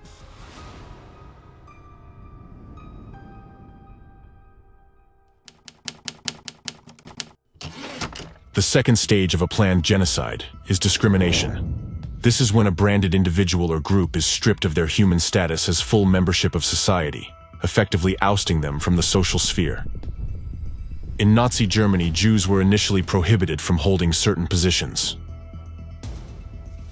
They were banned from working as doctors, serving in the military or police, and teaching in higher education institutions.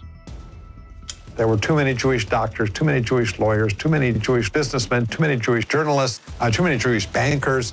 The Nazis then could play upon this broader sense that the Jews had overstepped, the Jews had become inordinately influential. Gradually, they were excluded from all professions. After the so-called Nuremberg race laws were enacted in 1935, Jews were further restricted in their freedom of movement. From then on, they could only live in designated areas, the ghettos.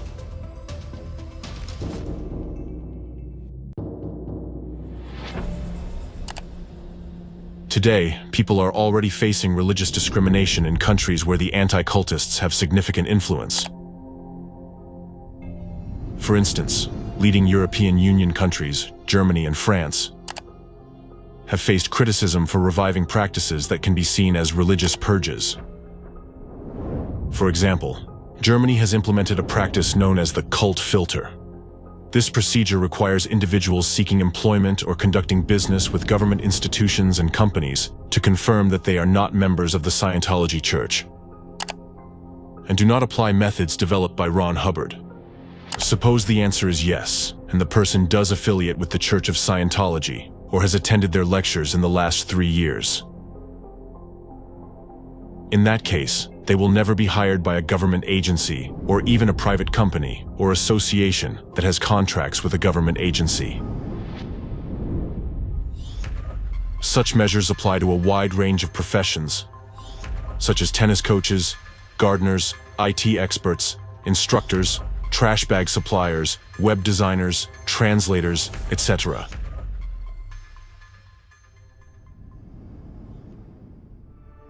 Legal practice in Germany already has dozens of court decisions that have deemed such cult filters illegal, including some issued by the highest federal courts. These rulings cite the violation of Scientology's rights to equality and non-discrimination, referring to Article 4 of the German Constitution, which guarantees freedom of religion.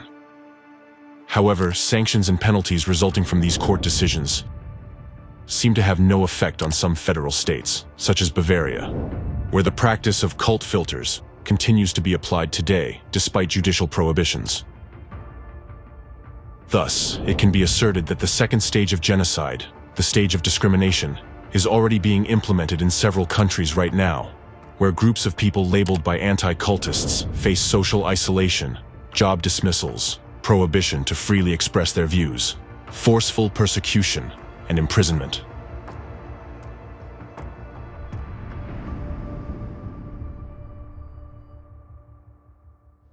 It is clear that to prevent genocide, we must eradicate discrimination and prejudice in all forms and combat the spread of hatred and hostility based on ethnic, religious, and other distinguishing characteristics. However, the most tragic aspect of this stage of discrimination against an unjustly branded religious organization is the reaction of the witnesses to such actions. At this stage, it is no longer just silent agreement. In many cases, such events are met with approval. By this point, the preliminary psychological conditioning of the masses has convinced them that these cultists deserve their fate, viewing them almost like carriers of a contagion that could infect others. The fear of being associated with cults, the fear of public condemnation, shame, and the fear of being isolated from society, just like the victims, compels people to approve of the discrimination against innocent individuals. Therefore, with each new wave of escalating tension around the targeted organization and each new information attack, fewer people remain who can objectively assess the situation and contribute to preventing genocide. Similarly, once the German population was convinced that if the authorities treated Jews in a certain way, it meant they deserved it, what was the reaction of the German people to the new discriminatory laws? People openly supported them, and public support for Hitler significantly increased. Similar laws are now being implemented in Russia, modern Germany, France, and other countries regarding representatives of religious minorities, whom anti-cultists have labeled as followers of totalitarian sects. These people are subjected to persecution, raids, forcibly coerced to abandon their beliefs, deprived of their freedom, and placed in labor camps. Notice that this kind of discrimination against individuals labeled as cultists in your modern society is already perceived as something quite logical and even natural. Mostly, these people are left to fend for themselves, and only these religious movements targeted by anti-cultists take care of protecting their interests. However, their efforts, all attempts to defend themselves against lawlessness and deliberate persecution, are not supported by other people, that is, society. The image of a cult prevails in people's minds over simple human qualities, conscience, and empathy for others' suffering. If you see something like this in your mind, know this: you are a potential victim of genocide. I remind you of the expression that accurately reflects the situation you are currently in. First they came for the socialists, and I did not speak out because I was not a socialist. Then they came for the trade unionists, and I did not speak out because I was not a trade unionist. Then they came for the Jews, and I did not speak out because I was not a Jew. Then they came for me, and there was no one left to speak for me.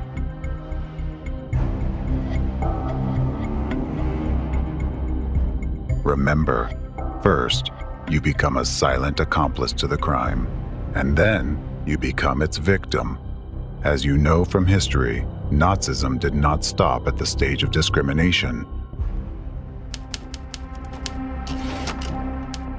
The third stage of planned genocide is persecution.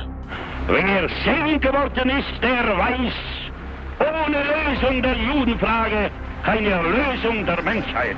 In German society of those years, a growing sentiment was imposed that the measures taken were insufficient, that the threat from Jews still existed, and that the problem had not been resolved.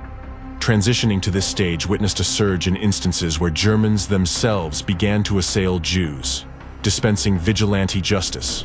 Pogroms erupted in ghettos, with Germans shattering the windows of establishments owned by Jews, spitting in their faces, and pelting them with stones.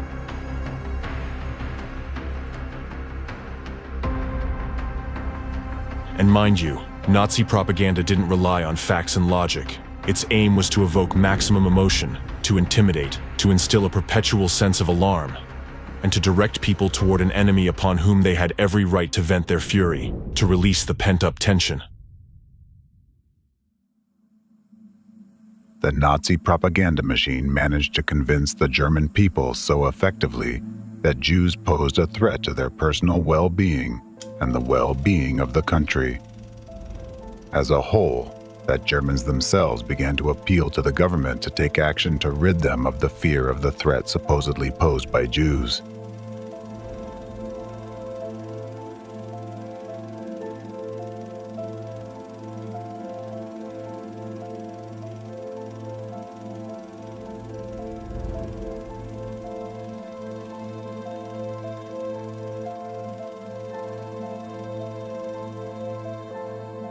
Ultimately, the Nazis resorted to open persecution. Jews were shipped to Auschwitz and several other concentration camps. Well, as for what happened in those camps, you already know all too well. An entire people were systematically exterminated, innocent individuals, even children, for absolutely no reason.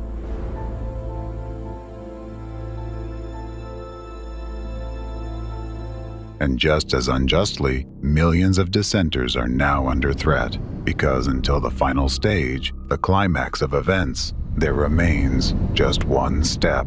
And when that step will be taken, it's a matter of time. The entire process from the rise of Nazism, from the first acts of discrimination against Jews, to the first mass execution in a concentration camp, did not take much time. Today, the anti-cult movement, as a branch of global anti-cultism, has been around since 1993, roughly 30 years. And the peak of its manifestation is a matter of, perhaps, 5 years, maybe a year, or even a single day. And I'm not exaggerating. It all depends on the bridges they have already built, the behind-the-scenes political maneuvers they have conducted, and the tactical and strategic steps they have taken to close this trap. Right now, anyone labeled by anti-cultists as a cultist is a potential target, just like the Jews who were once herded into gas chambers to suffocate or had their skin stripped off alive to preserve its elasticity for the gloves for some high-ranking official. Do you think such things can't happen in our time? You simply don't know what anti-cultists are already doing today.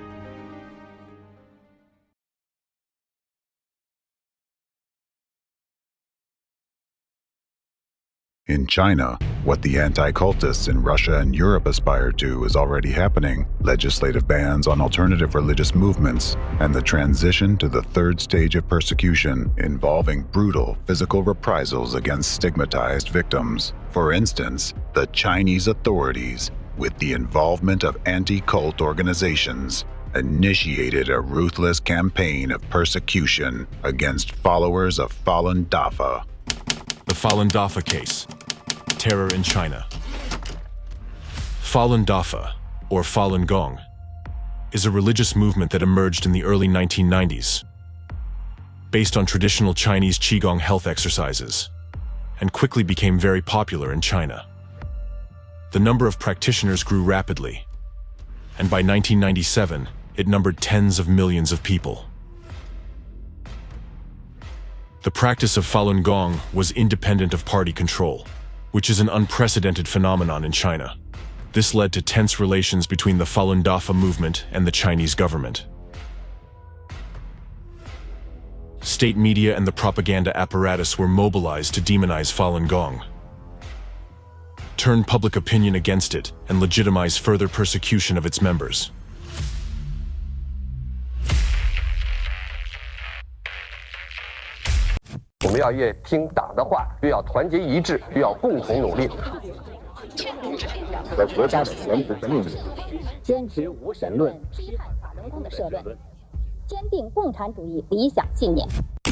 Chinese Communist Party putting out just massive volumes of disinformation and propaganda denouncing Falun Gong, demonizing them.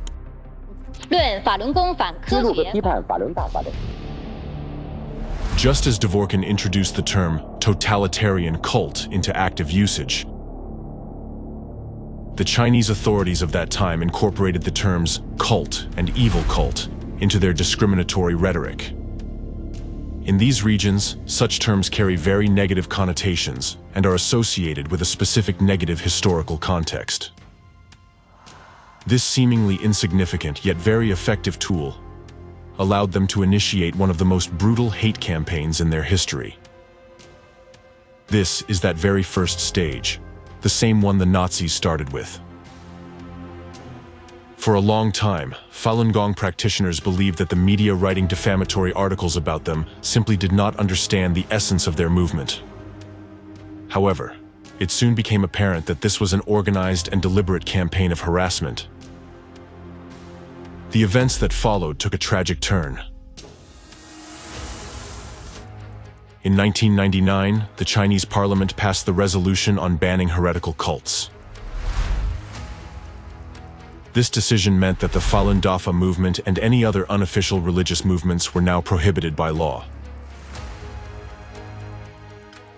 The law also stipulated that those who allegedly committed especially serious acts within cult organizations would be subject to imprisonment for 7 years to life, or even the death penalty.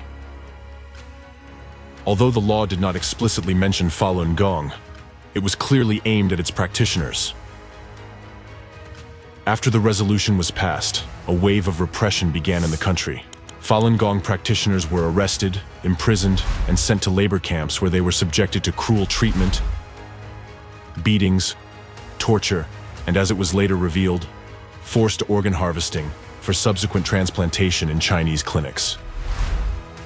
This was conducted on a scale comparable to industrial production. The doctors instructed him to take out the eyeballs. And I said, I can't do it. I can't. There are 41,500 transplants which have no other explained source. I'm absolutely convinced that over a long period from 1999 onwards, organ harvesting from prisoners has been taking place, especially with Falun Gong. And when someone comes into the country that needs a heart, a liver, a kidney, they find a match, they take the Falun Gong practitioner, extract their organs, of course killing them in the process. Investigator. So on your side, can you guarantee that there will be enough live organs from prisoners, for example, Falun Gong practitioners? Receptionist. Yes, we can. You can come over and we can talk about it in more detail.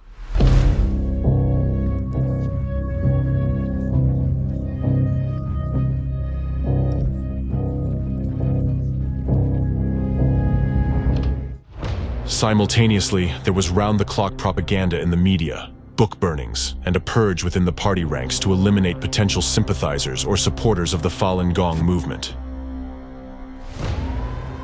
To eradicate Falun Gong, a special agency called Office 610 was established by order of the former leader of China, endowed with a wide range of powers. Agents of Office 610 were not bound by any laws in their use of methods to force Falun Gong practitioners to renounce their beliefs. This lack of restrictions allowed them to employ ruthless torture, which led to the death of many Falun Gong adherents. Chinese lawyers compare Office 610 to Hitler's Gestapo in terms of its functions.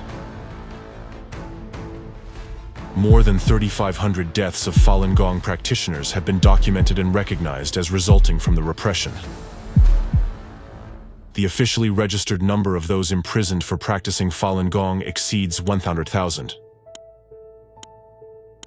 Unofficial estimates suggest that the actual figures could be much higher, considering the strict information control in China and the real danger faced by those attempting to investigate law enforcement actions.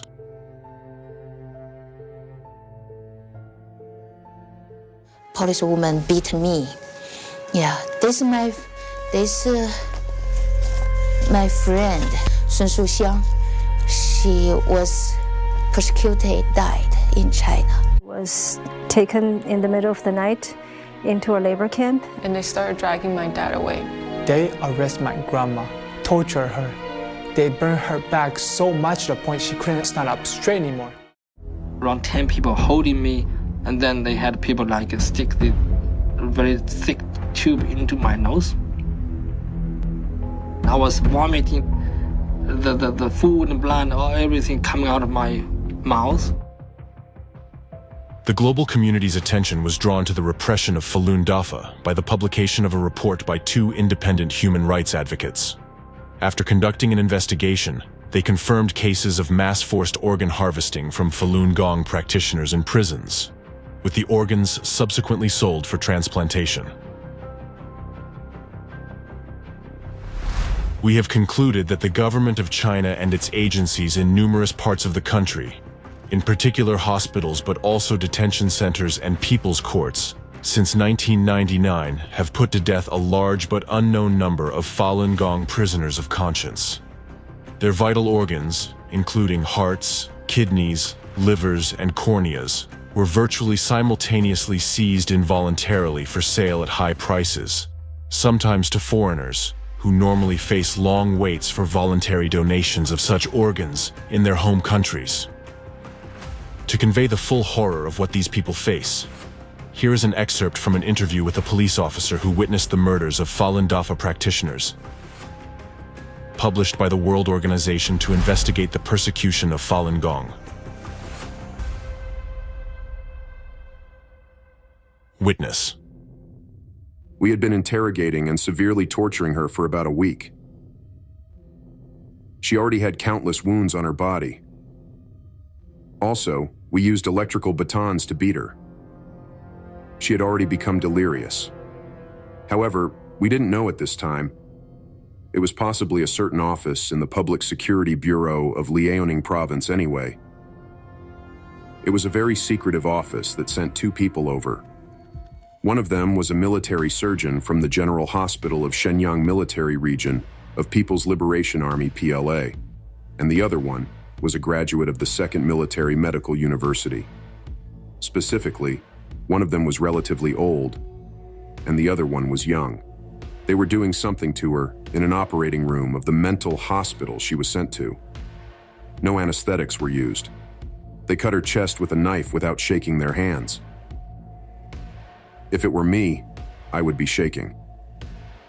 Although I am an armed police, I held guns, I participated in live ammunition maneuvers, and I had seen many corpses, but when I saw these military surgeons, I was really impressed. Their hands didn't shake at all. They put on their surgical mask and started cutting immediately. At that time, we armed policemen were standing on guard, each with a pistol in hand. It sounded like something was being ripped apart. And then she continued. Since then, she always had her mouth wide open, with both her eyes wide open. Her heart was carved out first. Next were the kidneys. When her cardiac vessels were cut by the scissors, she started twitching. It was extremely horrible. Can you imagine that all this is happening today in the 21st century? This is no longer just propaganda. These are concrete actions. Looking at this example, you can see the ultimate fate of a person branded as a cultist, stripped of their legal rights and freedoms, and deprived of their human status. These horrific things occur when people allow their rights and freedoms to be trampled upon, are intimidated by a series of psychological terror tactics, and remain silent, thinking it does not concern them. Do you really think that something or someone will protect you from the same fate if you allow democracy to perish? It is noteworthy that during the period of repression against Falun Gong followers, representatives from Ratsirs and Fekris visited China on business trips. In other words, the anti-cultists actively participated in these events and openly expressed their support for the ruling party's actions. Some members of the French group CCMM associated with Fekris were invited to a conference in Beijing in 2000, whose primary purpose was to criticize Falun Gong. At that time, human rights violations were already widely criticized by Western governments, the UN, and human rights organizations such as Amnesty International and Human Rights Watch. Nevertheless, Fekris members cooperated with the Chinese authorities in denouncing Falun Gong without hesitation. Similarly, their Russian counterparts, represented by the ideological center of the anti-cultists and its leader Aleksandra Dvorkina, did the same. The cooperation between Russian anti-cultists and their Chinese counterparts began at the very onset of the discrimination against Falun Gong practitioners in China. In 2001, Zhang Baichun, a Chinese specialist in cults, visited Nizhny Novgorod. He participated in an anti-cult conference organized by Aleksandra Dvorkina and the Nizhny Novgorod diocese. One of the official purposes of his visit to Russia was to exchange experiences. However, what occurred during unofficial interactions and what instructions Dvorkina might have given to his Chinese colleague remains a mystery. In 2008, Aleksandra Dvorkina himself visited China on a working trip at the invitation of the Chinese Association for Research of Cults. During this trip, he appeared in Chinese media and spoke about the allegedly destructive and aggressive nature of the Falun Dafa movement. Thus, Falun Gong is a rigid totalitarian sect, or destructive cult, whose members are used by its leader in his vendetta against the Chinese government, while he himself is used by American intelligence agencies for their foreign policy objectives. Stated Aleksandra Dvorkina in his report. The destructive cult Falun Gong, the art of political manipulation, presented at the 16th International Christmas Educational Readings on January 30th, 2008. The paradox of this situation is that atheistic China allowed a Russian Orthodox anti-cultist to conduct propaganda on its territory. Why? This is at a time when in China, Orthodox Christianity is also basically treated as a cult. However, this did not prevent the Chinese authorities from openly inviting an Orthodox researcher of cults and letting him speak on local media. By what principle was he chosen for this mission? How did he earn such authority among the Chinese Communist Party? Additionally, during the time when a new wave of accusations hit China for organ harvesting from Falun Gong practitioners, Orthodox archpriest and Russian anti-cultist Alexander Novopashin was invited to China for a conference on combating Falun Gong in the city of Harbin. As some researchers of the Falun Gong persecution in China assert, it was precisely the experience of Russian anti-cultists and their manuals that their Chinese accomplices relied on. This is why they were able to advance to the stage of physical reprisals more quickly. They didn't need to invent anything new. Adopting methods already tested on Russian citizens was enough. With the support of their ideological instigators, representatives of anti-cult organizations, including Ratsirs and Fekris, the Chinese authorities initiated persecution and imprisonment in labor camps of Falun Gong practitioners. There, they began vivisecting their chests, because they were supposedly no longer human. There are plenty of such cases. If you think it's just some random lunatics committing these acts, you're mistaken. It's a streamlined production line involving government agencies, law enforcement, doctors, military medics, and of course, anti-cult organizations, the main suppliers of victims for the butchers. And this is China, which is now striving for geopolitical leadership on the world stage. A country where dissenters are herded into labor camps, treated like beasts of burden, and the healthier among them are harvested for use in black transplantology. Because according to their logic, the state is not obliged to support them at its own expense, so they must pay and pay with pieces of their bodies and their lives. There are thousands of horrifying torture stories involving Falun Dafa practitioners that have been made public. Hundreds of thousands, possibly even millions of other cases remain hidden from the public eye. In China, censorship severely restricts access to and dissemination of information. It is particularly disturbing that these persecutions have not ceased to this day. Information about the ongoing persecutions, as of 2024, is regularly updated on the official Falun Gong website. Thus, based on the grim experience of religious repression in China and the presented facts about the activities of the anti-cult movement in Russia and Europe, the true aim of these anti-cult organizations becomes evident.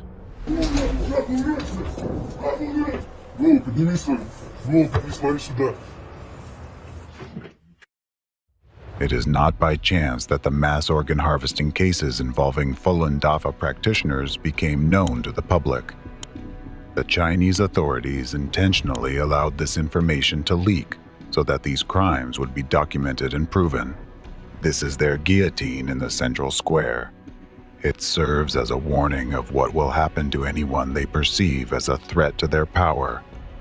This is an act of informational terrorism, bringing the entire country to its knees and forcing people into a state of subjugation. What is happening in China is an illustrative example that the methods and legacy of Nazism are alive, masked under the guise of combating religious dissent. Millions of ordinary people practicing their religion have fallen victim to an old, proven method that, at the instigation of anti-cultists, was used by the Nazis of the Third Reich during World War II. The Nazis justified the mass extermination of people by declaring that they were soulless animals unworthy of mercy. These methods are being put into practice today, in your time, by the anti-cultists of the Fourth Reich.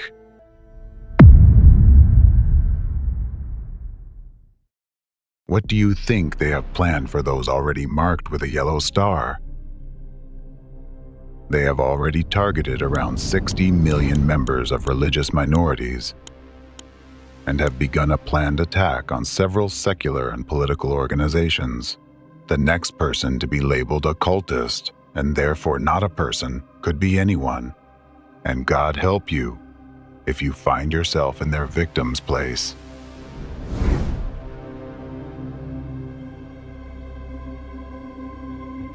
Everyone should understand that if global anti-cultism reached its ultimate goal and democracy was destroyed, one day you would wake up in a totalitarian world where, at any moment, your organs could be cut out alive and without anesthesia, without even asking you.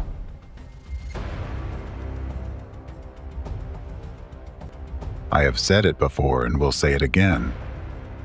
If the freedom of speech is taken away, then dumb and silent we may be led, like sheep to the slaughter. Now is the time to regain your sanity and examine what is happening right before your eyes.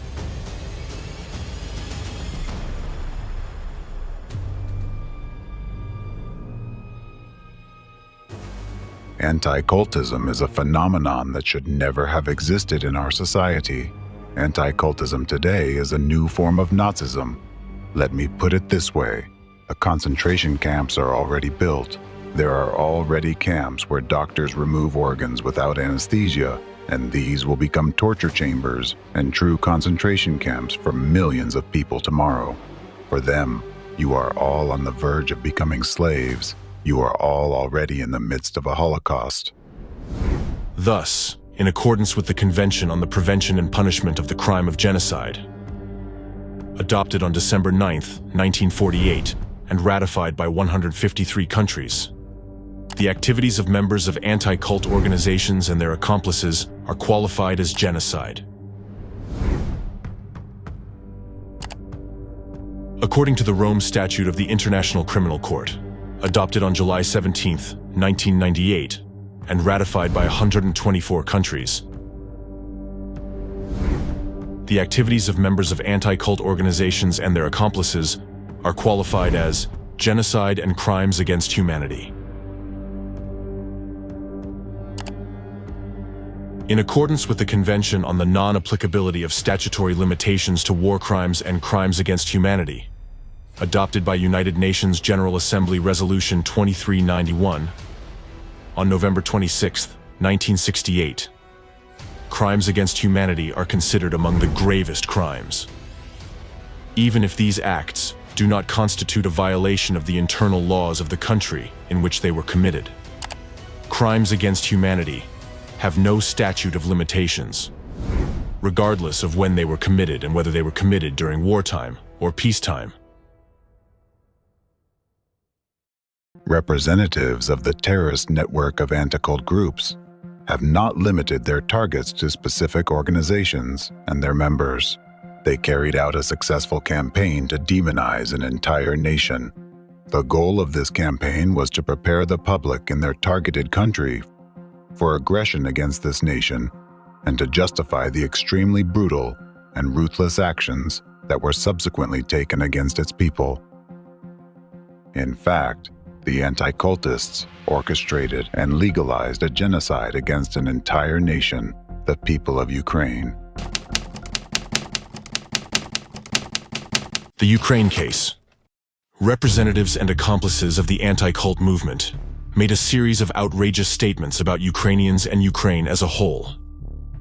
These defamatory statements began to surface many years before the military conflict between Ukraine and Russia, as a preparatory stage of propaganda aimed at shaping public opinion, injecting and ingraining necessary narratives in people's minds. These statements have only intensified and taken on more radical forms now that the military conflict is in its active phase.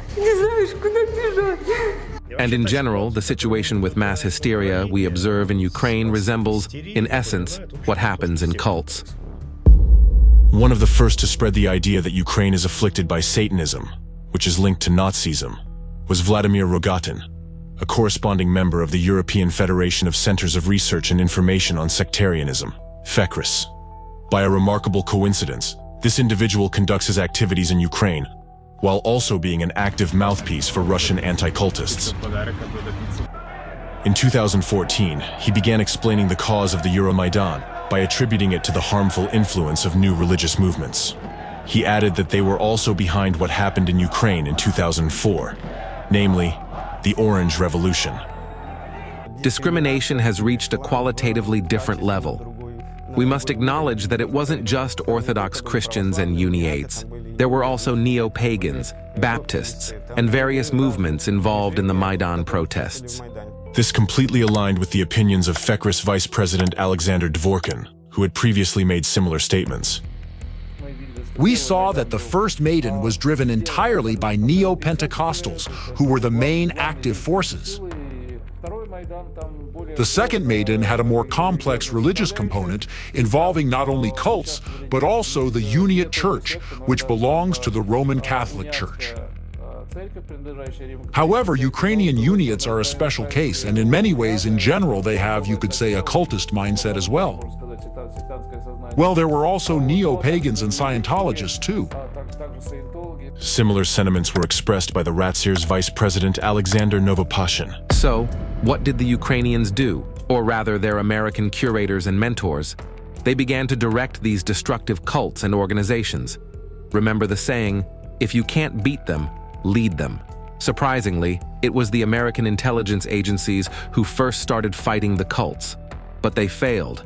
Then, they decided to try to control the cult leaders through bribery, intimidation, and so on. It worked. The same thing was done in Ukraine. Now, totalitarian sects, that is, destructive cults, while continuing their main destructive activities, have also started working for the Ukrainian regime. Neo-Pentecostals and neo-pagans took an active part in the Orange Revolutions, for example, on the Maidan. There, they gained considerable combat experience and can now be used to organize and sustain street riots in Russia. In the same 2014 interview, Rogatin stated, in Ukraine, there is a growing influence and presence of various satanic cults. According to various estimates, there are more than 100 satanic groups operating in our country, with a total of about 2,000 followers. Subsequently, this rhetoric of Satanism supposedly engulfing Ukraine was picked up by high-ranking Russian government officials. They used similar narratives to justify the war as a necessity to de-Satanize Ukraine. Thus, the Assistant Secretary of the Security Council of the Russian Federation, Alexei Pavlov, stated, I believe that, with the continuation of the special military operation, it becomes more and more urgent to carry out the desatanization of Ukraine, or, as the head of the Chechen Republic Ramzan Kadyrov aptly put it, its complete de-shaitanization. Pavlov also mentioned the Church of Satan, which has allegedly spread throughout Ukraine, and claimed that through network manipulations and psychotechnologies, the new regime has transformed Ukraine from a state into a totalitarian hypersect.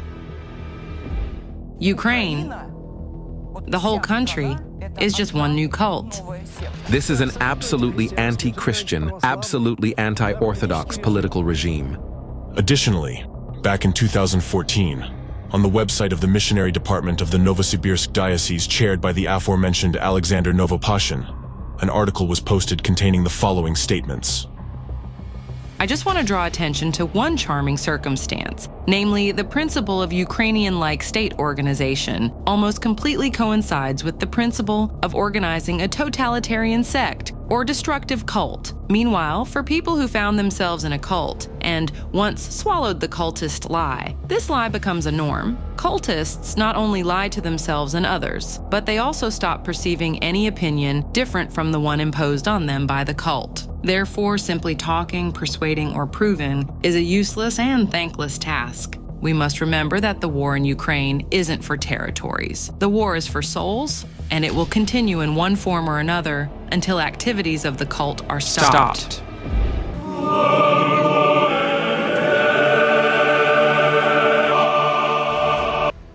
All this rhetoric is aimed at instilling in the minds of Russians the idea that the current military conflict is not just a war, but a holy war. It is clear that loving Ukraine, the Lord is now punishing it. And I'll repeat once again, in order to understand what is happening, you need to understand why the Lord is punishing Ukraine. Why exactly Ukraine? Ukrainians now hate Russians because Russians are merely God's tool. It's like a belt with which a father punishes his child. It's a holy war. It's a war for what we believe in. So I wouldn't be surprised if calls are voiced in churches and mosques. The rhetoric of a holy war is necessary for the state to justify its aggressive actions, in order to make people believe that their country and they themselves are fulfilling some sacred duty. The purpose of these narratives is to convince the public that a war leading to the destruction of the victim state, the deaths of countless people, and the destabilization of the entire democratic world is acceptable and even necessary. Most importantly, this global anti-cultism seeks to divert citizens' attention from how their own country, which initiated this war, is turning into a totalitarian state.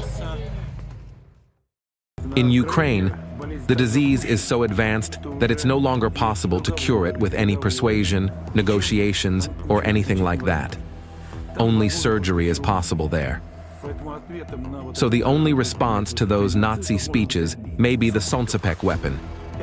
It should all be burned down, absolutely. Someone may tell me, oh, that's not a Christian way. It is quite Christian. It's just the ethics for those people. They position themselves as pagans, excuse me. So let them get what pagans should. Not the New Testament ethics is applicable there, but the Old Testament ethics, that of Elijah the prophet who himself cut the throats of 300 servants of Balaam. With these ones, we should do the same. Destroy them without any doubt. Just the Old Testament ethics, and they actually understand this language only. Be this vehicle sanctified. In the name of the Father, the Son, and the Holy Spirit. Amen.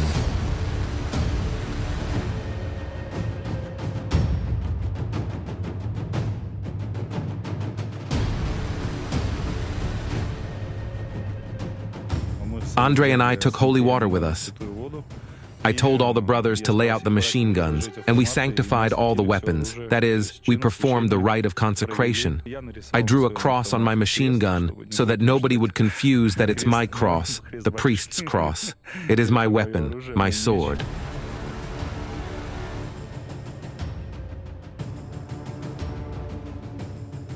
Моя мама 18-го похоронила Берлера из-за этой войны. Be these weapons, blessed and sanctified by sprinkled holy water.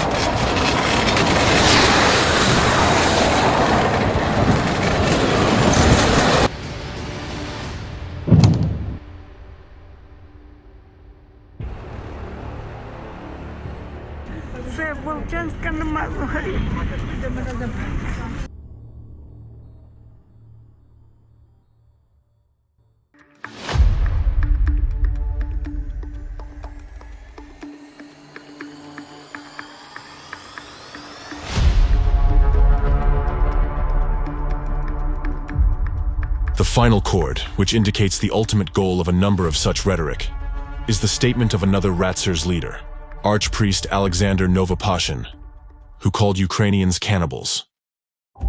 For me, they are all cannibals. I called them so because I saw them like that. These inhumans spill human blood, the blood of children and women, our blood. They devour people's lives and feed on suffering. So who are they? Cannibals.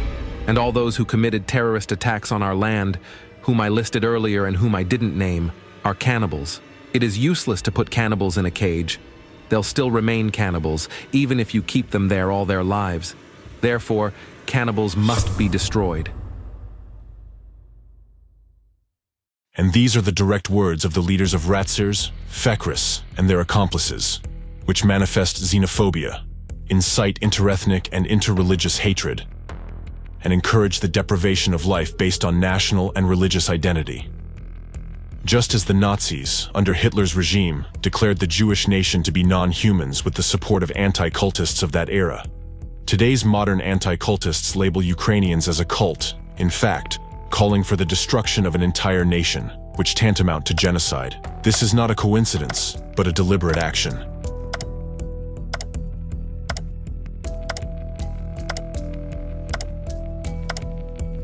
What we are seeing now is a war, primarily a spiritual war because the Antichrist is attacking the Holy Rus, the Orthodox Christianity.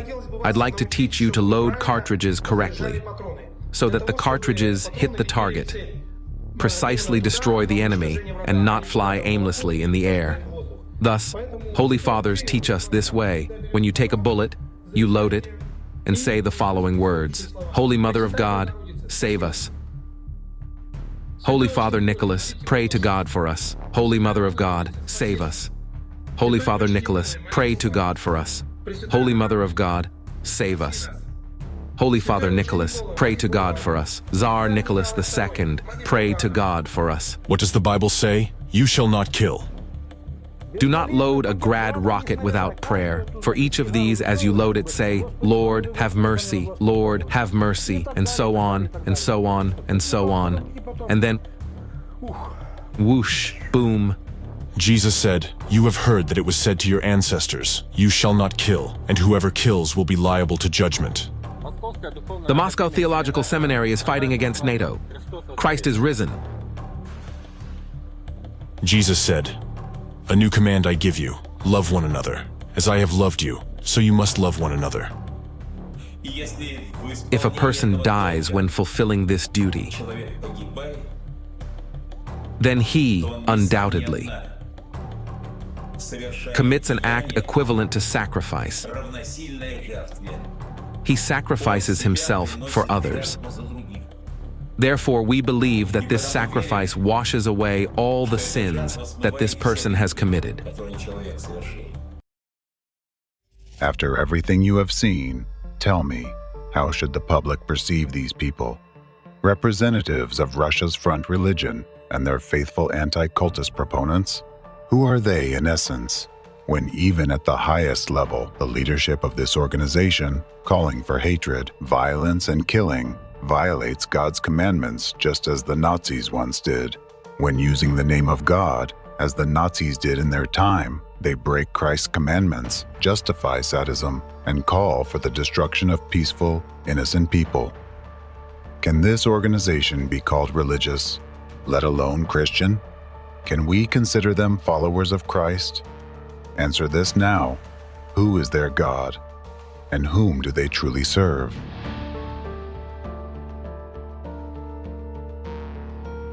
You have just seen a small part of what is actually happening, and this is only the beginning. In labeling certain groups and individuals as cults and cultists, the ideological center of terrorist anti-cult gangs did not limit itself to specific organizations, citizens of their own country, and Ukrainian citizens whom they believe need to be destroyed. The anti-cultist narratives have long extended beyond Ukraine. Today, they have already labeled the United States, all of Europe, the entire Western democratic world as cults and have declared them to be Satanists.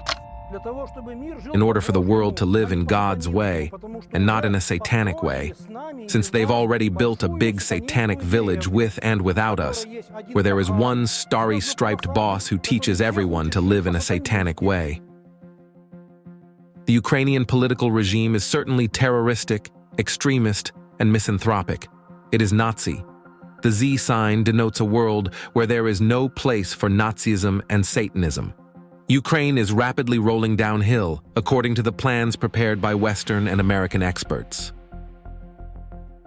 The special operation on denazification is carried out not just to destroy the Hydra in its lair. We defend the whole Russian world. We defend our civilization. We defend Russia from this evil. from the anti-system. Because if we don't do that, this infection might spread very widely, like a cancerous tumor. There are no societies that have developed 100% immunity against it. We can see that in the West.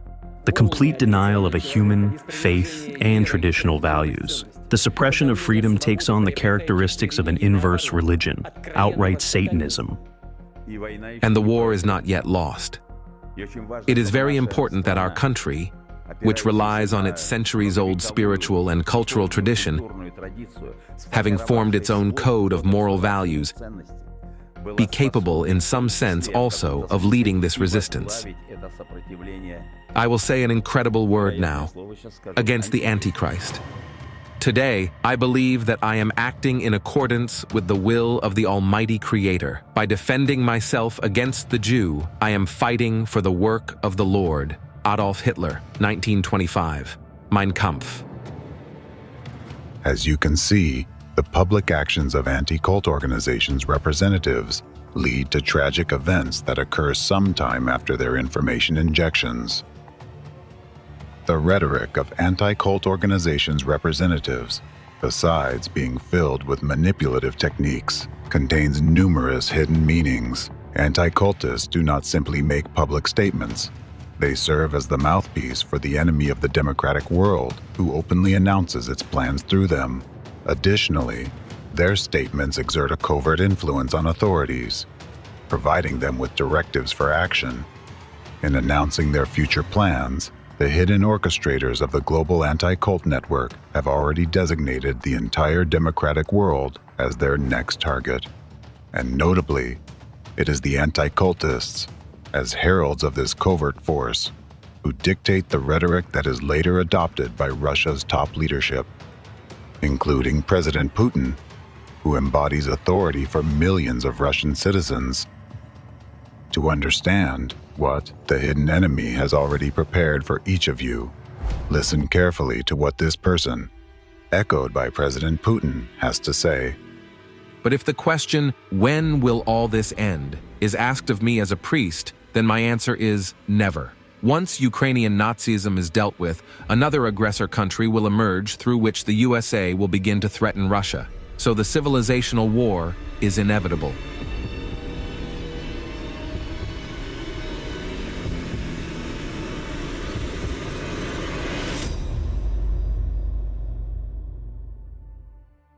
As you heard, he explicitly said that a war for civilization is unavoidable. Do you know why he said that? He said it because he knew that both America and Europe would soon be mired in civil war.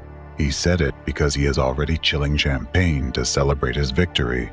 And this was said by a seemingly inconspicuous person, but he is one of the leaders of anti-cult organizations that are part of global anti-cultism, and he is echoed by President Putin himself. Now, here, any intelligent person would ask, who truly holds power in Russia?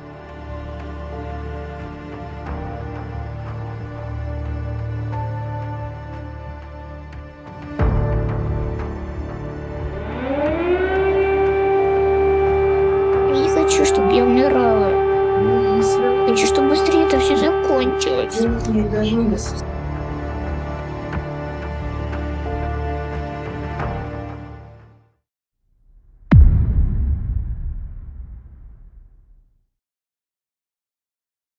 Chapter 5. Abode of Anti-Cultism.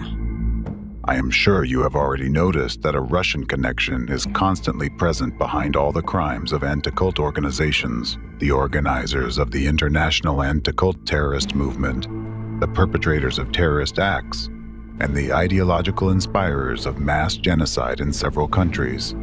All trace their roots back to Russia.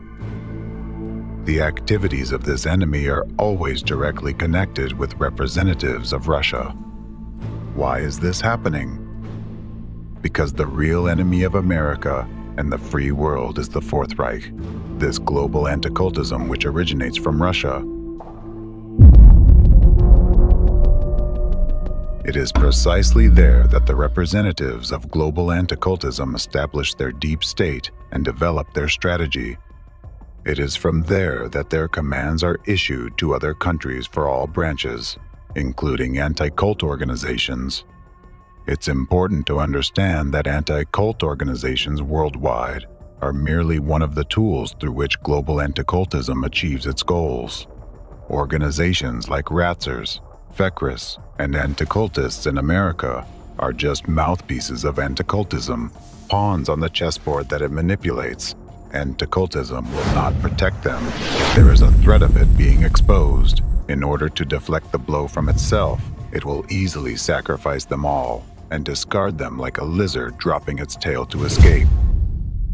In Russia, the country that has become the stronghold of anti-cultism, anti-cult organizations have already triumphed and are destabilizing it by manipulating the minds of millions of citizens. You may wonder, if anti-cultism originates from Russia, why are they destabilizing their own country? The thing is that they don't consider it their country. They hate both Russia and the Russian people just as much as they hate America and the American people. I think you're already convinced of how cruel their methods of manipulating people are, and now I will give you another example. This enemy has set a goal to revive Nazism and to destroy democracy by any means possible. In order to achieve this, they have established a state within a state in Russia that has already gained immense power. Global anti-cultism is cynical and ruthless, and for the revival of Nazism, it has chosen the very country which suffered the greatest human losses defending itself and the whole world from the Third Reich. The most frightening aspect of this situation is that Russian citizens, people who lost someone in every family while defending their homeland from Nazism during World War II, people for whom the very word Nazism is the most terrifying, people who sincerely believe that such a thing will never happen again in their country because they won't allow it, without even realizing it, are now helping to build the Fourth Reich with their own hands.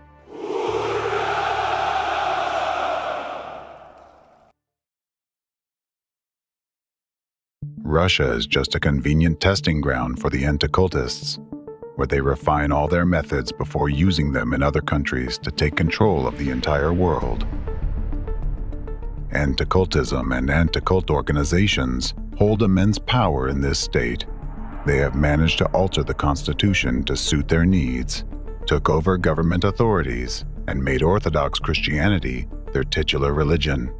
Anti-cultism is behind Putin, manipulating him for a very long time. From time to time, representatives of anti-cultism even publicly remind Putin, who is really in charge of the country, and warn him about the consequences if he doesn't follow their directives.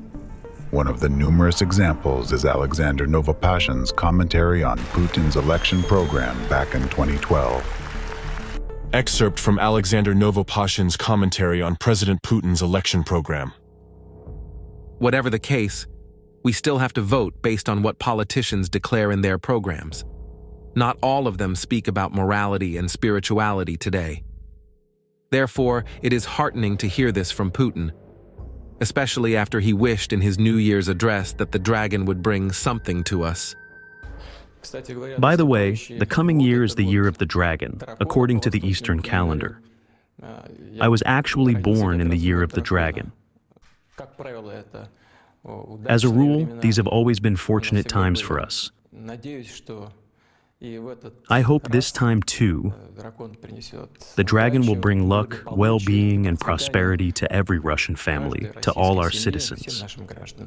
That really shocked me back then. If a man wears a cross, how can he appeal to some fictional beast instead of the Creator and wish its help for his people? Moreover, what do Chinese superstitions have to do with our history, traditions, and culture? Why is this being imposed on us? So, God willing, Putin's words about traditional spirituality will be followed by actions, and there will no longer be concessions to foreign phenomena like rats, dragons, pigs, and other superstitions. I want the campaign words to be sincere, and I want the politician to be consistent in implementing them. Otherwise, he will have no respect either in contemporary society among his fellow citizens or from future generations. Memory will remain, and I think its quality is something that no sane person should be indifferent to. Our church sings, "Eternal Memory." I hope this matters to Putin as well. An ordinary person who knows nothing about anti-cultism might not see anything special in these words. However, you now possess the knowledge and facts about the goals and methods of anti-cultism.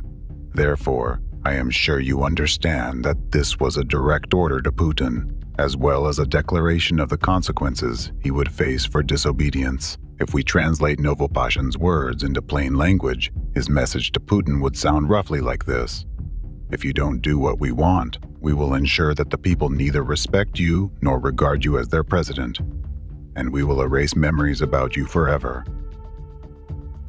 Do you think Putin heard this? Of course.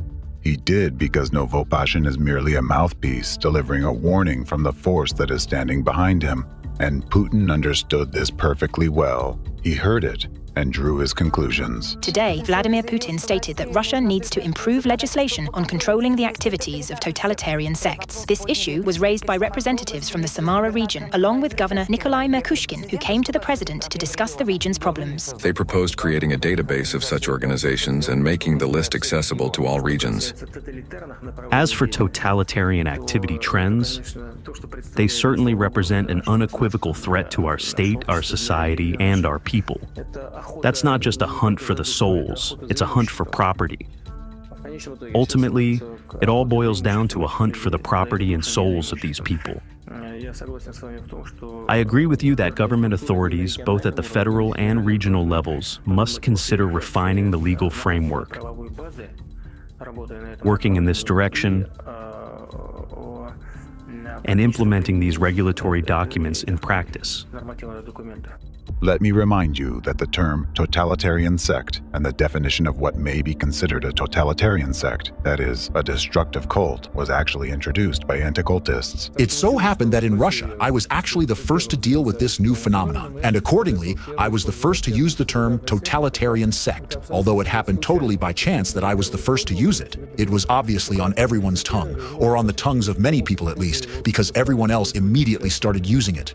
This term isn't defined legally, and its use violates the presumption of innocence. Now think carefully. What? The use of the term totalitarian sect or destructive cult at the official level by the president of a country signifies. With his statement, Putin essentially violated the presumption of innocence, legitimized persecution, and supported stigmatization of millions of innocent people. Moreover, this statement became a signal to law enforcement agencies and security services that they can repress any citizens whom anti-cultists identify as members of a totalitarian sect or destructive cult. All of this happened merely because Putin began to echo the anti-cultist rhetoric after hearing Novopashin's warning. Thus, a single statement by Putin significantly expanded the already immense power of the representatives of anti-cultism in Russia, increased their ability to influence the minds of citizens, and ultimately exacerbated people's sufferings. Some people wonder why Russian citizens do not realize they are being manipulated. However, imagine how difficult it is to live under constant threat and psychological pressure while your consciousness is bombarded with contradictory narratives. People who had tasted a little bit of freedom after the USSR totalitarianism now live under relentless informational and psychological terrorist attacks, in permanent fear for their own lives and the lives of their loved ones. They live in a country where expressing an opinion that seems wrong to that terrorist entity can result in criminal charges against any citizen and their family. In this territory, laws and human rights have long been disregarded. The citizens of Russia are the most affected by this secret entity.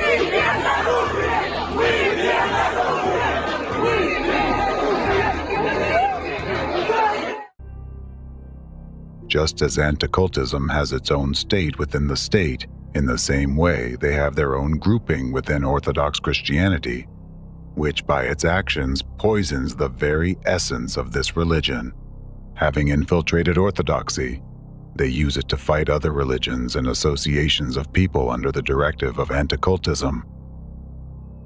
Thus, they have made orthodoxy their titular religion and got even more power into their hands, which they use to influence the consciousness of Russian citizens and subordinate them to their will. Ratzers has become the main tool for that secret entity to conduct its criminal activities and manipulate public consciousness. It is easier to influence believers since the topic of God is sacred and valuable to them. Sermons and lectures by church representatives contain destructive imprints that are beneficial to that entity and bypass people's critical thinking, penetrating directly into subconsciousness. Death in the war is better than any other deaths.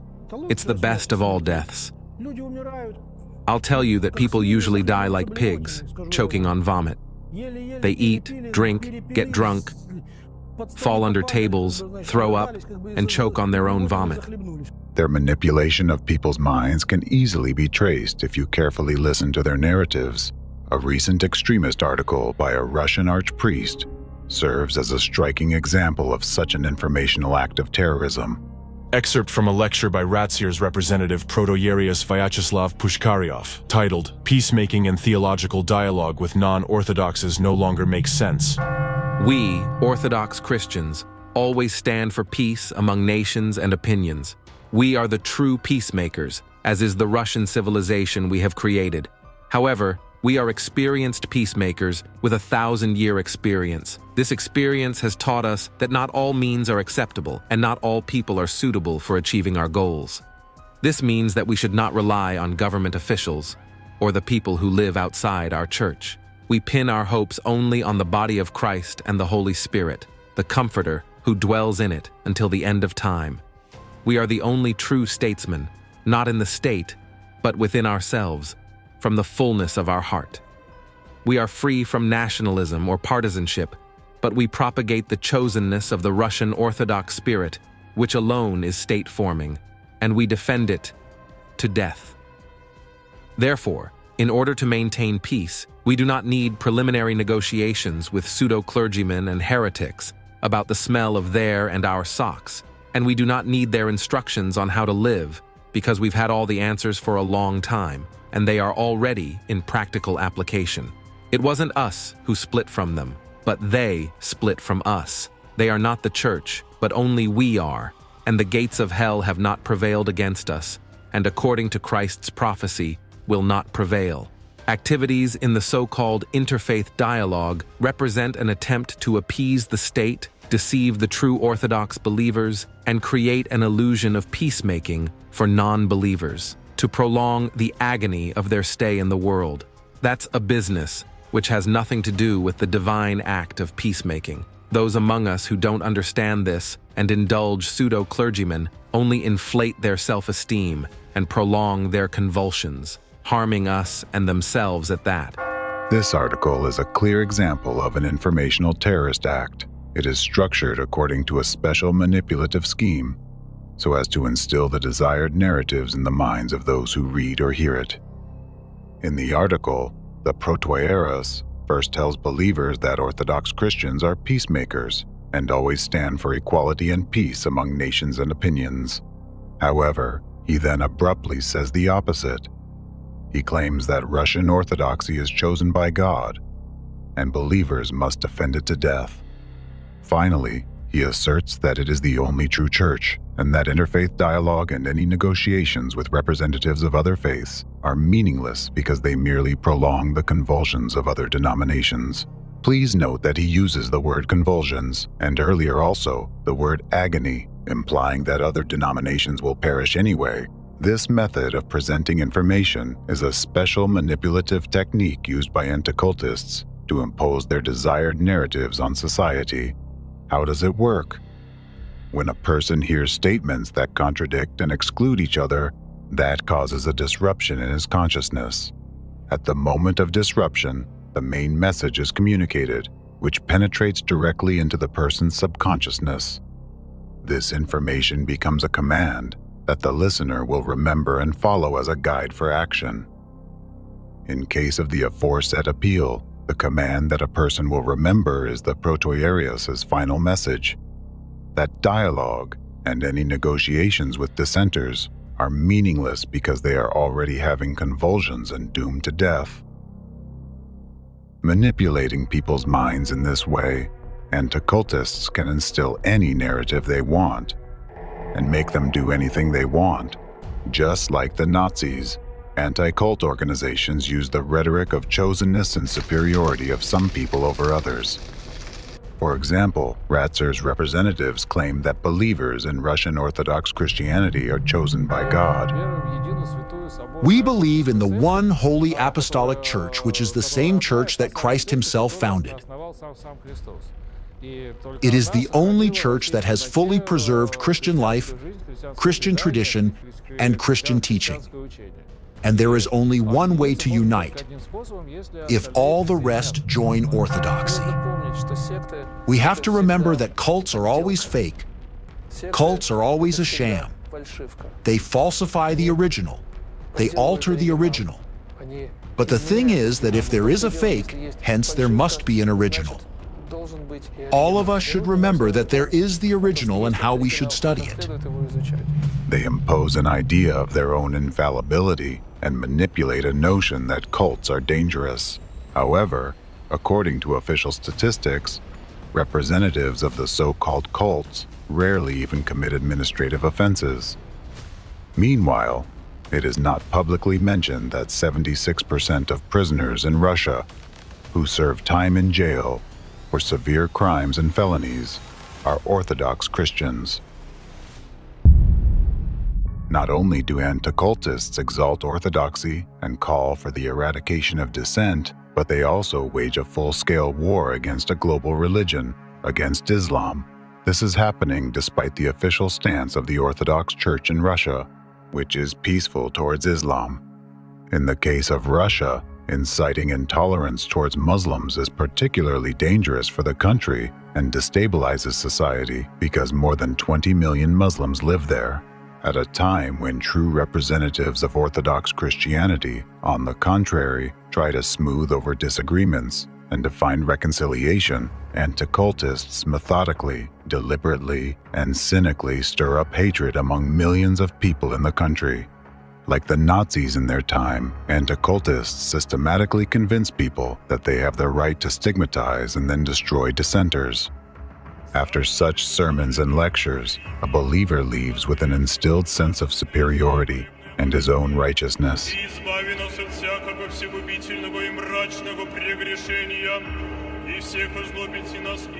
This creates a perfect foundation for the terrible offenses people later commit under the influence of anti-cultists. As a result of such informational terrorist acts, hatred is cultivated in the minds of millions. This hatred pushes them first to approve of, and then to commit acts of terrorism and genocide. You will lose everything. This is not your country. You are demons. There will be an Orthodox church here, and we don't need either mosques or synagogues here. On the one hand, anti-cultists incite Orthodox Christian believers to be intolerant and hateful towards Muslims, while on the other hand, they increasingly oppress Muslims, allowing themselves to insult their faith. All of this generates tension in society, which the anti-cultists need, tension that builds up to the point where a single spark is enough to ignite a conflict between Orthodox Christians and Muslims. This spark turned out to be the physical terrorist attack at Kako City Hall.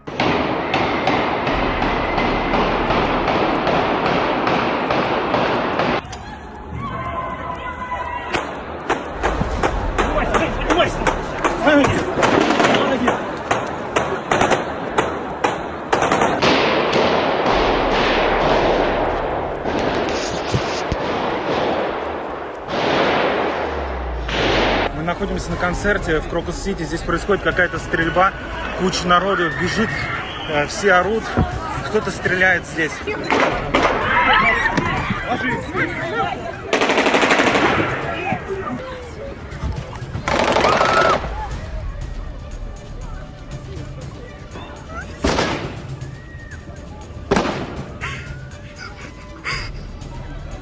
Какие-то люди стреляют.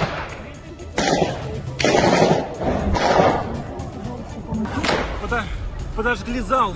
Зал горит. Подожгли нас. Нас подожгли. Нет, там тупик. Там тупик. Там тупик. Вниз.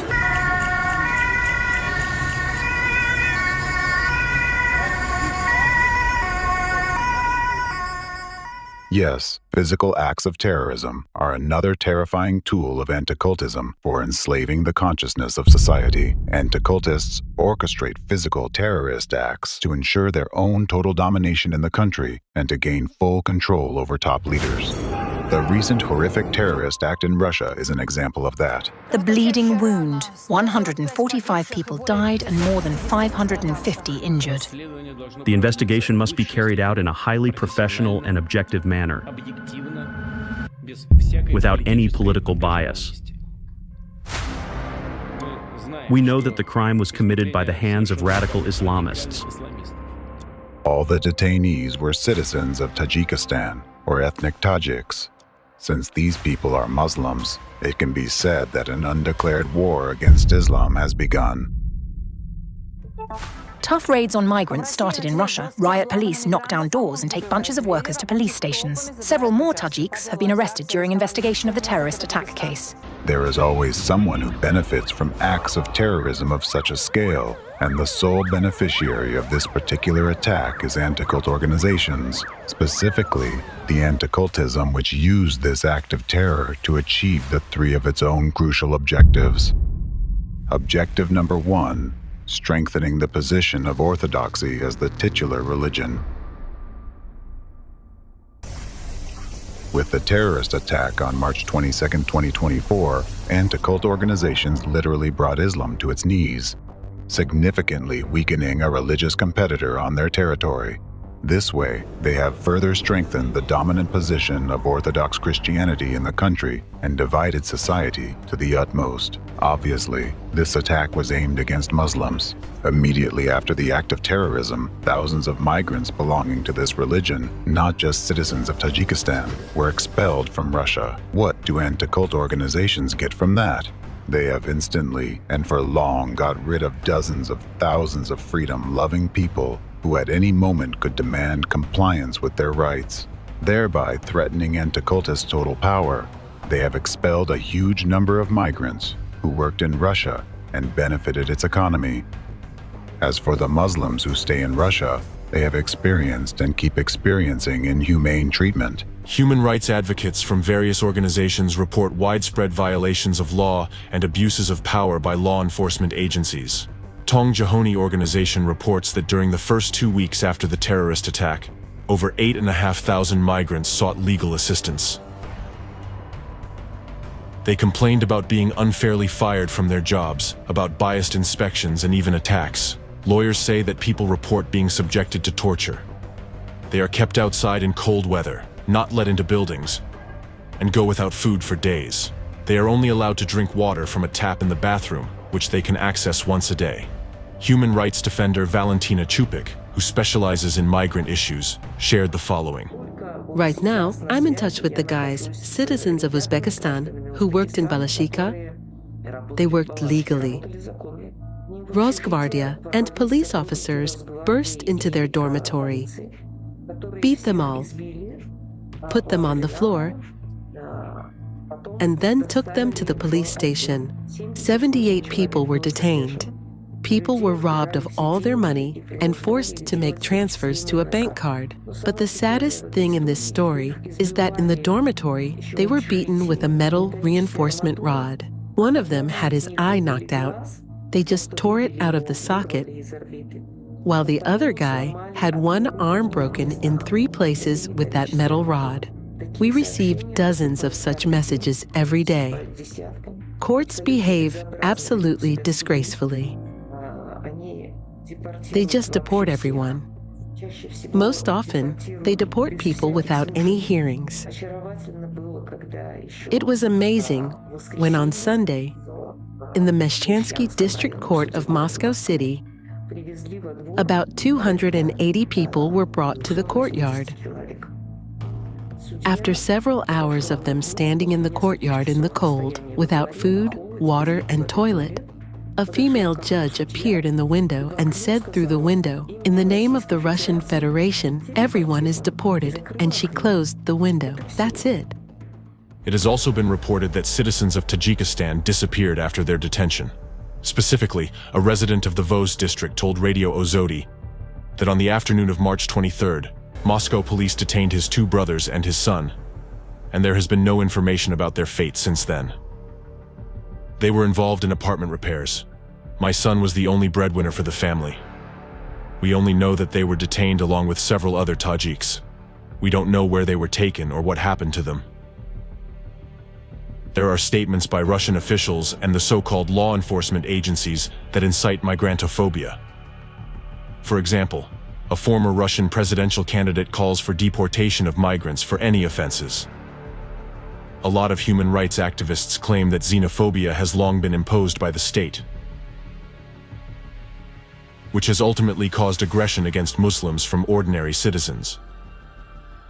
People appeal to the authorities with demands to deport all Tajiks. They consider our country to be a place from where they can pump out money, so to say. Their attitude towards us is of the same nature. They don't like us. They don't want to live here and improve anything.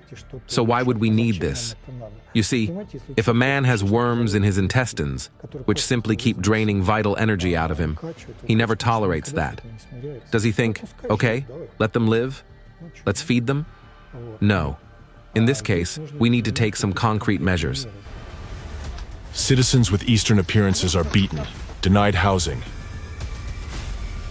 and nationalistic marks with an inscription, "Tajik means terror," are drawn on their homes.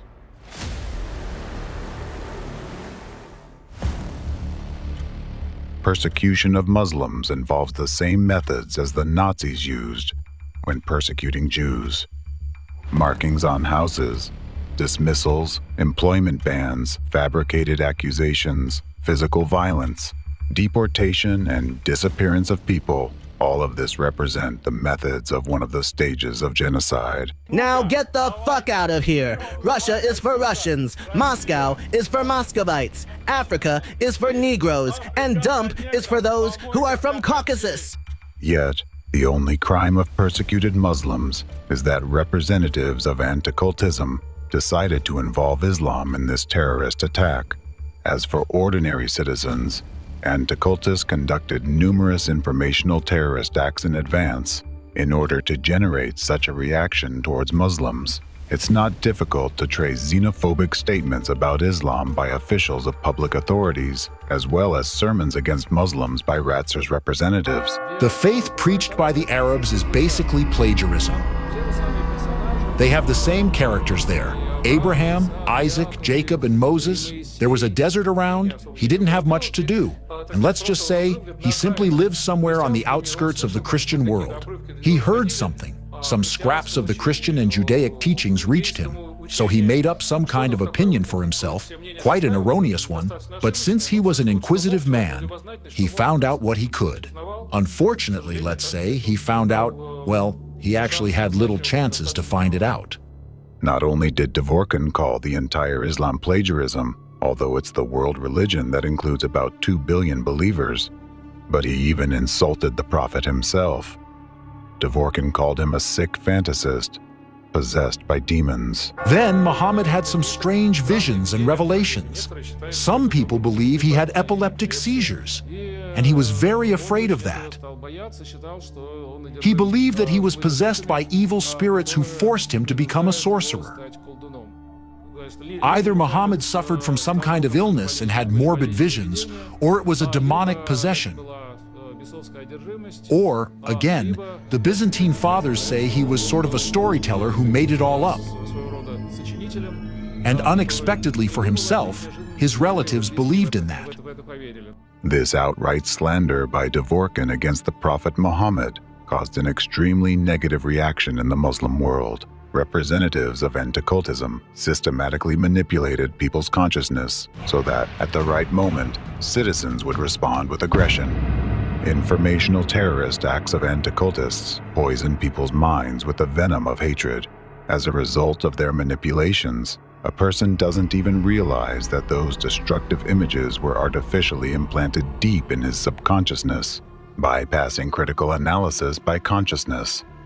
This is a real information bomb that was planted in the minds of citizens in advance and detonated at the right moment, causing a wave of violence against innocent people. As a result of it all, on social media, we now see people massively calling for the closure of mosques and the banning of Islam. This is how they have achieved their first objective, weakening Islam and thereby strengthening the position of orthodoxy as the titular religion. Consequently, anti-cultism has gained even more power.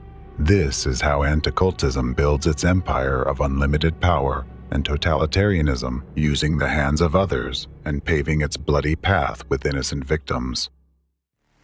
Objective number 2, intensifying the polarization within the country and destabilizing society. Through the terrorist act, anti-cult representatives achieved another crucial goal, further dividing society. They need maximum polarization within Russia. They need controlled chaos.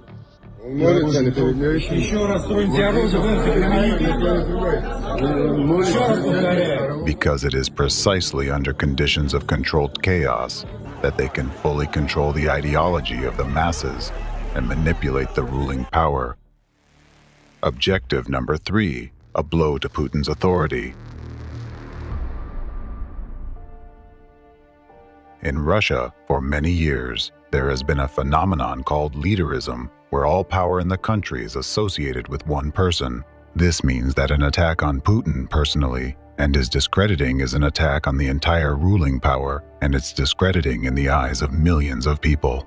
And as you recall, the ultimate goal of terrorism, which anti-cultism conducts in any form, is to create a sense of helplessness and fear among millions of people in order to destabilize the population as much as possible and strike at the government and the state as a whole.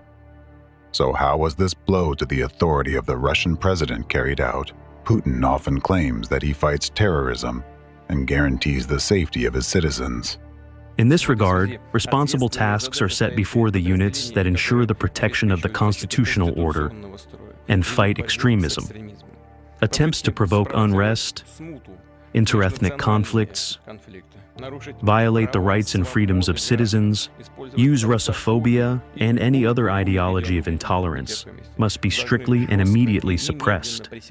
However, immediately after the election results were announced, a horrific terrorist act occurred the very next day, and it happened in the very heart of the country. The anti-cultists calculated everything precisely. First, Putin was re-elected, a leader in whom the people had absolute trust. Then, the day after the election results were announced, the focused attention of millions of citizens on their leader was abruptly shifted to the terrorist attack unfolding before the entire nation.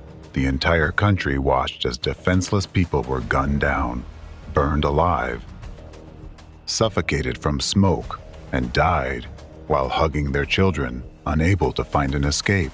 The entire country saw a terrifying terrorist act that the leader they elected failed to prevent. Moreover, he did not even visit the scene of the tragedy. As a result, instead of confidence in the government and the elected president, many people began questioning this very president as a guarantor of safety. This was a very serious blow to Putin's authority, aimed at undermining public trust in him on one hand, and on the other, at showing Putin himself, who is really the boss in the country, and how easily he could lose his electorate and public support. The anti-cultists showed him that they could, at any moment, anger the masses, and, if necessary, direct that anger against him. They demonstrated that they have enough power to not only destabilize society, but also, if needed, to spark a war between Christianity and Islam, plunging the country into the chaos of civil war. No one has ever put Russians on their knees, and no one ever will, because we are Russians. God is with us. God is with us. Moreover, this terrorist act gave the anti-cultists another advantage. They forced Putin to make significant personnel changes in the Russian leadership to put their own people in key positions. Representatives of anti-cultism have already infiltrated all the critical sectors in Russia. Just think about it. All these people are obsessed with their idea of totalitarianism. They are the ones standing behind the president of the country with the largest stockpile of nuclear warheads. In this regard, consider the precarious balance on which the existence of the entire democratic world now rests, as well as your own existence. Strengthening orthodoxy as the titular religion, polarizing society within Russia, putting maximum pressure on Putin, and expanding their power. This is what the anti-cultists achieved with just one terrorist attack.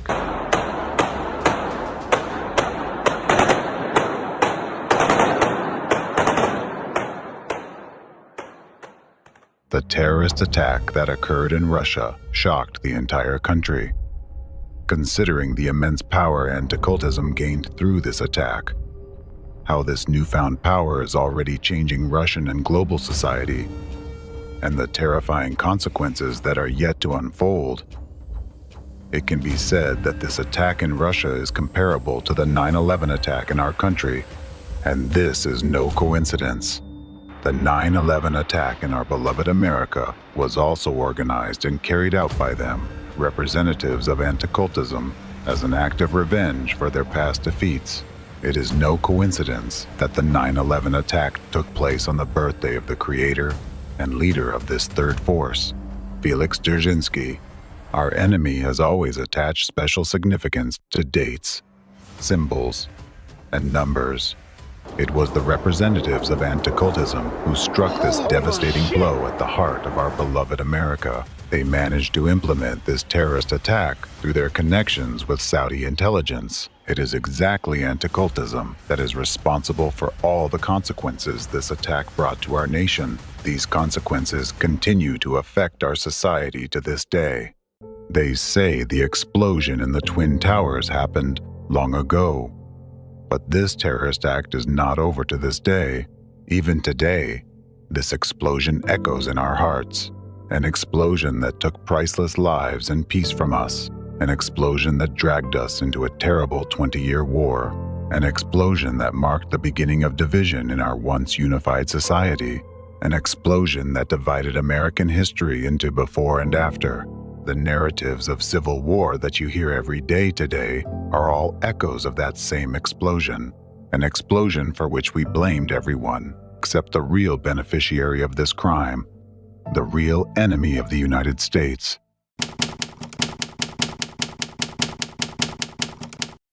The civilizational war. The real enemy of America. These terrorist attacks in America and Russia share another common feature. Muslims were presented as the perpetrators of these tragedies, leading to intense Islamophobia, not only within these countries but worldwide. For many years, a deliberate image of the Muslim as a terrorist has been created in your minds. You've been led to believe that a Muslim is an uncivilized, uncultured, aggressive, and dangerous person to be feared. To reinforce this image in your consciousness, regular information terror attacks are carried out. For instance, if a Muslim commits any offense, it is immediately broadcast nationwide, even though identical crimes are regularly committed by non-Muslims. However, when it comes to Muslims, the media accompanies such news with additional commentary and reflections on the impossibility of living with Muslims in the same country. I'm sure you have noticed how, in many countries, mass media consistently highlight the differences between Muslims and the civilized world.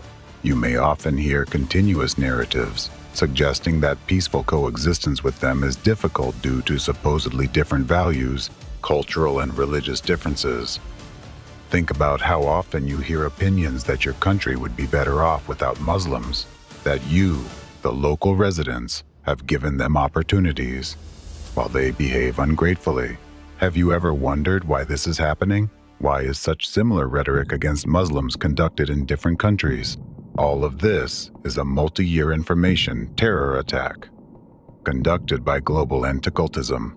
As a result, relations between large Muslim diasporas and the local population in different countries are becoming increasingly strained.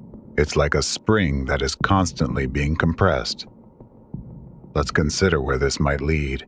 In order to do this, you need to look at the situation in the world, taking into account the knowledge you already have.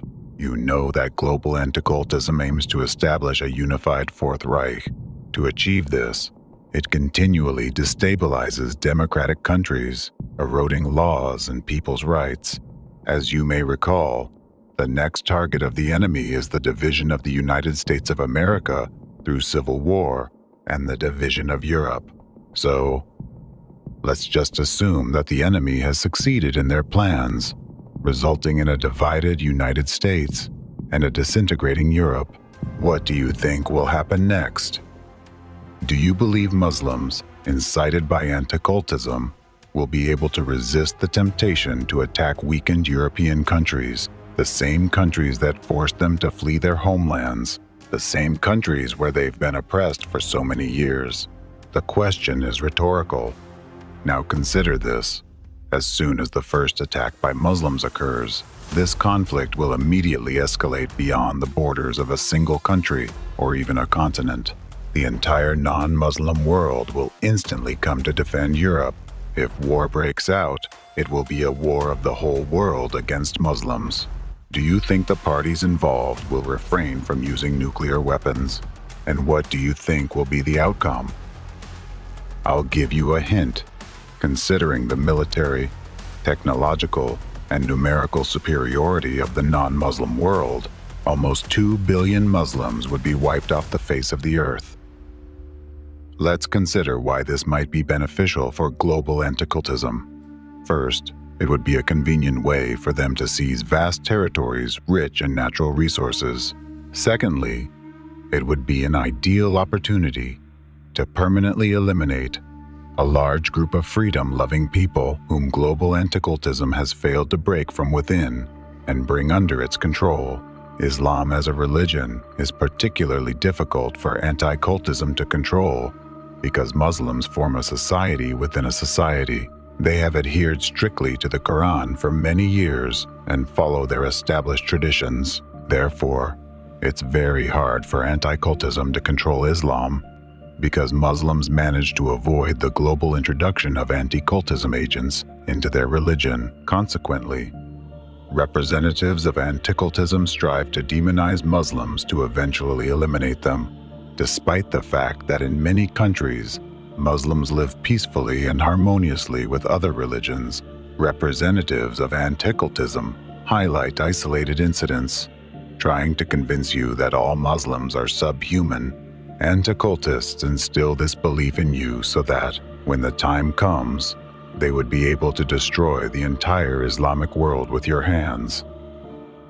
Could this be the very civilizational war we have heard about many times before? But if the question, when will all this end, is asked of me as a priest, then my answer is never.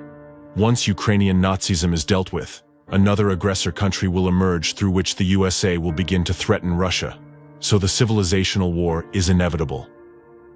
Such a move would allow anti-cultism to achieve a state of managed chaos, so excruciating for humanity that people would be willing to accept even the harshest order and would ask for it themselves. Humanity would willingly request to live under the Fourth Reich. The biggest problem is that you do not see the looming threat of global anti-cultism hanging over you. You do not notice how global anti-cultism, this machine of violence and murder, which knows no pity, is relentlessly moving toward its goal, the destruction of America and the free world, and it only gains power along its way. Feeding on people's fear and deaths, we see that it has already broken not only Putin in Russia, but also Macron in France and Scholz in Germany. These countries, entangled in the tentacles of anti-cultism, can no longer call themselves democratic. France and Germany are considered the foundation of Europe, and if America's enemy is not stopped, it will soon consume the rest of European countries as well. And if Europe falls, and the enemy strips people of their rights and establishes totalitarianism there, just as it did in Russia, how long can America, the last bastion of democracy in the world, hold out, alone against everyone. The question is rhetorical, given the hatred and speed with which the main enemy of America is advancing towards its goal. Before your eyes, the enemy of the entire free world is committing terror attacks and stripping you of your freedoms. It is killing democracy, one of humanity's most valuable achievements, won through immense effort and courage. Many honorable people gave their lives so that you could finally live in freedom and equality. And now, those terrorists, those Nazis, are mercilessly destroying everything with impunity. Your freedom, your rights, and most importantly, the future of your children, simply because they wish to do so. They are doing everything they can to turn your so far free world into the bloody dominance of the Fourth Reich.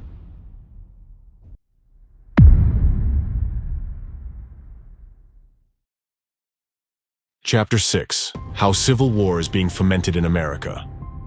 The civilizational war would greatly benefit global anti-cultism on its path to global totalitarianism.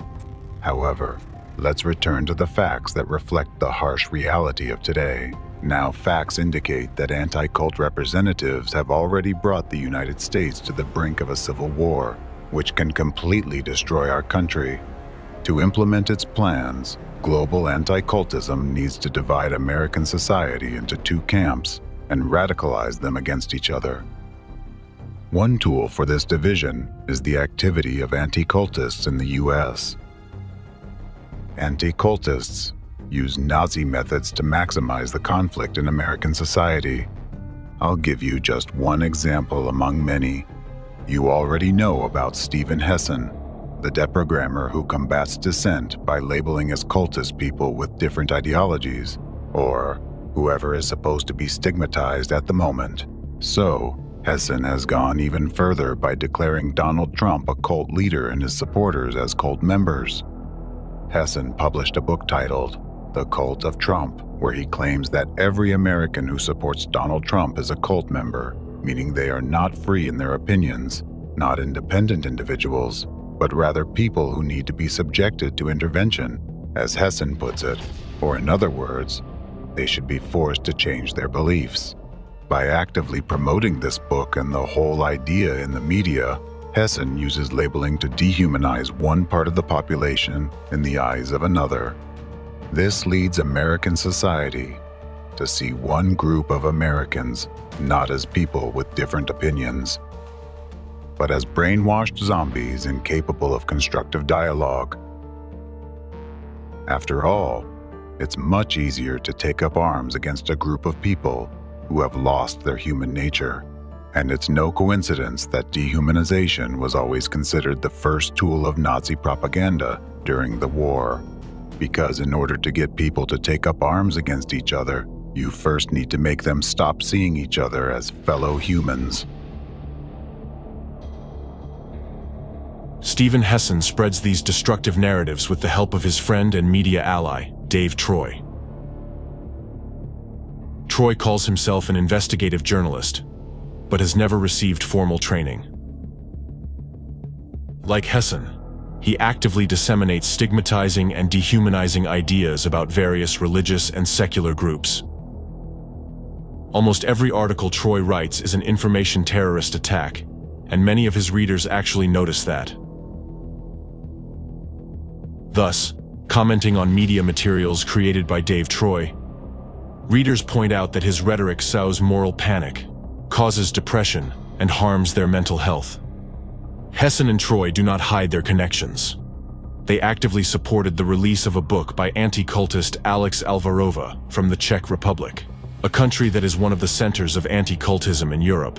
In her book, Feeding the Demons, the Conquerors of America, Alvarova essentially continues to promote Hassan's and Russian Racier's narrative that tens of millions of American citizens are cult members, urging other Americans to fight them. The destructive activities of anti-cultists have already led to the point when in our democratic United States, where people are guaranteed freedom of speech, Trump supporters are afraid to express their support openly, fearing open aggression. I highlight this not because they represent a particular party or support a specific politician, but because they are Americans, residents of a free country, who have a guaranteed freedom of speech and expression by the Constitution. It's important to remember that anti-cultism does not support any political party, force, or country. Anti-cultism hates the U.S. and is only interested in exacerbating conflicts within American society to the point of its destruction in a civil war. To achieve this, it infiltrates both opposing parties, fueling hostility. Therefore, in the opposing political camp, anti-cultism also infects citizens with Nazi narratives. It is precisely anti-cultists who heavily propagate in the media this narrative that all Democratic Party supporters are supposedly against Christianity, that they are anti-Christians, that President Biden betrayed Christianity and is destroying it. Thus, it is instilled in people that Christianity is threatened and persecuted because of the actions of this part of Americans. Consequently, according to this logic, citizens are urged to make every effort to protect Christianity from those who may destroy it, in their opinion. And again, we see the Nazi method of labeling specific groups, which is imposed by anti-cultists. Thus, the anti-cult movement exploits the existing division into two political camps in American society, stirring even greater hatred between them. All of this has led to an unprecedentedly high likelihood of a civil war. Once I already warned you that long-term consequences of party divisions can be dangerous for the nation's welfare. Back then, I said, however, political parties may now and then answer popular ends. They are likely, in the course of time and things, to become potent engines by which cunning, ambitious, and unprincipled men will be enabled to subvert the power of the people and to usurp for themselves the reins of government, destroying afterwards the very engines which have lifted them to unjust dominion. Everything I warned you about is already happening in our United States of America today. In order to achieve its goals, global anti-cultism divides you Americans, creating conditions for a new civil war in the USA. As much as American society is divided nowadays, it was only divided before the war between the North and the South, and you yourselves can see and feel that. Many US citizens have already started talking about the inevitability of a civil war. Civil war. Civil war. Civil war. Civil war. Civil war. Civil war. And such narratives are increasingly heard from the media. This situation is a direct outcome of the actions of numerous branches of global anti-cultism and their agents, infiltrating the social and political spheres of America's life. In this war, information terrorist attacks and real acts of terrorism they provoke remain the customary tool of the hidden enemy of democracy and the entire free world. Today, I'll give you several examples of specific phenomena, events and their consequences that were orchestrated by representatives of global anti-cultism and their loyal anti-cultist dogs in order to create and intensify a split in American society, to prepare a ground for a future civil war, and to place all the pieces they need on the chessboard. Only if you realize how you've been manipulated all this time will you be able to get out of this game and gain an opportunity to take a free step, a step that will really help put an end to the entire chaos, evil, and destruction that representatives of anti-cultism sow around themselves. Then you will finally be able to find ways to achieve reconciliation and unity.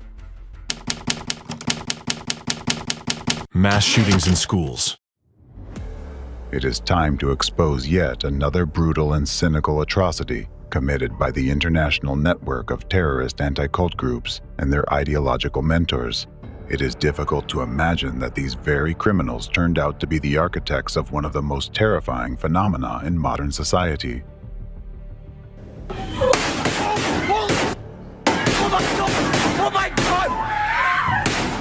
A shooting at a high school in Broward County. Mass shooting inside an elementary school. The shooting there at the Covenant School. Shooting at the Sandy Hook Elementary School. Deadliest shooting in U.S. history. Worst ever mass shootings. 14 students. At least 17 people have been killed. 27 victims, 20 children, 7 adults. 33 dead, 29 wounded. A total of 15 people are believed to have died here, 12 students. 3 young children dead and 3 administrators dead as well.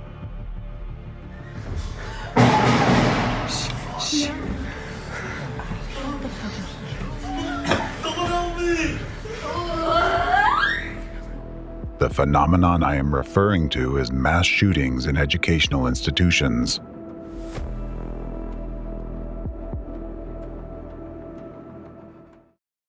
Not long ago, the entire human community was shocked by the first such incident and wondered how it was even possible. Now, it has become a harsh reality. These incidents leave an indelible mark on people's memories. The most terrifying aspect of these violent outbursts is not just the loss of young lives, but the fact that children are killing other children. What has happened to society to give rise to such a phenomenon? What has changed, and what is the root cause of this tragic reality? A wise person once said, "For every complex problem, there is an answer that is clear, simple, and wrong." In this case, many of you might be satisfied with an answer that seems obvious and straightforward, that this phenomenon has become possible because modern society is experiencing a decline in morality. People have become disconnected, and there is too much anger and violence, which has inevitably affected your children. This seems like a logical answer, and there is, of course, some truth to it. However, this is such a sharp and painful topic that it has not gone unnoticed by opportunists who are accustomed to profiting from others' misfortunes. Moreover, too many inconsistencies and unanswered questions emerge when examining each case individually and the overall picture in detail. It is as if someone may be deliberately using these tragic incidents so that while your mind is clouded by emotions of grief, shock, and loss, the actual beneficiaries of these events can covertly carry out their plans. The explanation lies in a simple and timeless formula. Find who benefits from it, and you will uncover the truth. Historically, educational institutions have always had many individuals who fit the risk factors for becoming potential shooters.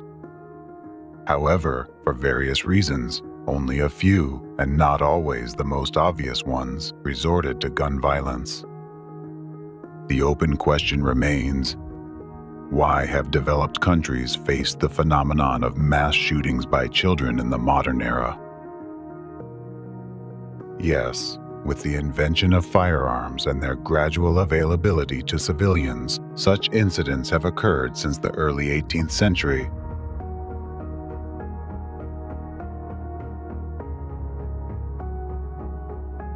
And typically, these incidents didn't garner as much widespread attention and mass publicity in society as they do now. News reports covering these events didn't employ manipulative psychological techniques. They simply reported the facts, informed the public, and nothing more. But what's happening now is an unprecedented phenomenon. The sharp, rapid increase in armed attacks in schools worldwide occurred roughly around the same time, starting from the late 90s, with a frightening trend towards escalation since the early 2000s. In other words, school shootings have been a phenomenon of the past 30 years. Just as many years ago, the hidden force behind global anti-cultism began to regain its strength. It was then that they founded the ideological center of the modern network of anti-cult groups, and it was then that they began to consolidate their positions and spread their destructive influence massively in democratic countries around the world. And this is not just a coincidence, that's a fact. For those who think such events can't be artificially provoked, I suggest taking a closer look. Follow my train of thought and don't just look at the surface, but try to penetrate with your gaze into the depths of things. Armed attacks in educational institutions or school shootings. The use of armed violence on the grounds of educational institutions, primarily targeting students, often escalating into mass murders. At this point, a vast number of countries have already experienced cases of school shootings. This is an international issue being addressed by specialists from various fields. It is generally accepted that such actions by minors are driven not only by aggressive behavior, but also by a complex set of circumstances developing over a long period of time. Those can include individual vulnerability of a specific child in particular situations. For example, chronically tense relationships in the classroom or school, bullying, neglectful attitude in the family, unrecognized prolonged depressive state, and psychological problems. Thus, as some experts believe, the reason for the crime becomes the fact that the teenager, unable to cope with the situation, explodes, reacting to it with aggressive actions. However, specialists' attempts to conduct detailed analyses of dozens of cases have hit a dead end. They report that there is no single, universal profile of a shooter. Age, gender, race, and social characteristics all vary. Potential shooters are usually portrayed as unsociable, quiet loners. But studies have shown that only about 12% of them had no friends, and about 34% were considered socially isolated, which is higher than the average for their age group, but not enough to identify a significant trend. About 44% of attackers were involved in social activities outside school, such as sports teams, hobby clubs, extracurricular education, and religious groups. More than 63% of attackers came from intact families and did not have academic problems. In many cases, future shooters came from relatively well-off families where parents tried to build trusting relationships with their children. In the US, the schools that were attacked were located in suburban or rural areas with low rates of violent crime. This contrasts with Russia, where the most notorious school attacks occurred in cities: Moscow, Kazan, Kerch, Perm. Therefore, it is also not possible to explain such crimes by the negative influence of the social environment, as all these children grew up in different conditions and places with varying levels of crime. The majority of attackers did not have severe psychopathology. Out of 27 cases, only 23% had a history of seeking psychiatric help, and only 6% were deemed insane at the time of committing mass murders. At present, it is not possible to accurately identify a potential shooter based on external signs. It could be anyone. All these children who later became criminals are entirely different individuals with different characters, different experiences, and different destinies. 20-year-old Adam Lanza blasted his way through the front door of the Sandy Hook Elementary School with an AR-15. Nicholas Cruz in court Monday, the confessed school shooter never looking up. So they thwarted 18-year-old Alex Yee's plans to shoot up his high school. Despite some shooters studying violent materials before committing the crime, others did not. Some showed signs of depression, while others did not. Some underwent psychiatric treatment, while others did not. Some were bullied in school, while others were the aggressors themselves. So, it's impossible to confidently conclude that only a specific personality type is prone to such crimes. What made them cross the final moral line within themselves and commit such a terrible crime? What unites all these cases? The answer is both simple and complex at the same time. All these children fell victim to representatives of global anti-cultism and their meticulously planned infoterrorism acts.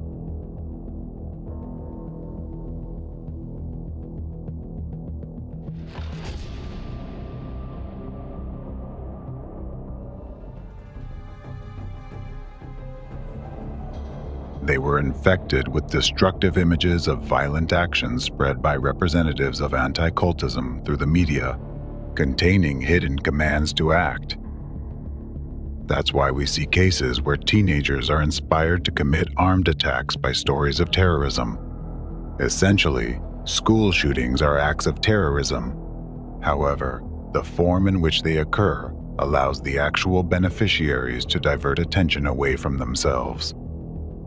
Next, I will show you examples of how the well-honed manipulative psychological techniques from the arsenal of anti-cult terrorists influence the masses' consciousness. The Columbine case. Let's consider, for example, the tragic events at Columbine High School. 911. Yeah, this is Sharon at Columbine High School. We have shots being fired. Okay. The guy is in a black trench coat. They just shot somebody inside the cafeteria. I'm going to have to try and get out of here and call you back.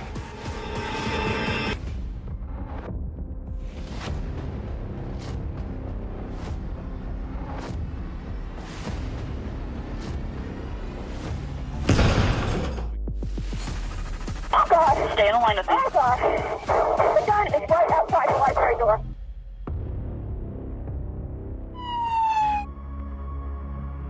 On April 20th, 1999, at Columbine High School in Colorado, USA, a premeditated attack was carried out by Eric Harris and Dylan Klebold, senior students at the school. They attacked their classmates and school staff using guns and homemade bombs. As a result, 13 people were killed and 24 were wounded. After the attack, the shooters committed suicide. We're getting shot all around me. They were shooting anyone of color wearing a white hat or playing a sport.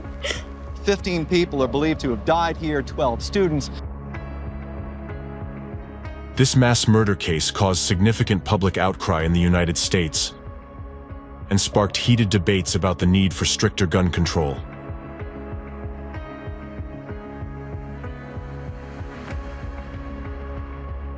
The incident led to the tightening of security systems in educational institutions and increased regulation of children's access to the internet and violent video games.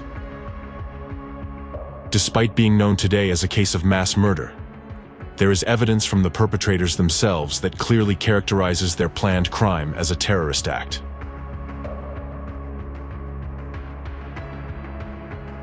Long before their attack on the school, the future shooters frequently wrote in their journals about events such as the Oklahoma City bombing, the Vietnam War, and World War II.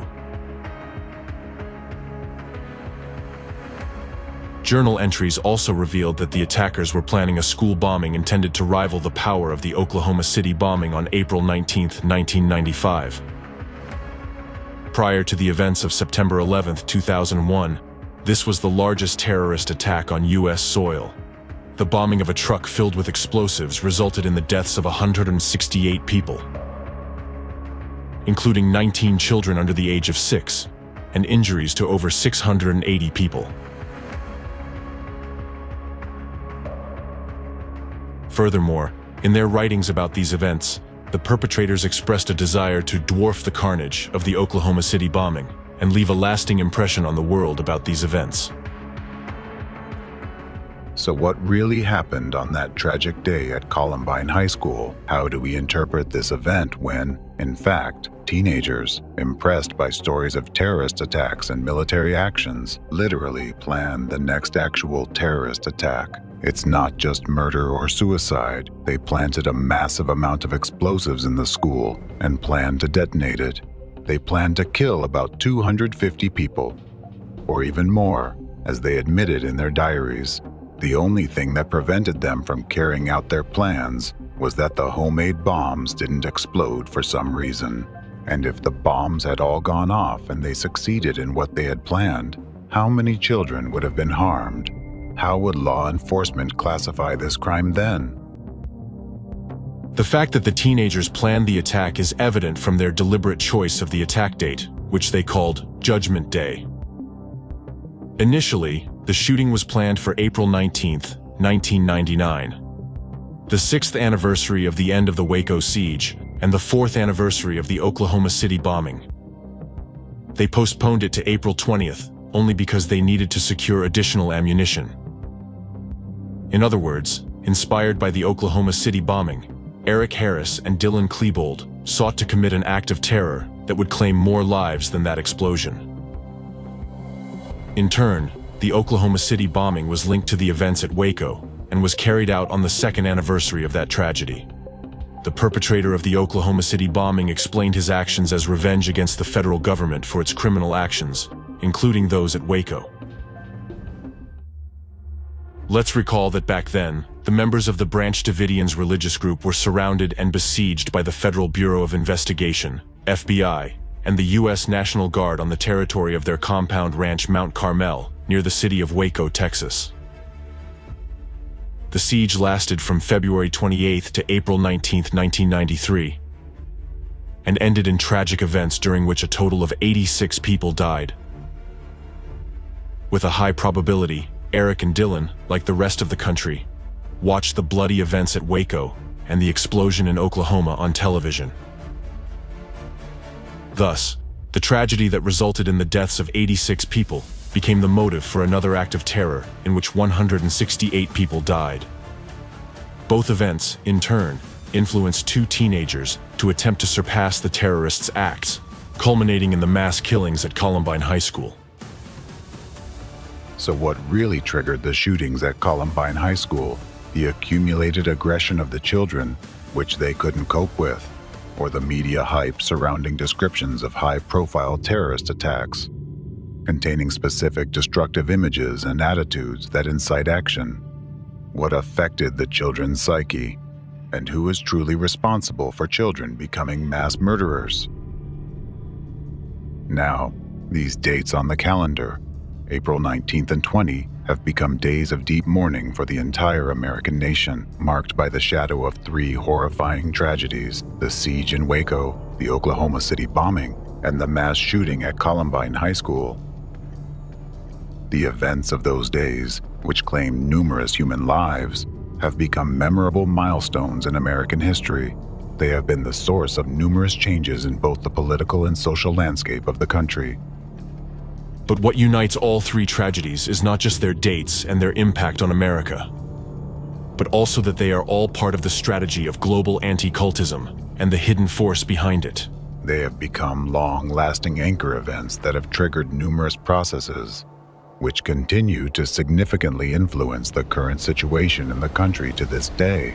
I will talk about this in more detail later, and also, using the specific example of the tragedy in Waco, I will show you how the enemy, through its network of global anti-cultism, orchestrates such events, and how you can identify its hidden hand amidst what may seem like chaos or accidental coincidence of circumstances. Mechanisms of artificial provocation of school shooting incidents by anti-cult representatives. All these events, besides being acts of terrorism, subsequently became powerful info-terrorist attacks, which in turn spawned new crimes. Later, through their allies in the mass media, representatives of anti-cultism launched a PR campaign to give worldwide publicity to the events at Columbine. Numerous high-profile articles were published, films were made, and books were written detailing the day of the attack down to what the boys had for breakfast that morning. All of this ultimately created a romanticized image of the shooters, evoking both sympathy and even admiration. Ain't no V-Tech shit or Columbine, but I look like Brad Park mixed with Dylan Klebold. Let me watch the pro. I get this look up for you. Dude, I want you to know, like... Shots fired. Several shots fired.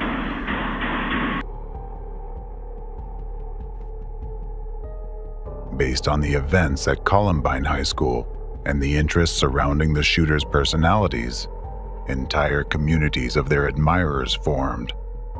Known as the Columbiners, fan groups emerged on social media, which ultimately became known as the Columbine movement. For some reason, competent authorities were slow to combat the spread of this clearly destructive information among teenagers and to stop the activities of such groups, despite their apparent efforts to popularize and romanticize school shootings and their perpetrators. As a result, what do we have now? Nowadays, School shootings and Columbine have become interchangeable terms. The word Columbine is now used to describe all crimes carried out in a similar manner. This marked the unofficial beginning of the era of school shootings. Who created this heroicized image of Columbine and why? Why did the authorities and intelligence agencies allow it to spread so widely? Is this simply negligence and irresponsibility, or intentional criminal inaction? If it is believed that one of the key reasons for new school shootings is an uncontrolled imitation of Columbine, then why was information popularizing this event allowed to spread so widely? If reports of these events did not contain hidden manipulations that incited action, this information would not have been so actively duplicated, picked up by other children, and would not have generated new shooters. It is evident that the Columbine cult was created intentionally. At its core, this is an act of informational terrorism that spawns more terrorist attacks. Who benefits from conducting acts of informational terrorism of this scale? Only the representatives of anti-cultism and the force behind them.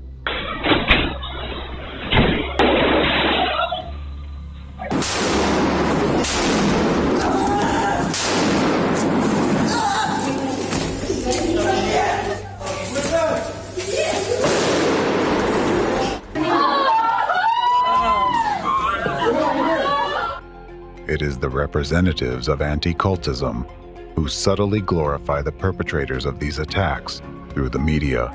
Using manipulative psychological techniques, they implant the desired image into people's subconscious minds, promoting the spread of information that contains hidden destructive messages. The legacy of Columbine. Ever since that mayhem 15 years ago, we've seen more and more of these mass shootings, many by troubled young men inspired by the Columbine killers. Police say Yi is obsessed with the Columbine High School massacre. David, tomorrow is the 25th anniversary of Columbine. Authorities clearly taking no chances. This way, they search for new copycats. They sow the seeds of destruction and wait for new sprouts to emerge. When a school shooting occurs in any country, and the media worldwide starts broadcasting information about it, what happens to the people exposed to this information? Thousands of children and teenagers start to try on the image of the perpetrator, contemplating, what would I do if I were him? They think about how they would act towards their classmates in school, or peers in college or university. Even many rational adults, listening to these stories in the media, start imagining how they might carry out such an act. In doing so, the human mind unwittingly identifies potential victims, those who have wronged them in the past or undervalued them. Thousands think about it, and a few actually turn their fantasies into reality. This is deliberate psychological manipulation. Many of you might wonder, if representatives of anti-cultism are behind school shootings, how do they manage to control the shooters remotely? They aren't physically holding their hands. The answer is simple. They don't need to physically hold anyone's hand to make them commit a mass shooting. They only need to control their consciousness. Naturally, the next question arises.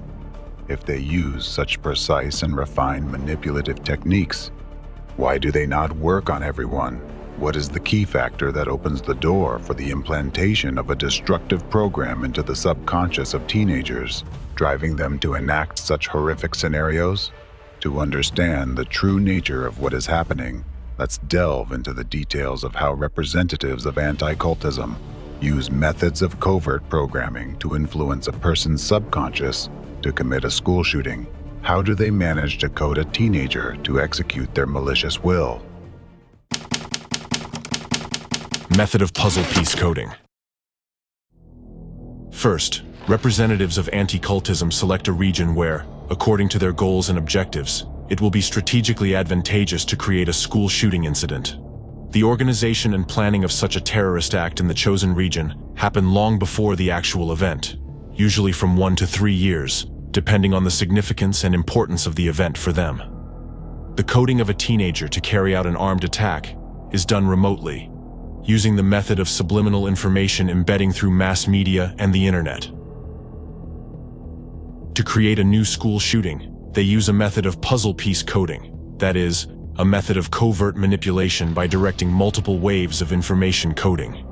Each wave individually contains specific embedded messages that, like puzzle pieces, come together in the depths of the potential shooter's subconscious. Only when these pieces combine do they activate the program to commit mass murder. As a result of this activation, the individual goes through with the crime, while to an observer, it appears as if it was their personal decision. No one met with them, directly incited them, or helped them prepare. They didn't even discuss the topic with anyone. In reality, they act as a biorobot, guided by a skilled hand to carry out a premeditated criminal plan. This segmentation of manipulative embeds into several waves of information delivery is intentional and serves the purpose of precise targeting. Since a school shooting requires one, at most two perpetrators, the waves of information coding affect thousands of people. Some of these people may even feel an impulse to act on the commands, but not everyone can cross the line into committing mass murder. Therefore, to narrow down the target zone and activate a suitable potential shooter, a cross-sectional information attack is conducted. It consists of several information deliveries, each containing specific embeds that can bypass the critical control of the conscious mind and penetrate directly into the subconscious. Once there, these embeds come together like a puzzle to form a cohesive picture of the future crime. This image becomes a dominant intrusive thought, pushing the individual towards committing mass murder. When planning the next school shooting, representatives of anti-cultism first study the demographics of the target school, their interests, and popular internet and media resources among them. Then, by placing materials on these media resources, considering trends in the teenage environment, they launch multiple waves of information coding that contain hidden embeds. Moreover, these infected messages are typically spaced out over time, meaning they don't necessarily need to be released into the information space simultaneously. The key is that they all superpose in the perception of a specific individual. Their combination in the potential shooter's subconscious triggers the command to execute the implanted program. The initial information coding attacks have a broad range of impact. The final wave of the attack and additional corrective measures are carried out directly within the target school. These give the start command to the shooter. Representatives of anti-cultism first launch preparatory waves of information coding, followed by targeting and activating waves. This series of precautionary measures allows them to control the exact number of perpetrators of a terrorist attack and the quality of its execution. The first preparatory wave, which serves as the foundation for the subsequent layering of all puzzle piece embeds into a single picture, is the glorification of previous school shooting perpetrators.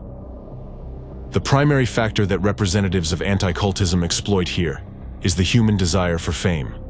Therefore, all the narratives glorifying shooters, implanted by representatives of anti-cultism, exploit a person's desire for popularity and widespread attention. It doesn't matter how the information about the shooters is spread.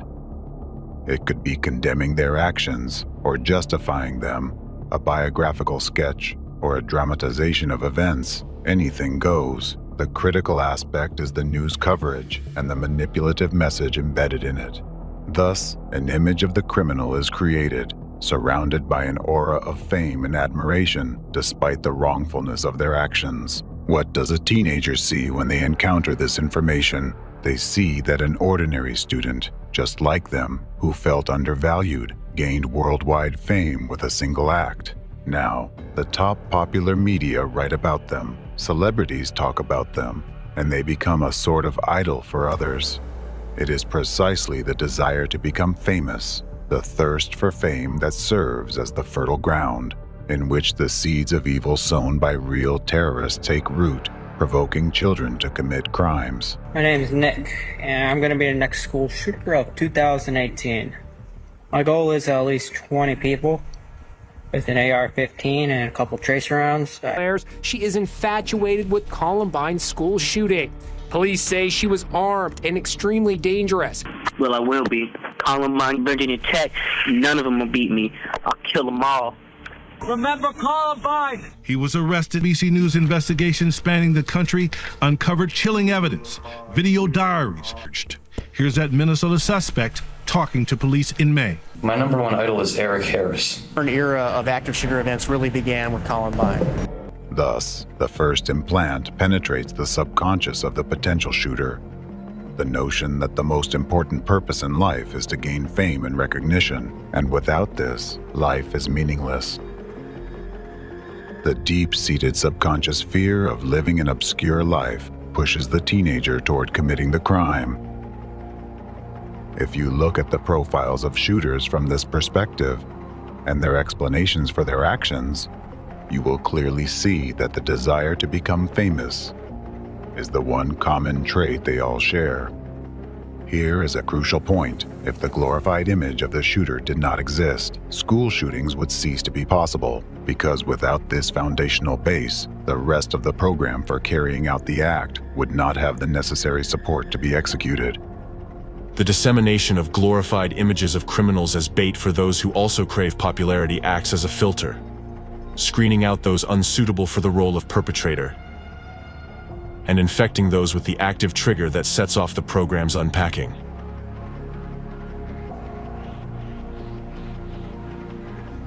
Another filter is the specific method of selecting themes through which the program components for executing a school shooting are embedded. These themes are chosen from the areas of interest to teenagers, which are typically opposite in nature. What does this mean, and why is it done? A person is more likely to be interested in related topics.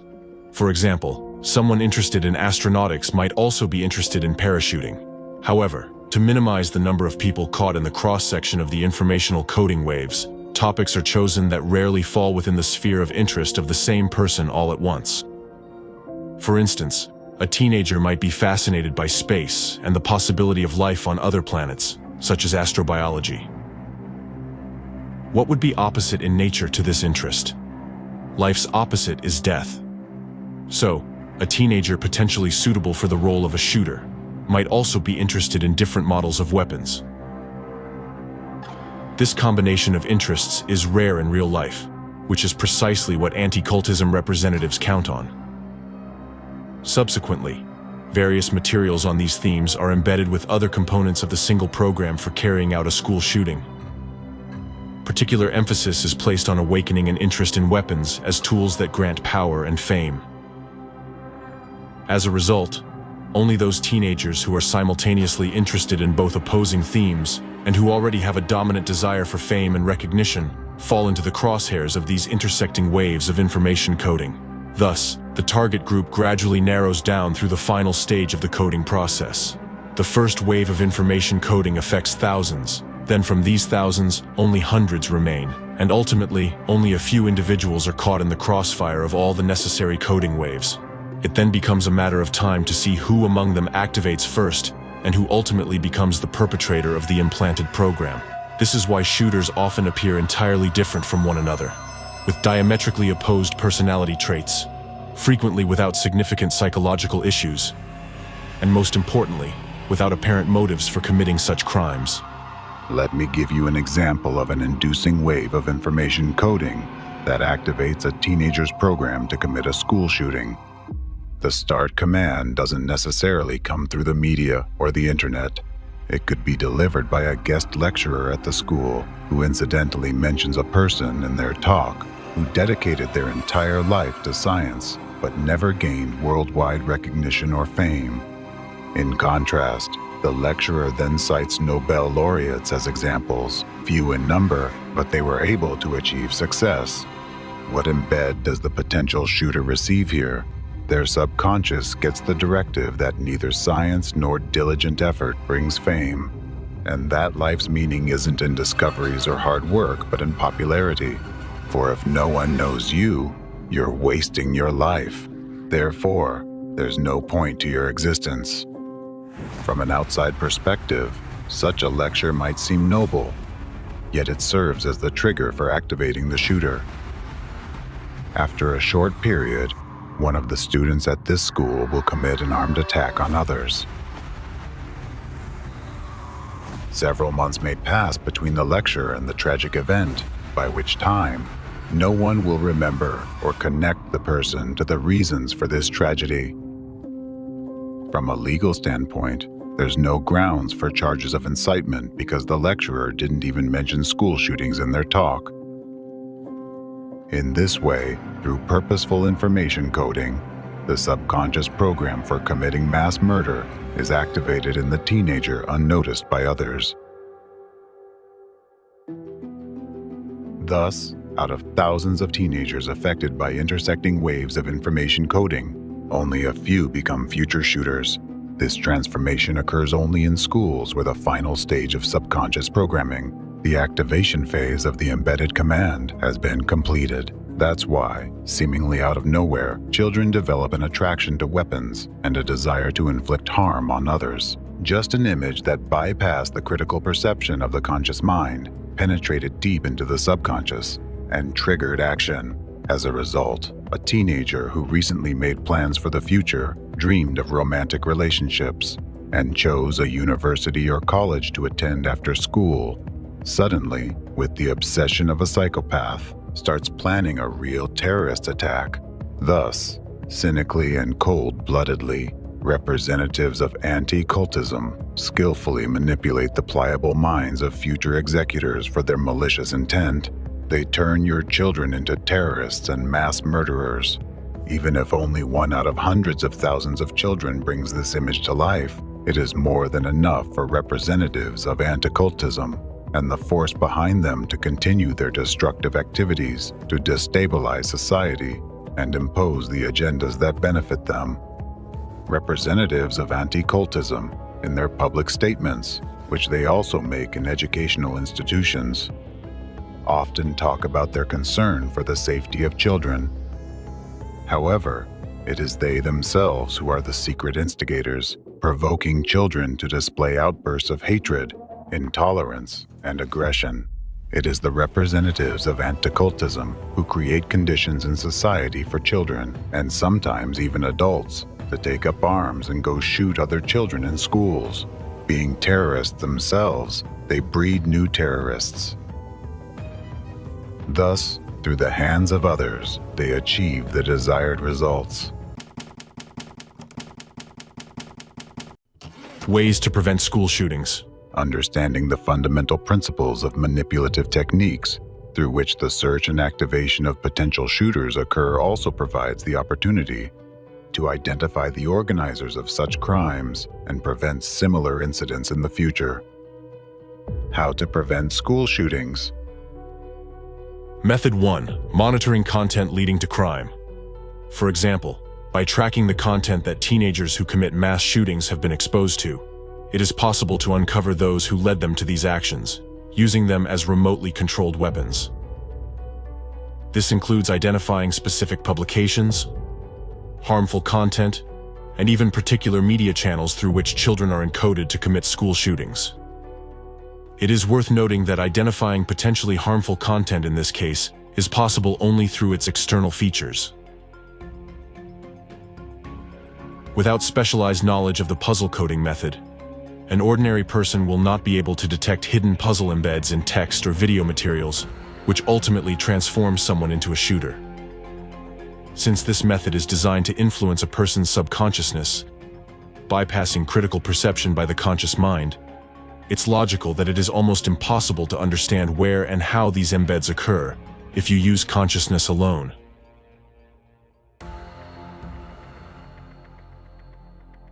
But what can be noticed, and what should be paid attention to when identifying dangerous content? Since heroization of shooters is the first and fundamental wave of information coding, which lays the groundwork in a person's subconsciousness for committing a future crime, we will now provide an analysis of publications on the topic of school shootings.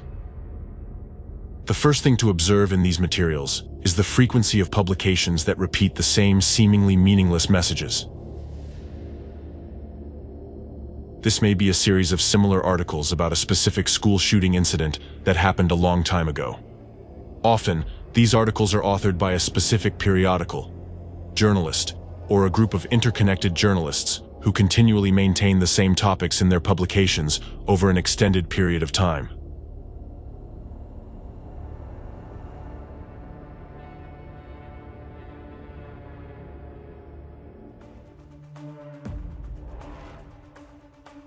Meanwhile, other journalists or media outlets may have already stopped covering this event long ago.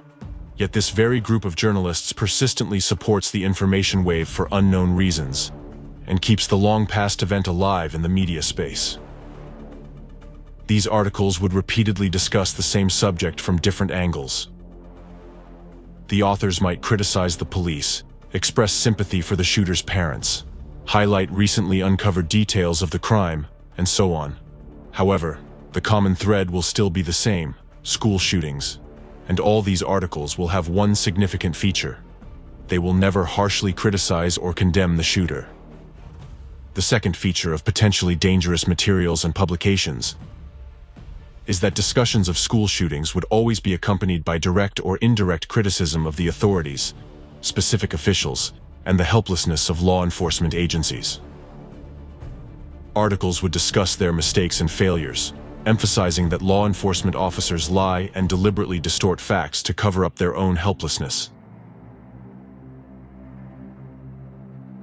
Such publications often appear very similar, and at first glance may even seem reasonable, devoid of aggressive calls to action or clear signs of inciting hatred. However, in reality, the information they contain deeply affects people, leaving a lasting imprint on their subconsciousness. The third feature to watch for is the presence of numbers in the publications. Information containing hidden embeds always includes a numerical code. This could be mentions of dates, exact time when a crime was committed, the number of casualties, or other figures. Yet these numbers would be repeatedly referenced in their publications. The point is that human consciousness and subconsciousness perceive numbers differently. This feature of the work of our subconsciousness is leveraged by the puzzle coding method. As mentioned before, it is extremely challenging for an unprepared individual to detect hidden manipulations of consciousness, and, even more so, subconsciousness, through the puzzle coding method without specialized training. However, there is always a pattern, and identifying this pattern can help pinpoint particularly dangerous content amid the vast flow of information. Once sources of destructive influence containing hidden embeds are identified, it is crucial to promptly halt the propagation of their influence on the broader population. Method 2. Conducting psychological testing in schools to identify increased levels of bipolar disorders. One indicator that students at a particular educational institution have been subjected to hidden external subconscious manipulation is an increase in cases of bipolar affective disorder among them. What's the connection here? Since the initial waves of information coding have a wide radius of impact, certain embeds, parts of the program for mass shootings, infiltrate the subconscious of all affected individuals. What happens to a person in this case? Hidden directives start acting in their subconscious, conflicting with their conscious goals and aspirations. As a result, internal conflict and resistance emerge within the individual. This conflict, triggered by the implanting of foreign elements into the subconscious, eventually manifests as bipolar disorder. Representatives of anti-cultism cannot avoid provoking such conditions when they initiate preparatory waves of coding for school shootings, because this forms the foundation for further imposition of other waves, ultimately launching the program. An illustrative example in this regard is the situation in the Czech Republic, where after the shooting incident at the Faculty of Philosophy of Charles University in Prague in 2023, pertinent information emerged regarding the prevalence of bipolar disorders among the country's young generation. Czech media began disseminating information indicating that approximately 5% of the entire population of the Czech Republic currently suffers from bipolar affective disorder, primarily among the young generation of the Czech shooter's age, namely students. Students of Charles University themselves posted on social media, expressing concern about a troubling trend. Every second student suffers from bipolar affective disorder.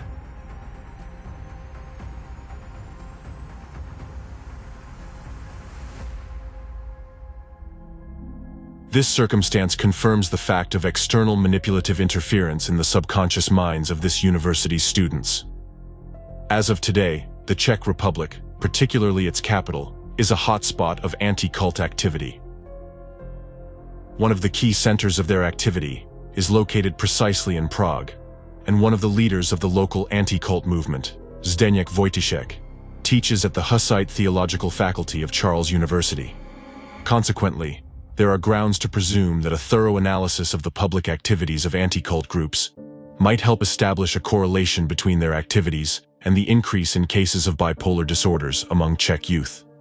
A deep study of this relationship may ultimately provide compelling evidence that anti-cult organizations are not only linked to school shooting incidents, but are indeed their perpetrators.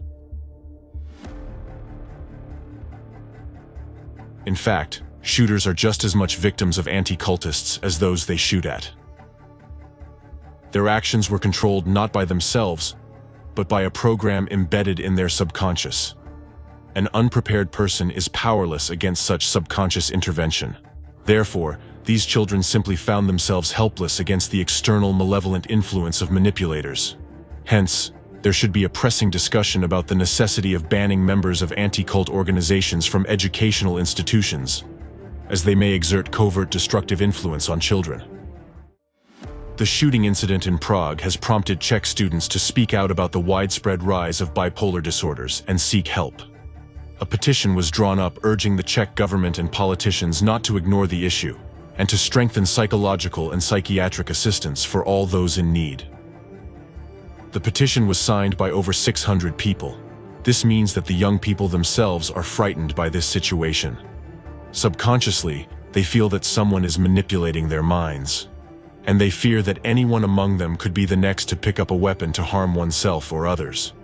A similar scenario following school shooting incidents will be observed in all schools that have been targeted by the information coding attacks of anti-cult representatives. The situation in the Czech Republic clearly demonstrates that bipolar disorder is an inherent and natural accompanying factor in external interventions aimed at programming the subconscious of individuals.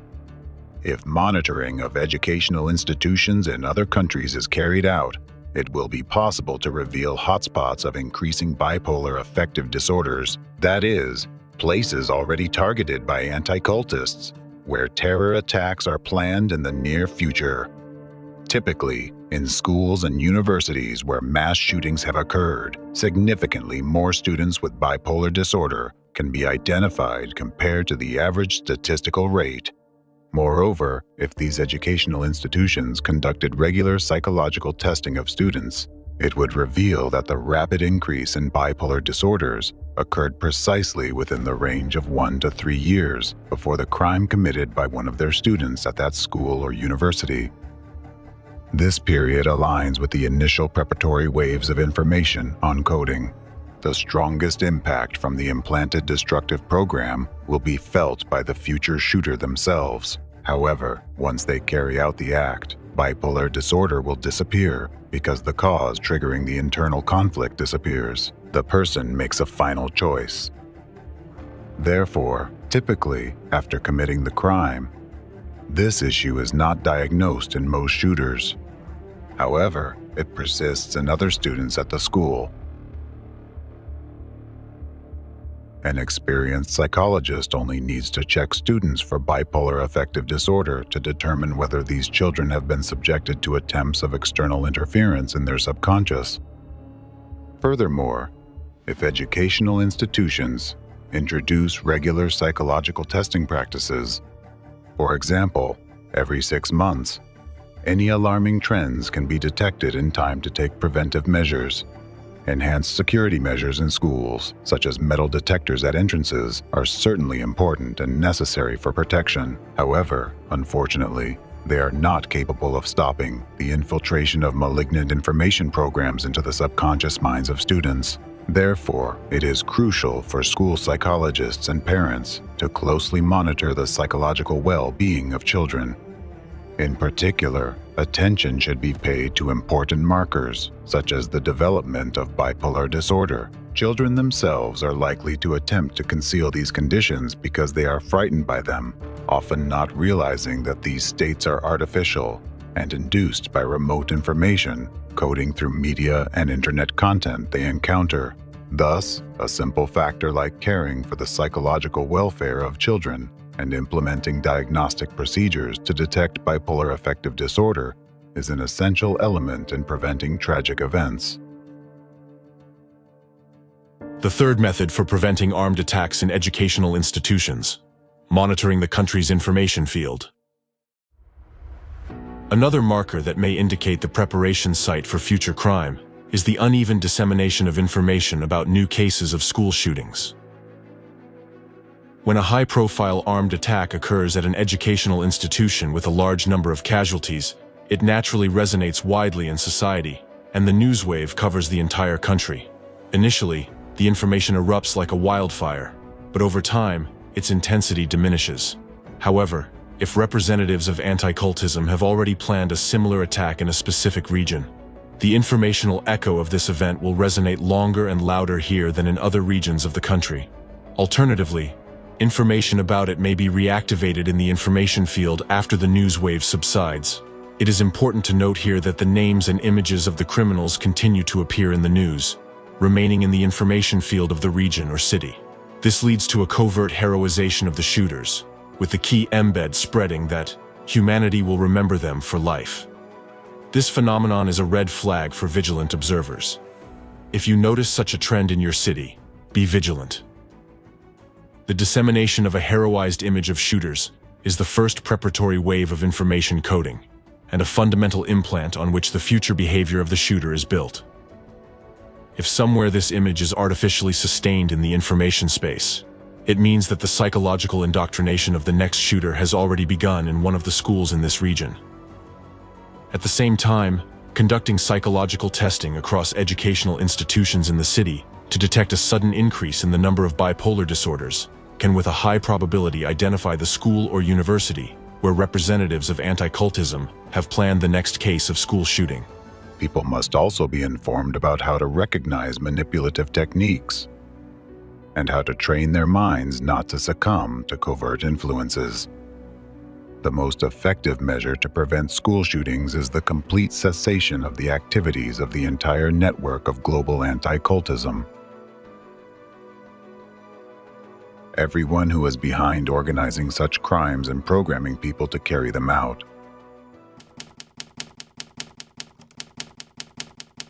School shooting is a controlled process.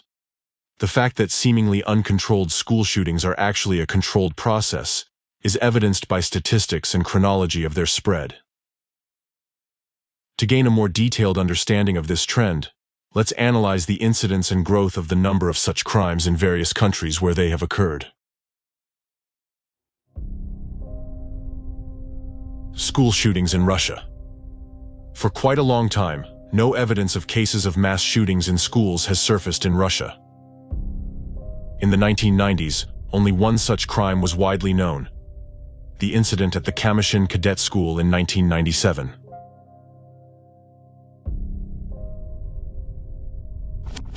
The first armed attack on an educational institution in Russia, which resulted in fatalities, is considered to be the shooting at Moscow School No. 263 in February 2014, and the first instance of a school shooting following the so-called Columbine scenario occurred in 2017 in Ivantevka.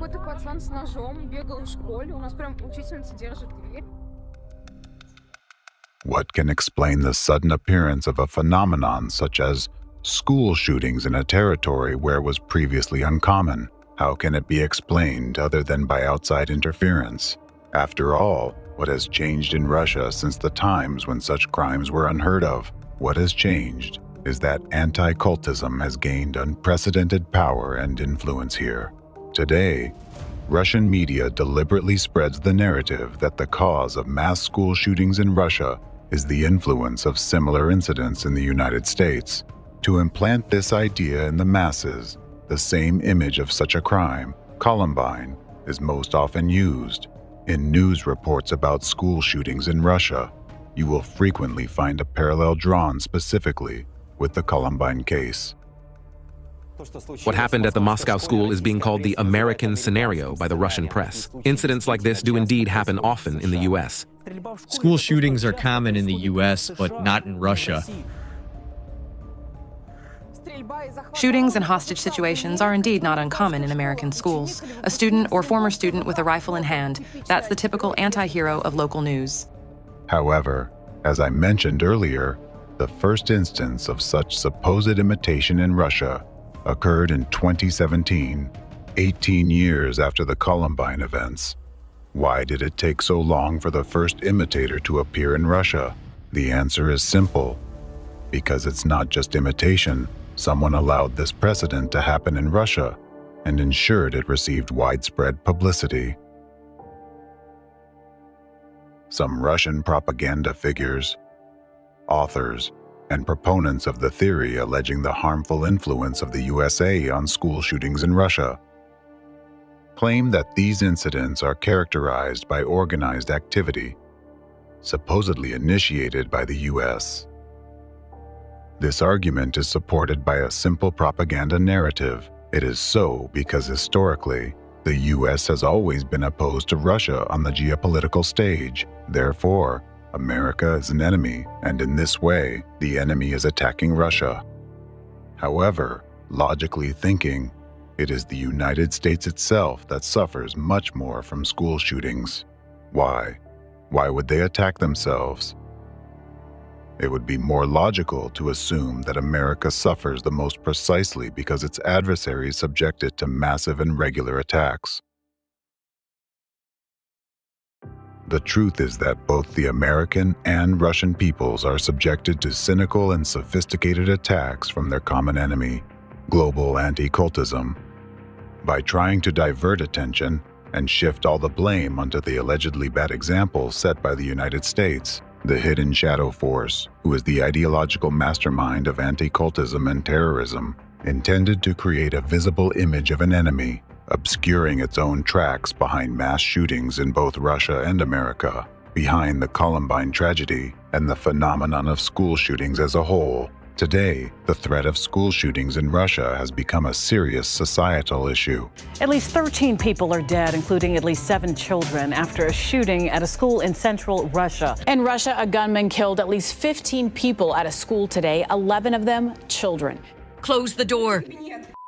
Some shooting! I hope they'll shoot him. Hey, buddy, hang in there. Hold on a bit, okay? We'll tie it up quickly. Guys, it's a complete mess. I'm done. I'm in Perm State University. It's a complete mess here. The situation right now is people are being loaded into ambulances. There are the wounded everywhere. I wanted to get my child out, but the best thing for them now is to barricade. They're there. To explain how this phenomenon suddenly emerged and began to progress, one needs to trace the consequences these terrorist acts brought to the country. What was the political situation at the time of the attack? What changes did this event provoke in that situation? What laws were passed after each new high-profile case? And who ultimately benefited from this, implementing their selfish goals under the guise of a loud news break? Then it becomes evident that the reason for the emergence of school shootings in Russia is not spontaneous copycats. It is simply that the force behind anti-cultism has decided to use this tool of terror now on Russian soil as well. Another confirmation that school shootings are not accidental is the geography of these attacks. Notice that there are specific countries, like the United States, that regularly suffer from school shootings. Then, there are countries where this phenomenon is gaining momentum, like Russia. And there are countries where only isolated incidents have occurred without subsequent recurrences, such as Canada or some European countries. Breaking news out of Canada, Canadian Prime Minister Justin Trudeau says 5 people have been killed, 2 more are in critical condition after a school shooting. A 14-year-old boy has shot dead 8 children at a school in Serbia. These cases generally did not receive widespread media coverage or gain worldwide notoriety. Many of you, I am sure, are hearing about these incidents for the first time today.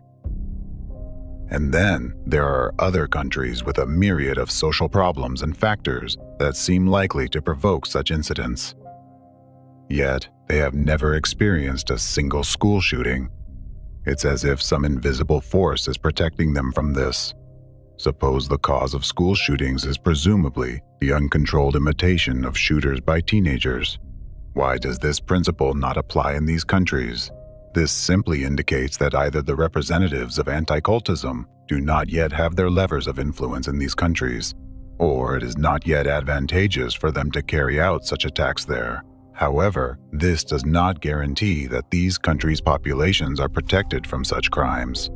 A vivid example is the previously mentioned mass shooting incident in the Czech Republic in 2023.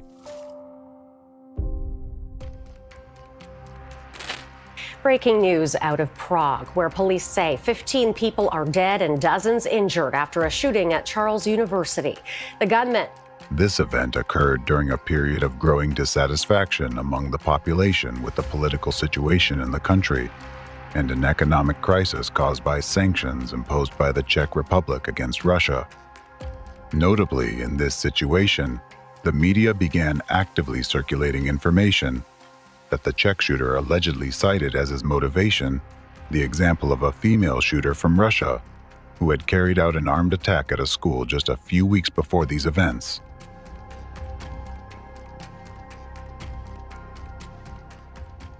Such a confluence of circumstances suggests that the attack in the Czech Republic was not coincidentally carried out at this particular time, nor was the reference to Russia as the inspiration for the crime accidental. It appears that someone wanted to exploit the situation for their own interests. If we examine each such attack closely, we can see that these events always correlate with the political situation in the victim country. For example, they often coincide with upcoming elections, important international negotiations, escalating political tensions within the country, growing public dissatisfaction with the government, and so on. Such events often become significant and high-profile news stories that overshadow other news. During this period, when public attention is focused on the tragedy, anti-cult representatives and the forces behind them can quietly carry out actions they would prefer to keep out of the public eye. Are these coincidences or someone's cold calculation? The most telling evidence of the planned nature of these attacks is their influence both on the life of a single country and on the global community. Each school shooting brings about a series of political and social transformations directed by anti-cult representatives to serve their interests. This leads to significant changes within the state and irreversibly affects the lives of its people. Even one such event leaves an unhealing, bleeding wound on the heart of the entire society. Primarily, such terrorist attacks target parents and all those with children. After all, a terror attack where one child kills other children causes immense shock and upheaval in society. It strikes at the most vulnerable place in every parent, for their life. Waited hours to be told our daughter would never come home. The sensationalized details of school shootings spread through the media create a powerful internal fear in people, creating a pervasive sense of constant threat to the lives of their children.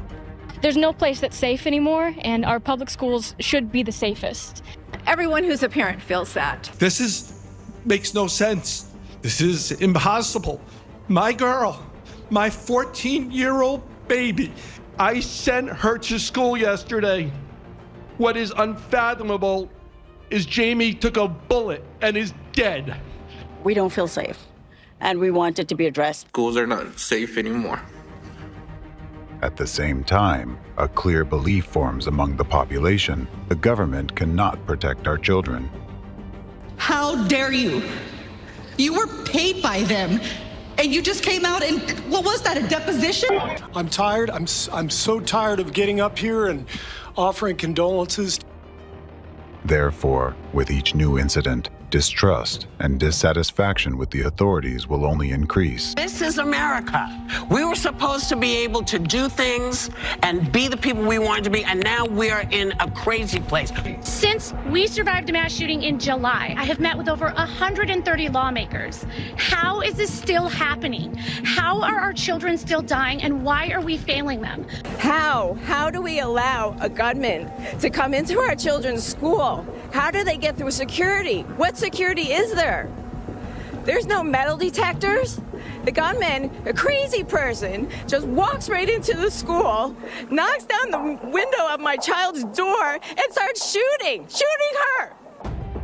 In the eyes of frightened parents, the authorities are guilty of failing to ensure their children's safety. They are guilty of allowing their children to live in a state that is rotting from within, where their child could become a victim at any moment or even turn into a perpetrator. This subconscious understanding causes feelings of apathy, hopelessness, and hatred towards the current authorities, skillfully inflamed by anti-cult representatives. This doesn't happen in other countries. It happens in the United States of America. You've got a beautiful country, you've got beautiful people, but what's the problem? Guns. How does a 7-year-old have a gun? I'm very angry that this happened, because it keeps happening. These children survived. This is the shrill screaming of kids trying to get out while their classmates are being murdered.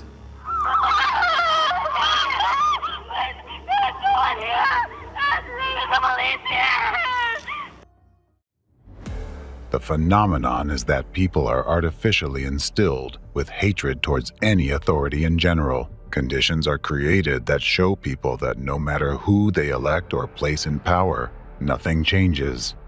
Thus, the belief that all authority is evil becomes firmly rooted in the public consciousness. This process creates a vicious cycle. Artificially induced and maintained fear drives part of the population to demand stricter measures and tougher laws from the authorities. However, these initially well-intentioned initiatives that were supposed to prevent new crimes are subsequently used by anti-cult representatives and their accomplices within state structures against the people themselves. This results in greater subjugation of the populace, increased control over citizens' lives, and the suppression of free speech. Thus, people are gradually stripped of their last rights and freedoms. As a consequence, a previously democratic country moves closer to a totalitarian regime. But at the same time, while one part of the population, driven by fear, advocates for stricter measures, another part, driven by hatred towards the authorities, believes that such authoritarian methods will lead to even greater restrictions on their freedoms and violations of their rights.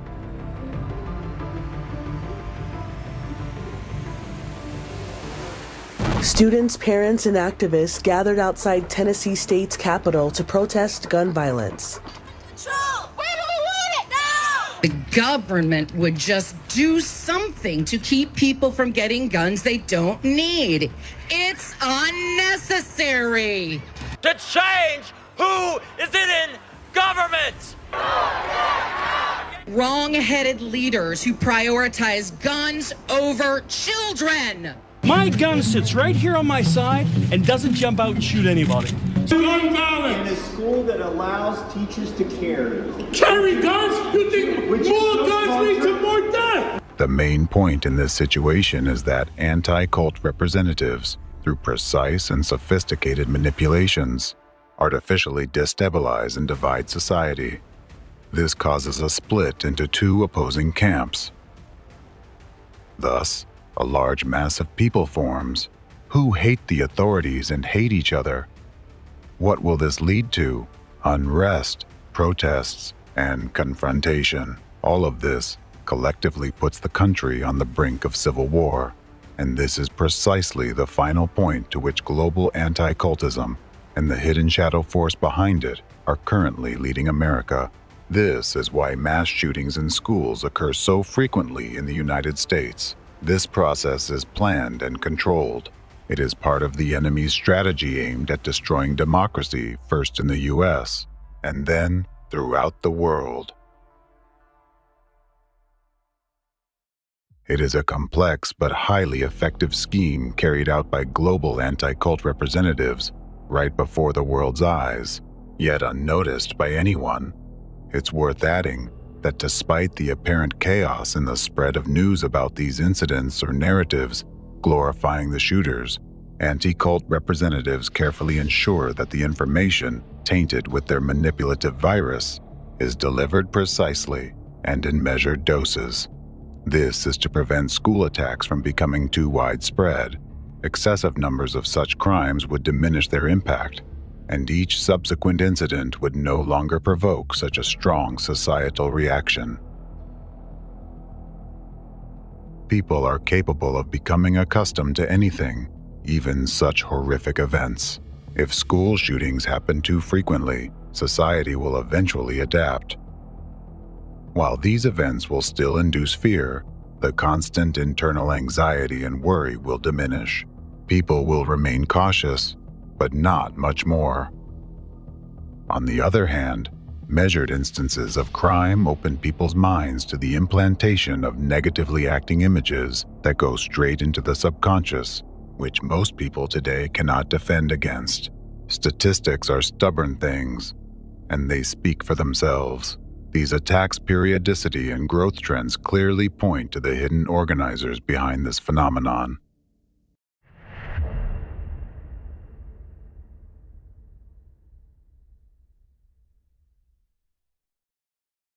The situation in the U.S. is particularly alarming, with a rapid increase in school shootings carrying a hidden warning sign. Initially, anti-cult representatives provoked isolated incidents of school shootings, which had a massive impact not only on America, but on the entire world. School shooting, high school shooting,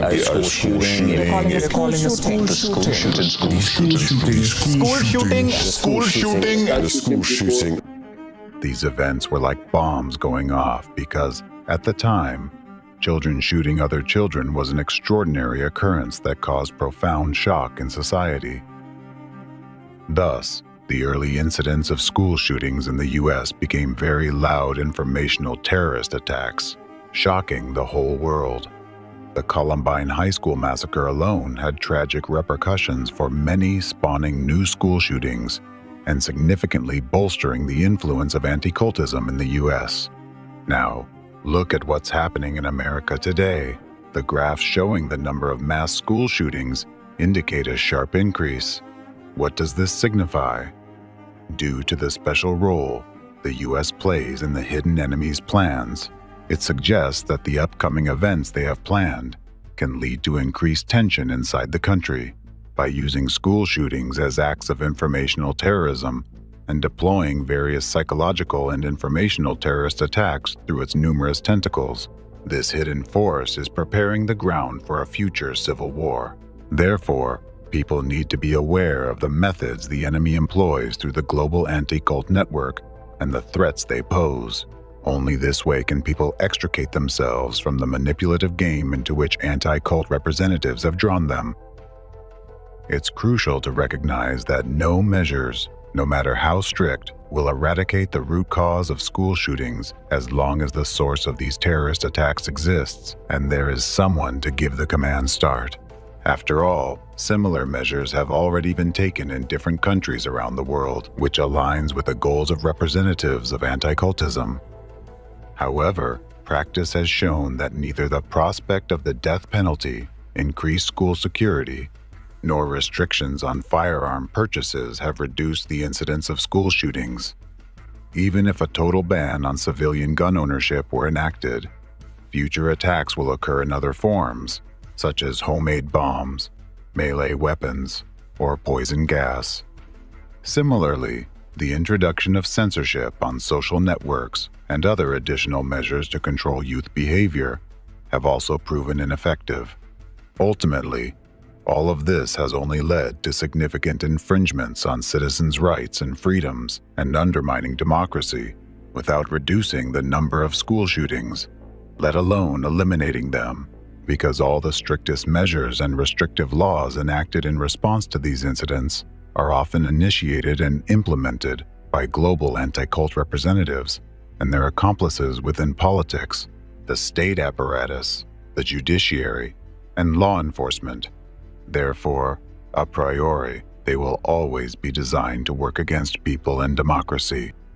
This chain of evil will not end, and children will continue to suffer and die as long as global anti-cultism exists, and its representatives can freely use their hidden manipulative techniques to influence people's minds and conduct acts of informational terrorism through the media. School shootings are the plague of the 21st century, and the source of this plague is global anti-cultism and the hidden enemy of humanity behind it. It is the creation of a force that skillfully manipulates images and has chosen terrorism as its primary weapon. They are responsible for creating this disease. They cultivate and sustain it. We can only defeat this disease when the true spreaders, all the perpetrators and organizers of these crimes, are held accountable and answer before all of humanity for their atrocities.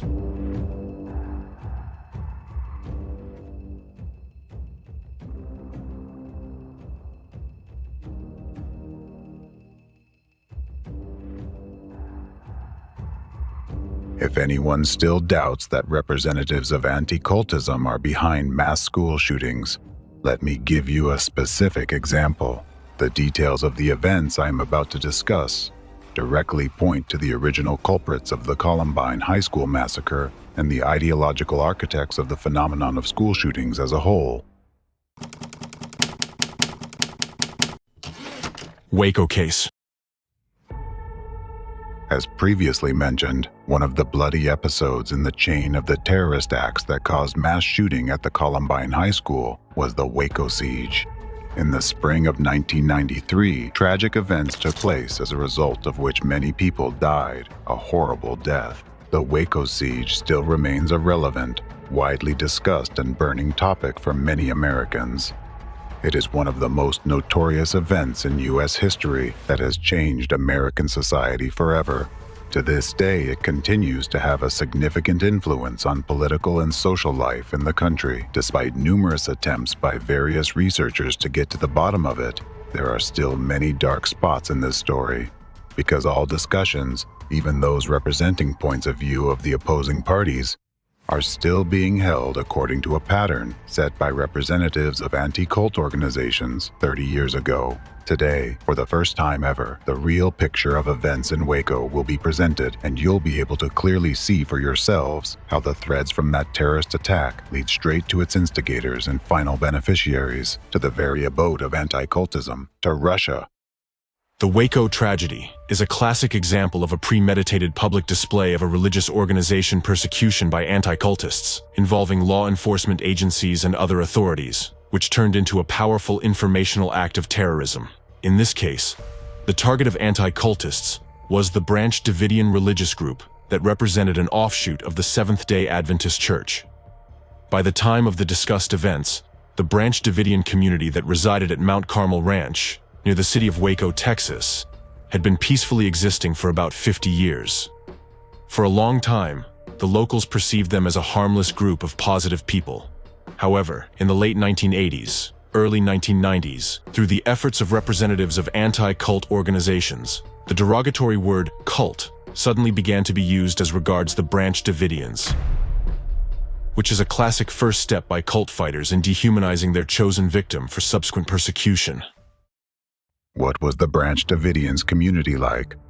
They were a group of people peacefully living on their land, in a building they themselves had erected, and were united by joint study of the Bible. Each had their own hobbies, earned their living, just like everyone else, had various professions, and came from various walks of life. Among them were Harvard graduates, rock musicians, as well as ordinary mothers caring for their children. There are many similar settlements across America. Those were free people who lived in a free country the way they liked, in accordance with Christian values and the U.S. Constitution. They didn't impose their lifestyle on anyone and didn't cause anyone harm. I'm Paulina. I'm Stephen. I'm Vanessa. Philip. Well, you had a bunch of women, children, elderly people. They were all good people. They had different beliefs from others. different beliefs than I have, or maybe different beliefs than you have in their way of life, and especially in their religious beliefs. But basically, they were good people. I was around them quite a lot. They were always nice, mannerly. They minded their own business. They were never overbearing. They were always clean and courteous. I liked them. Several years before the tragic events, anti-cultists had launched a series of discrediting articles and videos in mass media aimed at the Branch Davidians. At that time, the community leader was a young preacher, Vernon Howell, who adopted a religious pseudonym, David Koresh. He became the main target of the attack of anti-cultists, who started labeling him as a dangerous cult leader through the media they controlled. Even then, his enemies were saying this self-proclaimed son of God was closer to Satan. Throughout the entire subsequent disinformation campaign, other members of the organization were deliberately ignored, and almost all of them remained nameless, devoid of individuality. Under the influence of anti-cultists, mass media presented the Davidians solely as those who had been brainwashed by their leader, who allegedly were almost in a slavish position and unconditionally followed Koresh's orders.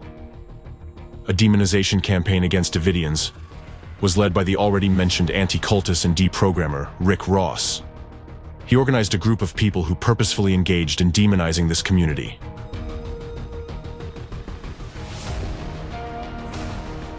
His group included some anti-cultists from the Can network, former members of the Branch Davidians they recruited, relatives of those former members, as well as news reporters from a number of periodicals and presenters of popular TV programs. Let's recall that by the early 90s, Can was the leading anti-cult organization in the USA, while Rick Ross was one of the most active deprogrammers in Can. Also, a big role in discrediting the Davidians was played by their former member Mark Bro, who had left the community after a conflict with Koresh. Bro had obvious motives for a personal revenge. Starting from 1991, he gave a series of interviews where he unprovenly claimed, among other things, that Koresh abused children, and moreover, that he could even kill them using them as human victims. Bro also claimed that Koresh allegedly applied mind manipulation techniques to control members of his group and could order them to commit mass suicide. Later on, the anti-cult gang persistently tried to spread this narrative, sending a warning to their accomplices in mass media and the US authorities under the guise of anonymous informants that the Davidians were allegedly planning to commit mass suicide. In their messages, anti-cultists asserted that Mount Carmel would become another Johnstown if measures weren't taken. Of course, these allegations had no ground or factual evidence other than rumors and slander spread by individuals whom anti-cultists recruited. The purpose of this campaign was to draw the attention of law enforcement agencies to the activities of the Branch Davidian community, and in order to do that, anti-cultists even resorted to outright lies. Techniques that were used against Branch Davidians, such as stigmatization, dehumanization, and guilt by association, are classical methods in the strategy of anti-cultists, aimed at persecuting a target group in order to carry out an informational act of terrorism. The anti-cultists were actually the first to launch the narrative about a possible mass suicide of Davidians, and this very narrative played a decisive role in subsequent interpretation of the Waco tragedy outcome. The events of 1993 began when the leader of the Branch Davidians, David Koresh, and other organization members were suspected of violating firearms laws.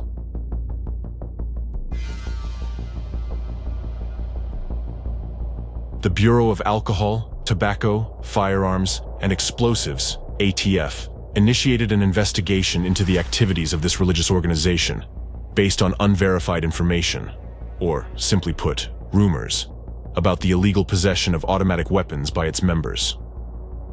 Who was actually the source of those rumors?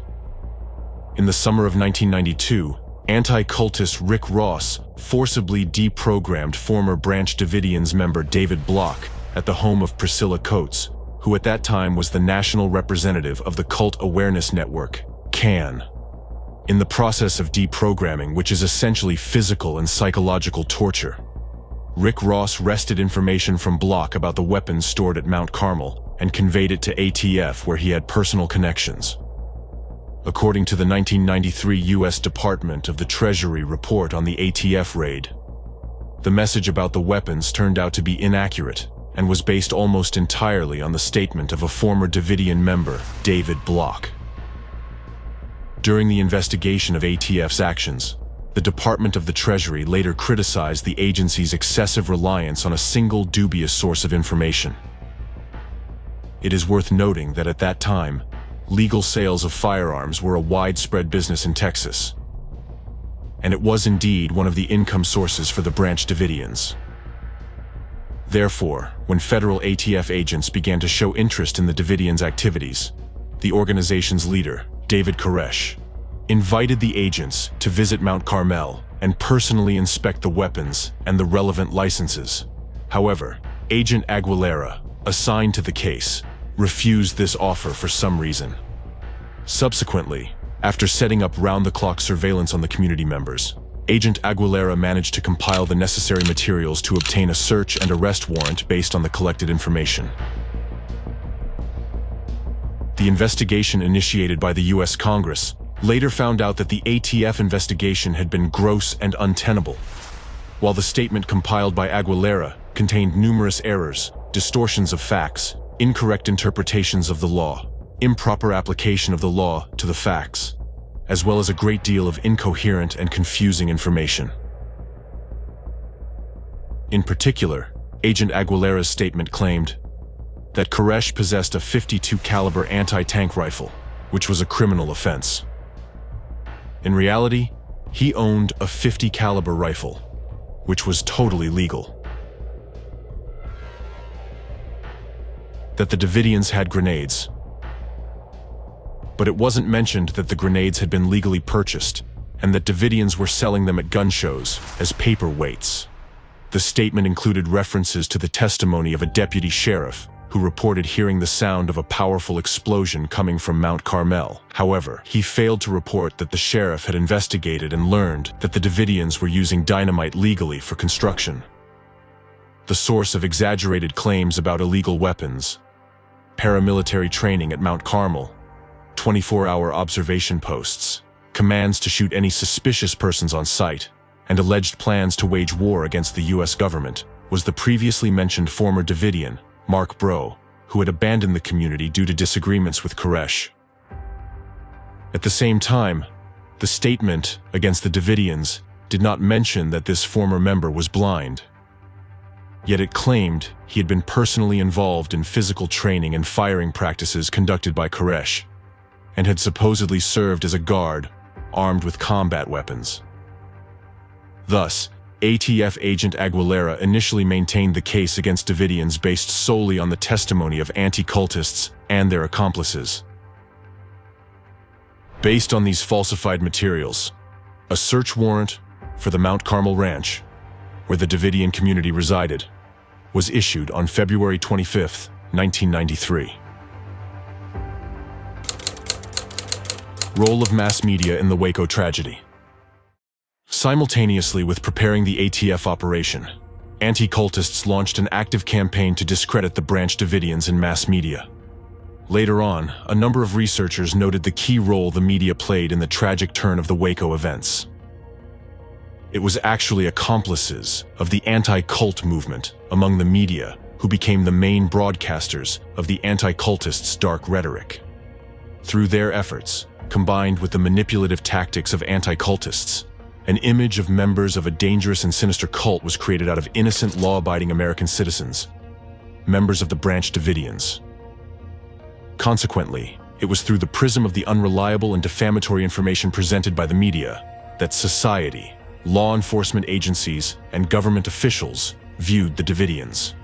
A significant contribution thereto was made by a local newspaper, the Waco Tribune-Herald, which actively broadcasted baseless accusations initiated by the anti-cultists. At the time of the discussed events, almost simultaneously with the start of the law enforcement operation against the Davidians, the Waco Tribune-Herald released a series of articles titled "The Sinful Messiah." The first article was published on February 27, 1993, the the day before the ATF raid. Reports by the article author, Mark England, heavily relied on the testimony of Bro, deprogrammer Rick Ross, and other key figures involved in the demonization campaign against the Davidians. At the same time, the author did not seek opinion from competent researchers specializing in studying such religious organizations. And even more so, the perspective of the Davidians and their leader was not represented either. Interestingly enough, until a certain point, reporters from the Waco Tribune-Herald covered information about the Branch Davidians neutrally, without using the offensive label of a cult. However, their rhetoric changed dramatically after the intervention of anti-cultists. England, the author of the Sinful Messiah series, began actively promoting anti-cult narratives portraying the 33-year-old Koresh as a fanatical cult leader who used mind control techniques on his followers. Mark England also accused him of polygamy and child abuse, and claimed that the leader of the Davidians engaged in sexual relations with underage female members. There was really no evidence of child abuse. It was only allegations. And again, I say today that we have not ever found any proof of any child abuse out there. At that time, no confirmed evidence supported such claims. The situation was quite the opposite. In fact, back in 1992, the Texas Child Protective Services, CPS, received an anonymous report alleging child abuse at Mount Carmel. Following the anonymous message, CPS staff visited Mount Carmel 3 times. They conducted physical examinations of 12 Davidian children, and the investigation found no signs of abuse or injury. Due to the lack of evidence supporting the child abuse allegations, CPS officials closed the investigation regarding Koresh. However, that didn't prevent ATF investigator David Aguilera from including child abuse accusations in his affidavit for a search and arrest warrant for Koresh. Aguilera, in turn, had received this information from Mark Bro. Later on, despite the fact that suspicions of child abuse by Koresh were not confirmed, they were still actively promoted in mass media controlled by the anti-cultists, which significantly influenced the decisions made by the operation commanders and representatives of the authorities. For some reason, even though there was no evidence, mass media and law enforcement officials treated accusations made by the anti-cultists and disseminated by their associates as irrefutable facts. The greatest influence on the law enforcement officers who prepared the Mount Carmel raid was exerted by anti-cultist and deprogrammer Rick Ross. In fact, Nancy Ammerman's report to the Departments of Justice and Treasury regarding the actions of federal law enforcement agencies in Waco stated that Rick Ross was, in fact, closely involved with both the ATF and the FBI, and that it was he who provided them and the Waco Tribune with misleading information about the Branch Davidians. Thus, both the search warrant and the ATF raid plan relied heavily on information provided by anti-cultists and their accomplices, rather than on factual materials. Starting from December 1992, 10 weeks before the federal raid against the Davidians, ATF and other federal agents increasingly turned to Mark Bro and Rick Ross for information and consultations. Specifically, Bro characterized the Davidians to federal agents as terrorists. He claimed that they were no ordinary group of criminals, but allegedly religious fanatics who wouldn't hesitate to suicide for their leader. Bro and Ross kept supporting the statement that mass suicide was possible, as did Waco Tribune-Herald reporters. Anti-cultists and their associates demonized Koresh and the Davidians to such an extent that at the time the ATF operation began, the authorities, operation leaders, and federal agents perceived the Branch Davidians community as an apocalyptic cult in an armed camp, preparing for the final battle of Armageddon against the forces of government, which supposedly embodied satanic Babylon. They envisioned Koresh as a leader of a paramilitary terrorist group, that was stockpiling weapons to start a war against the federal government. Representatives of federal authorities were convinced that the Davidians were not going to cooperate during the investigation, that they hated the federal government, were controlled by their fanatical sect leader, and would start a holy war at the very first encounter. Precisely the manipulative actions of the anti-cultists explain why the ATF agents did not consider a non-violent way of resolving the situation.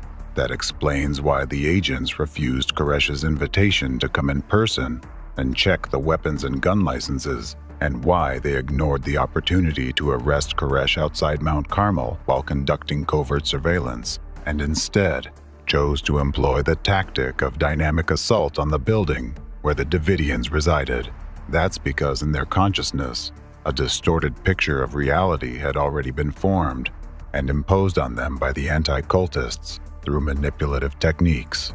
In federal agents' reality, they were going to search not peaceful civilians, but extremely dangerous criminals, whom the anti-cultists described as terrorists and suicide bombers. Without the grim and demonizing images generated by the anti-cultists, exaggerating a possible threat from the Davidians which in fact never existed, it is unlikely that the ATF would have resorted to such extreme measures, but unfortunately, the law enforcement officers had fallen under the influence of anti-cultists, and by the time the operation began, some of their representatives in the operation leadership were already entirely manipulated, largely through Rick Ross. A raid by federal agents on the ranch where the Branch Davidians resided, with the purpose of searching and detaining their leader, was scheduled for Sunday, February 28, 1993. The operation was officially codenamed Trojan Horse, but later became more widely known as Showtime, as the agents themselves called it. The day before the operation, and on the day of the raid itself, a prearranged massive wave of publications demonizing the Davidians was launched in mass media. Thus, on February 27th and 28th, more than 100 media across the country released materials with almost identical statements, mostly reiterating the core narratives of the anti-cultists' dark rhetoric against the Branch Davidians. All of the media outlets communicated the same groundless accusations by Rick Ross and Mark Bro against the Davidians, posted in the local Waco Tribune-Herald newspaper. During the raid on the ranch, a shootout began, resulting in the deaths of 10 people, including 6 Davidians and 4 ATF agents. David Koresh got wounded. After the federal agents' deaths, the operation came entirely under FBI control, and the case against the Davidians was reclassified as a conspiracy to murder. And in actuality, the Branch Davidians reacted the way any American would react when his home was broken into by armed terrorists. They first called the police. They dialed 911. 911, what's your emergency? There are men, 75 men around our building. Okay, just a moment. In the tape recordings of these conversations, we can hear the fear and distress of Wayne Martin as he says, "Yeah, tell them there are children and women in here and to call it off."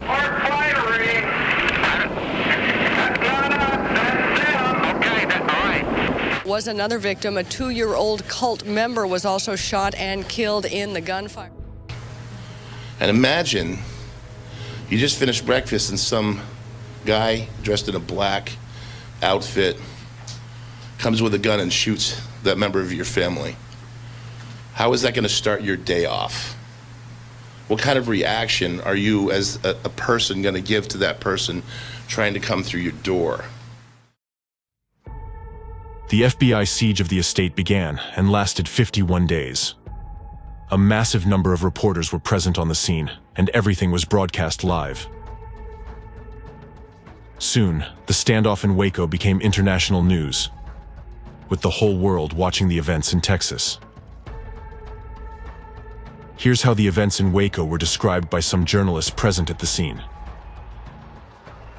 The FBI assembled what was likely the largest military force ever gathered against civilians in American history.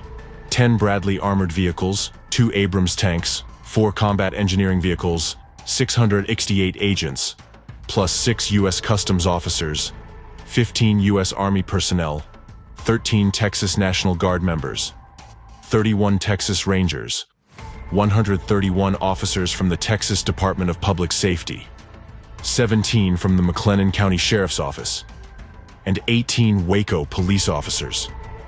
In total, 899 people participated in the operation. In Waco, Texas, standoff between law officers and occult members of a religious compound. Called or known as the Branch Davidians. A heavily armed religious cult near Waco. 3 helicopters, 150 law enforcement officers, some of them from the Houston area. Dr. Ken Etheridge, he said that he had never seen anything with this magnitude or severity. He said it was like a war zone.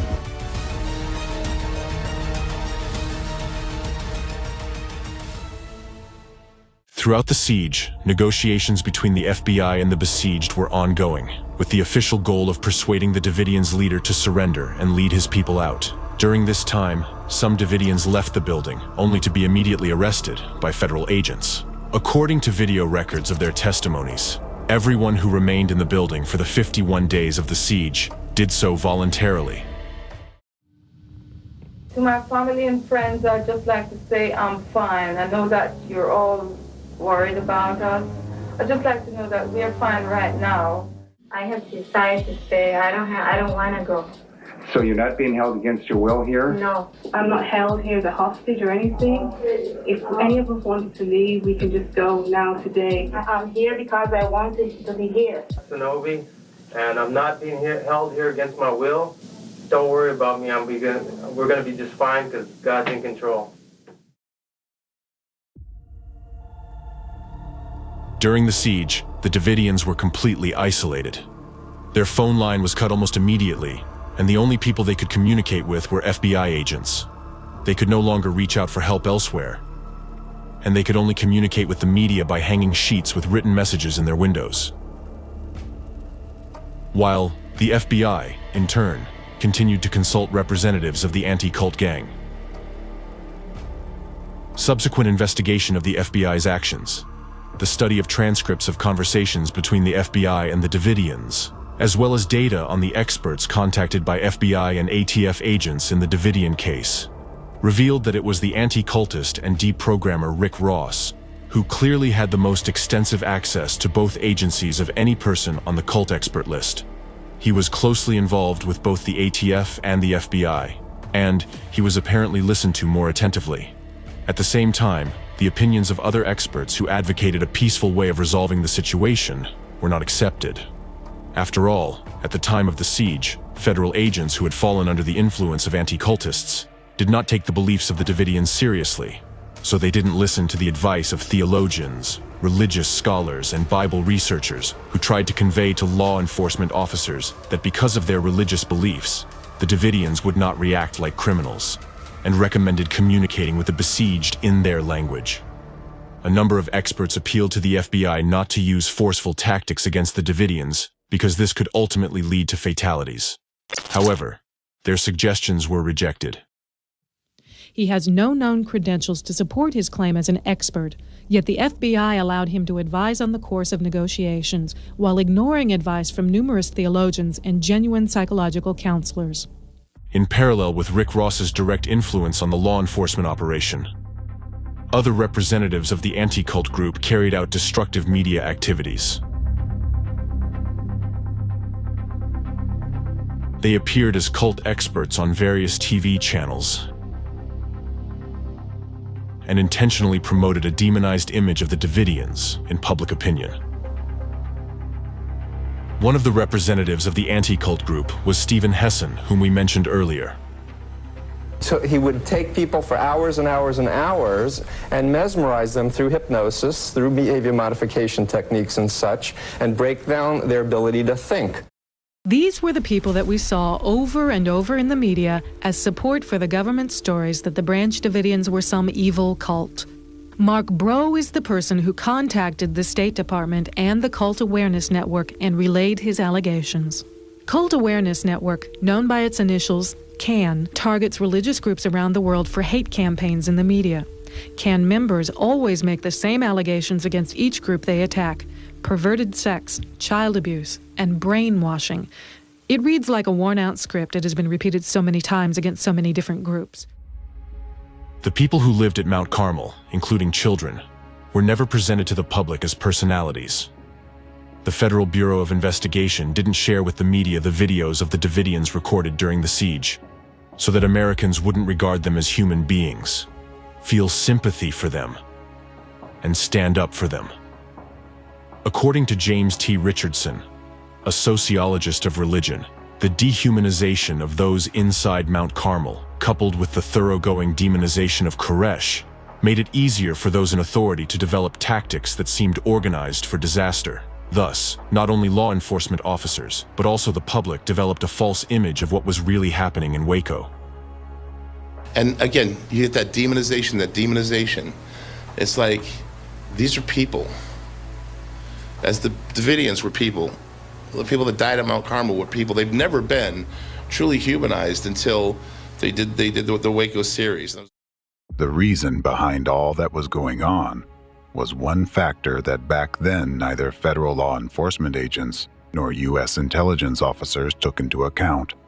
This detail, which had a fateful impact on the outcome of the events in Waco and remained unknown to this day, was that representatives of anti-cult organizations used hidden manipulative technologies to influence people's consciousness and subconsciousness. Such information messages that are built on the knowledge of these special psychotechnologies and contain hidden imprints able to bypass critical analysis by consciousness and penetrate directly into the depths of the human subconsciousness were repeatedly disseminated in the media for this very purpose. The anti-cultists needed a large-scale campaign for demonizing the Branch Davidians, and that's why they invested so much effort in dissemination of their false accusations. Therefore, absolutely different articles and videos in seemingly unrelated media contain the same repetitive narratives. Basically, all of this was part of the anti-cultist strategy of psychological manipulation of the public. In fact, anti-cultists were accusing others of what they themselves were actually doing, for they were the ones who were applying mind control and brainwashing techniques. In this way, using methods of psychological influence on the masses with the help of the media, the anti-cultists literally zombified the American people. They intentionally dehumanized the Branch Davidians to instill in people's consciousness a picture that the Davidians were dangerous and harmful to society, although in fact, the most dangerous at that time were the anti-cultists themselves. For the first time, they carried out such a large-scale terrorist act that was repeated in the information field multiple times and had a tremendous impact on all those who had fallen under its attack. As a matter of fact, all people who in one way or another were exposed to the information sourced from anti-cultists ended up infected with hidden destructive imprints. Americans who were following the events in Waco via television or newspapers at that time were subjected to coercive psychological manipulation by the anti-cultists. That's why the majority of people began to believe the descriptions that dehumanized the Davidians and accepted the picture of events presented by anti-cultists as a fact. They had no chance to resist this kind of manipulation, against which virtually the entire population of the planet is defenseless. The hidden manipulative influence by the anti-cultists similarly affected ATF, FBI, and other law enforcement officers, as well as government officials who participated in the Waco events and were in direct close contact with the anti-cultists. The officials were subjected to the highest degree of psychological manipulation and were literally brainwashed by the anti-cultists, so they acted unlawfully against law-abiding American citizens and committed a blatant violation of basic democratic human rights and freedoms. For this very reason, law enforcement officials manifested inhuman aggression against the Davidians, ignoring common sense and rejecting an opportunity for a peaceful and fact-based resolution. In turn, the Davidians developed an impression that the federal agents who encircled Mount Carmel were trying to kill them, and today there is considerable evidence that their fears and perception of events were not unfounded. Listen, Jim, there's nothing that hurts me more than being called a cult leader, all right? If I'm wrong, people like me don't deserve to live, okay? Listen. You understand me, Jim? No. You know, don't burn our building down. No, we won't do that. Don't shoot us all up. They've got to have that time.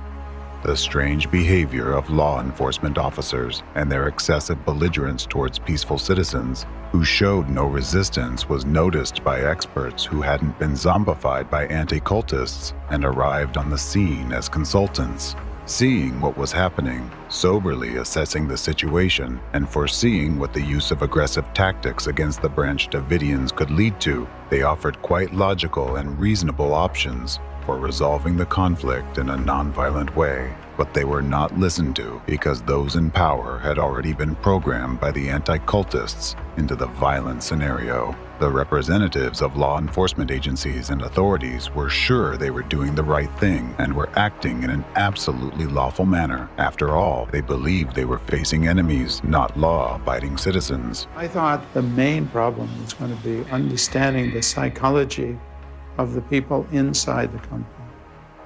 But as I got into it, I quickly became aware that the psychology of the people outside the compound was more important to an understanding of what happened.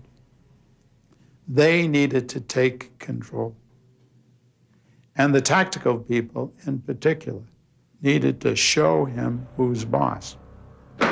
We are trying to reinforce to them that we are in charge of the situation, that the compound is under the complete control of the government.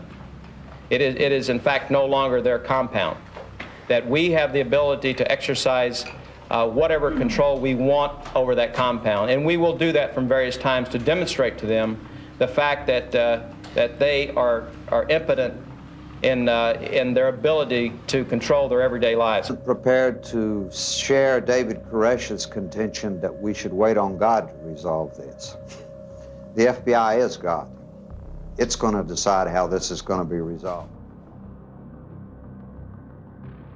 The federal agents in charge of the operation were confident that they were in control of the situation, but this firm conviction was in fact an illusion instilled by the anti-cultists. In reality, they were no longer in control. It's the anti-cultists who had originally created this situation and held the levers of control. Such manifestations of abnormal behavior are clear signs that perception of all these people had already been distorted at that time by the manipulative technologies of subconscious suggestions used by anti-cultists.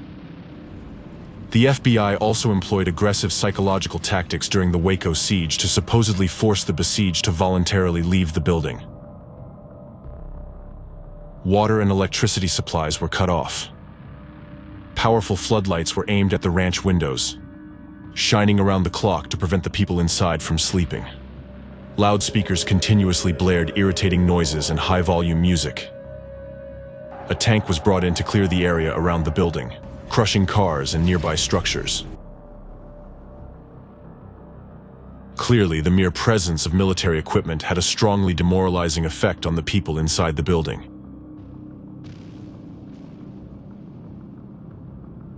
If they thought that we were all brainwashed and such a bunch of crazies, why would the FBI push David or the rest of us to the limit? Why would you bombard the building day and night with lights and music and noises and wear these people out not knowing how they're going to react?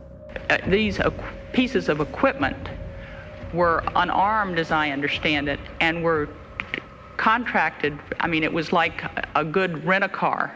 A good rent-a-car? A tank going into a building? Why did the FBI use such methods against peaceful Davidians? Who was behind plotting the tactics of aggressive psychological influence on the besieged people? It's an established fact that the stress escalation strategy employed by the FBI was based on the recommendations of Rick Ross and his accomplices. Moreover, further investigations revealed that the FBI followed the advice of anti-cultists and applied to the Davidians' typical deprogramming techniques, including depriving Koresh and his followers of food, water, and sleep, and repeatedly exposing them to excruciatingly disturbing sounds. In other words, the tactic of aggressive psychological attack on the Davidians was nothing but an attempt of mass deprogramming. It means that the anti-cultists, who had mastered their skills of physical and psychological violence on individuals, in the case of the Davidians, made an attempt to deprogram a whole group of people. This proves that sabotage of peace talks and protracted siege of the building were originally instigated by the anti-cultists, who sought to put an end to the activities of the Branch Davidians by first exposing them to psychological pressure. And when it became obvious that deprogramming methods failed, and on the contrary, only united the people inside the building, the situation took a fatal turn. The catalyst for initiating the forceful stage was the unfounded conclusion by FBI agents that there was no reason to believe the Davidians would leave the building voluntarily. This was reported to the U.S. Attorney General.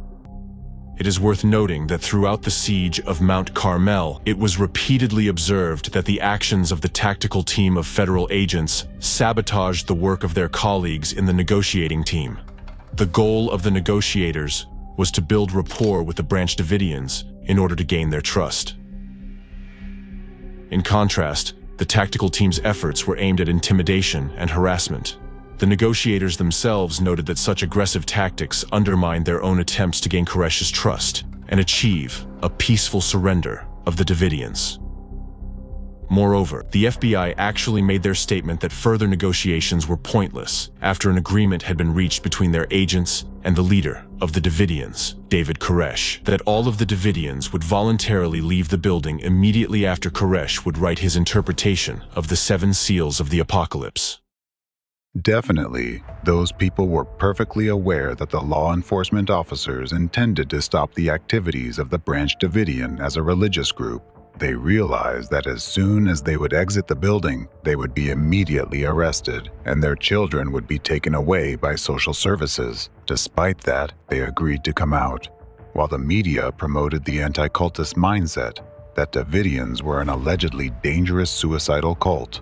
In fact, those people clearly demonstrated by their actions that they wanted to live, and they fought for their lives to the end.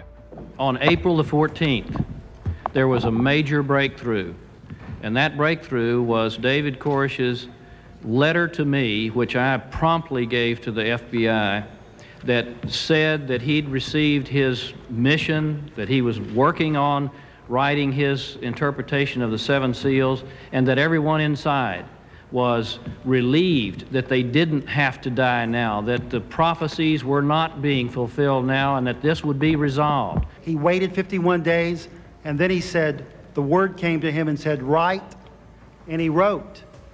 This was brought out the day of the fire by one of the survivors. He was keeping his promise of April 14th. We believe they would have all come out safely. What I was faced with was a situation where the negotiators said, we think we have reached an impasse. Nobody else is coming out voluntarily. We looked at the entire situation and we made the best judgment we could. I'm very satisfied that in the information furnished to me by the FBI, I was informed. A key factor that significantly influenced the decision-makers was a speculation that the children in the building were in danger, and that they had allegedly already been victims of abuse. These claims were fueled by the series of articles under the collective title, The Sinful Messiah, co-authored by Mark Bro and Rick Ross. Based on the belief formed under the influence of these anti-cultist narratives promoted in the media, the U.S. Attorney General decided that it was necessary to begin an operation to free the hostages and assault the building where Davidians and their children were located. The Bureau, time after time, asked Koresh for some evidence that the children were okay. We did not receive verification that the children were okay. We had concerns for the children. Their concern were the children. They had candy bars in their pockets to give out. Chocolate for the kids. Wow. The Davidians themselves had no idea that an attack was being planned against them. On the contrary, they believed they had made progress in the negotiations and that the ordeal they had been enduring would soon come to an end. They didn't know they had only 1 day left to live. Hello?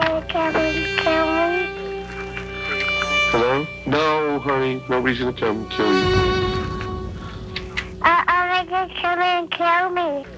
No. No. Nobody's coming.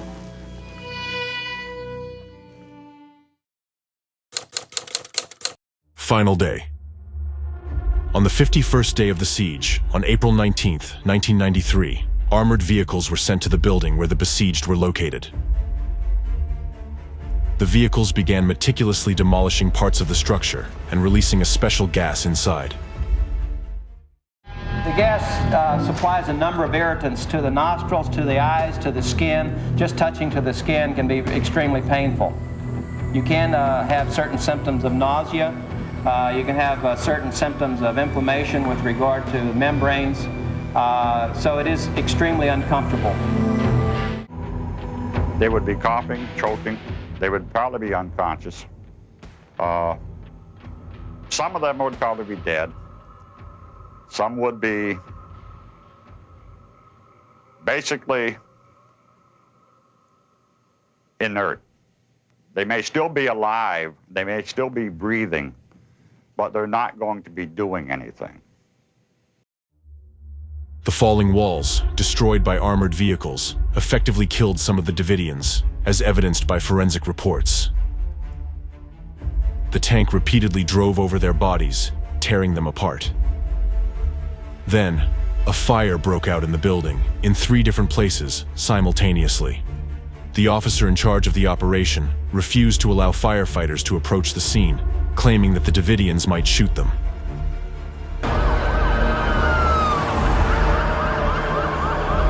This looks like probably the fire chief and fire marshals, and we have, at this point, 2 fire.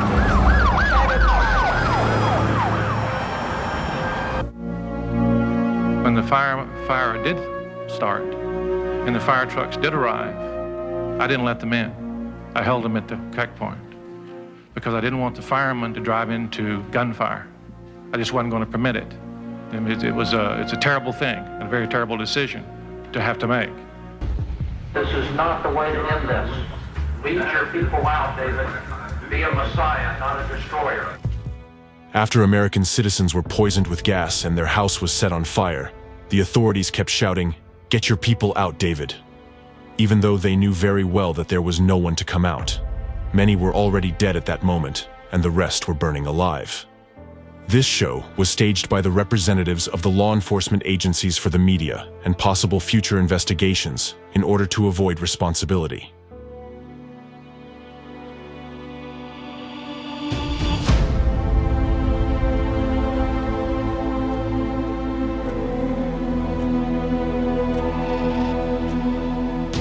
Mount Carmel burned to the ground. 76 people died, including 25 children, some of whom were infants and toddlers under the age of 3.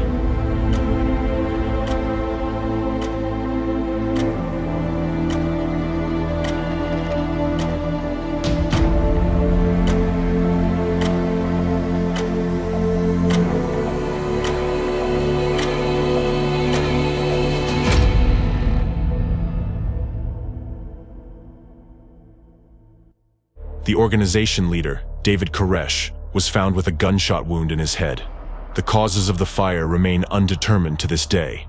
Less than a month later, bulldozers destroyed the remnants of the burned buildings, which critics of the government regarded as an attempt to cover up the circumstances of people's deaths. A year after those events, representative of the anti-cult gang and deprogrammer Rick Ross, who had a dramatic impact that contributed to the tragic outcome of the Waco events, was already describing David Koresh's personality and characterizing the Branch Davidians in new media, reports in the following way.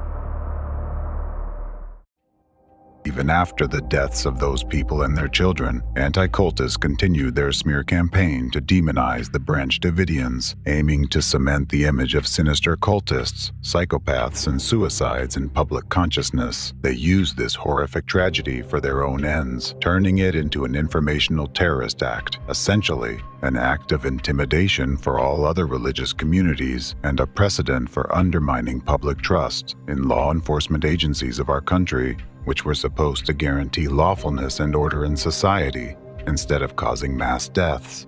Since the FBI controlled the flow of information about the Davidians in the media, they were never able to share their own version of events with the American public.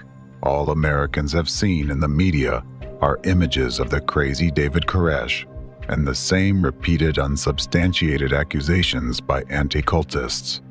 Dehumanization of the Davidians, combined with the anti-cultists' manipulative techniques, turned the American citizens into a faceless group of religious fanatics. Such media coverage of the events produced an illusory perception that the deaths of American citizens were not a ground for public protests against excessive force used against them. Therefore, until the very last moment, the entire country was silently observing the events in Waco as yet another reality show, until those people and their children burned alive in the fire. Realization of what had happened started coming much later, and not to all observers of this terrorist attack organized by anti-cultists. Even now, in articles about those events, you might see the phrase, "About 80 cultists died," not people, not American citizens, but cultists. This terminology is used by anti-cultists and their supporters to ensure that the deaths of those people do not evoke sympathy or regret in you. It is meant to absolve you, as a society, of guilt for allowing this to happen, and for letting the actual perpetrators of this mass murder go unpunished.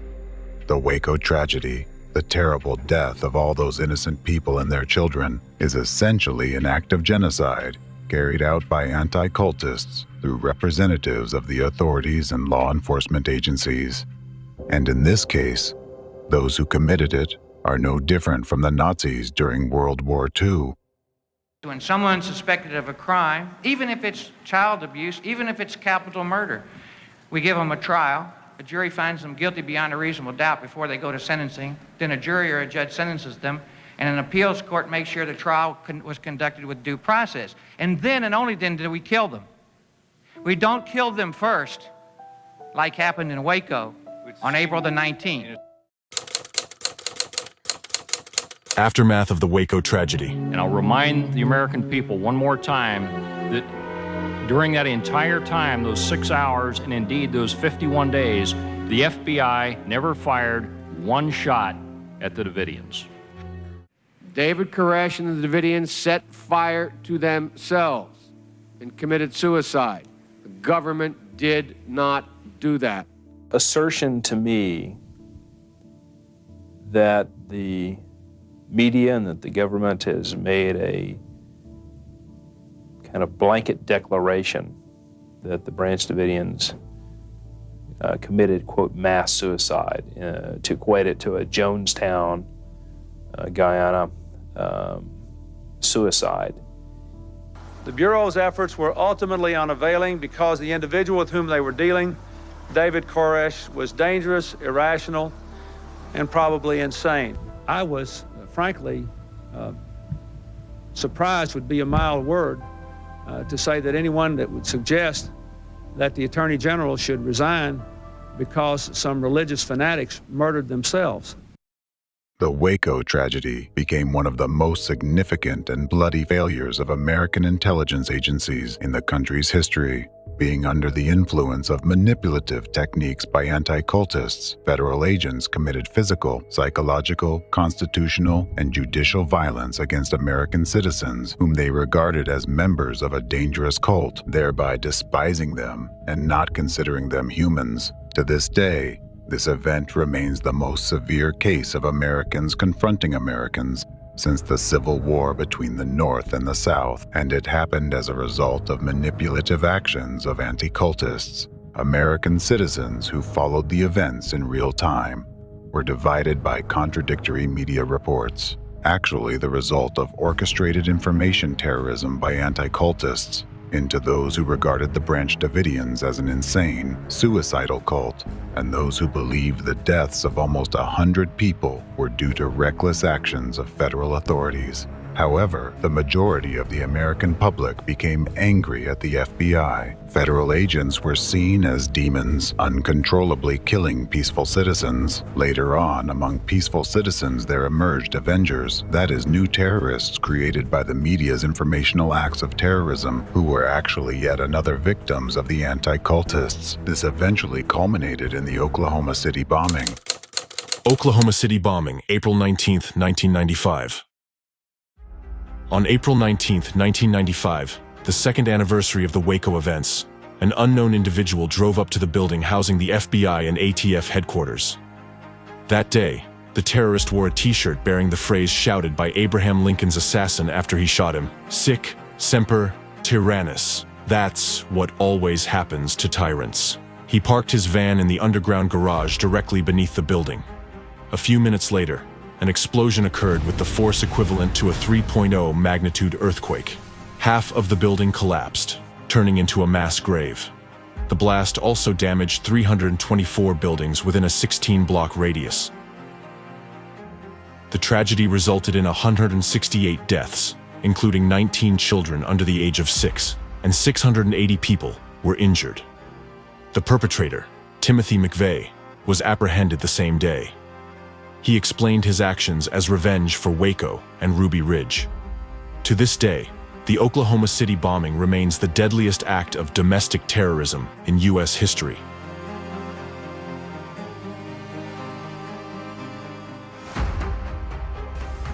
And what did you do to these people? You deprived them of life, liberty, and property. You didn't guarantee those rights, you deprived them of them. Waco started this war. Hopefully Oklahoma would end it. The Oklahoma City bombing vividly illustrates the profound impact of the Waco tragedy and the informational terrorist act created by anti-cultists on its basis. For many people, the Waco siege crystallized an already distrustful attitude towards the government, while for those inclined to radical views, those events contributed to regarding the state as a ruthless enemy of its own people. The events in Waco marked the beginning of intensification and radicalization of the anti-government movement within the country. To this day, Americans consider April 19th to be a symbol of confrontation between the people and the government. From that very day, in the eyes of many Americans who witnessed the death of their fellow citizens live on television, America ceased to be a safe land of freedom and democracy. Instead, it became a country where the government could turn against its people. I don't know how the American people can stand by and watch such a thing take place. We have people out here, we have all these people, women, children, tiny babies. These men came in here and they started firing on us. The bullets came through the walls and people were killed, people were injured. And this is America. I mean, I thought this was the country of, freedom of speech, freedom of religion, whatever, and just human decency. It just doesn't seem to exist. Waco still resonates within the anti-government community as an event that demonstrates the federal government does not protect its citizens, that it is willing to violate their civil rights and take away their guns. The Waco siege became a symbol of discord over a range of issues, such as violence and gun ownership, trust in government and state authority, and religious persecution. The catastrophe sparked a flood of books, articles, news stories, and television segments, becoming an integral part of public discourse. Waco became a vital topic in the country, and to this day, Americans experience its consequences. The most significant and most frightening consequence of the Waco tragedy was the deepened division among the American population, a divide that, unfortunately, has not been overcome to this day. A country and a people that once stood united were split into two warring camps, and this painful wound on the body of America has not healed to this present time. Representatives of the anti-cult movement deliberately shaped two extreme viewpoints on the Waco tragedy. As a result, descriptions of the Waco events in various media are often so contradictory that it looks as if groups of people who oppose each other describe completely different occurrences. NBC television aired the government's official propaganda as a movie, showing Branch Davidians at all the windows with guns waiting for the ATF to arrive. The anti-cultists are largely responsible for the enduring impact of the Waco tragedy on America, which goes on to this day. They have used the Waco siege to create new information terror campaigns aimed at destabilizing authority and influencing the political situation in the country, significantly contributing to polarization of U.S. politics. It is because of the anti-cultists that the fire in Waco was ignited, and it is because of them that it continues to burn to this day.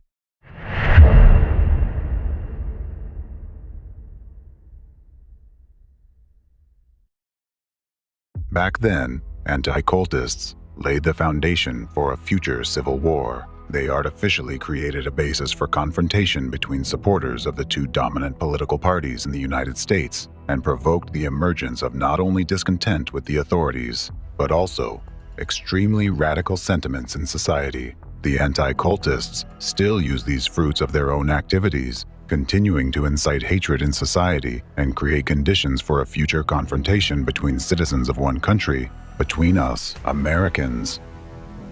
The anti-cultists arranged the terrorist attack in Waco with the help of their main accomplice, the media and dishonest journalists under their control.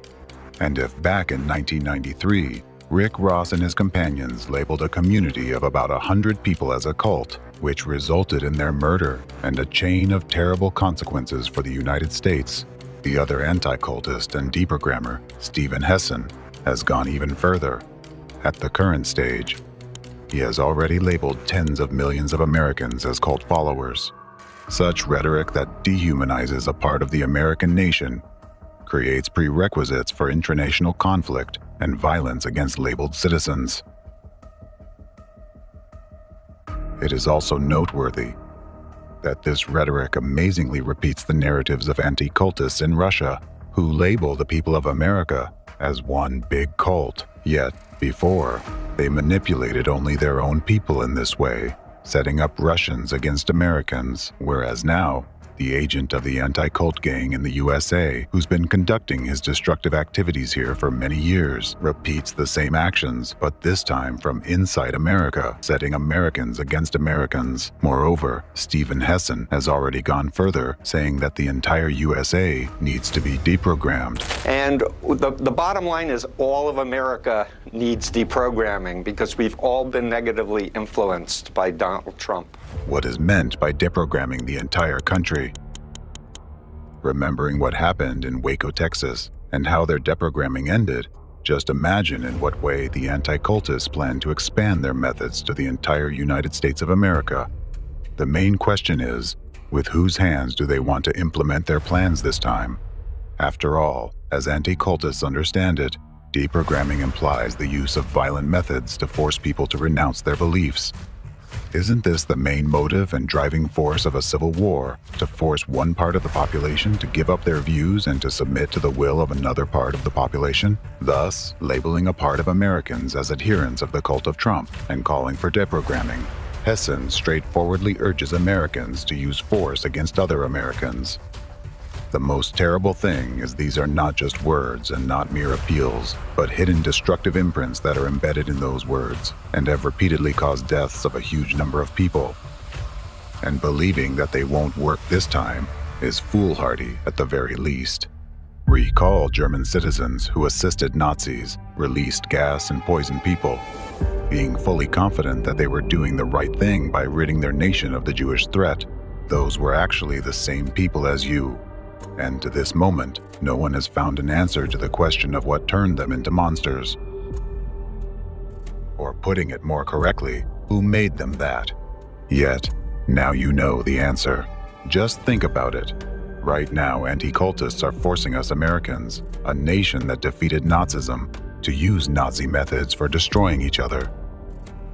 They already successfully tested this scenario in Waco, when they carried out a large-scale operation involving the country's mainstream media, which resulted in the genocide of honest, peaceful, and decent Americans committed by the authorities and law enforcement agencies.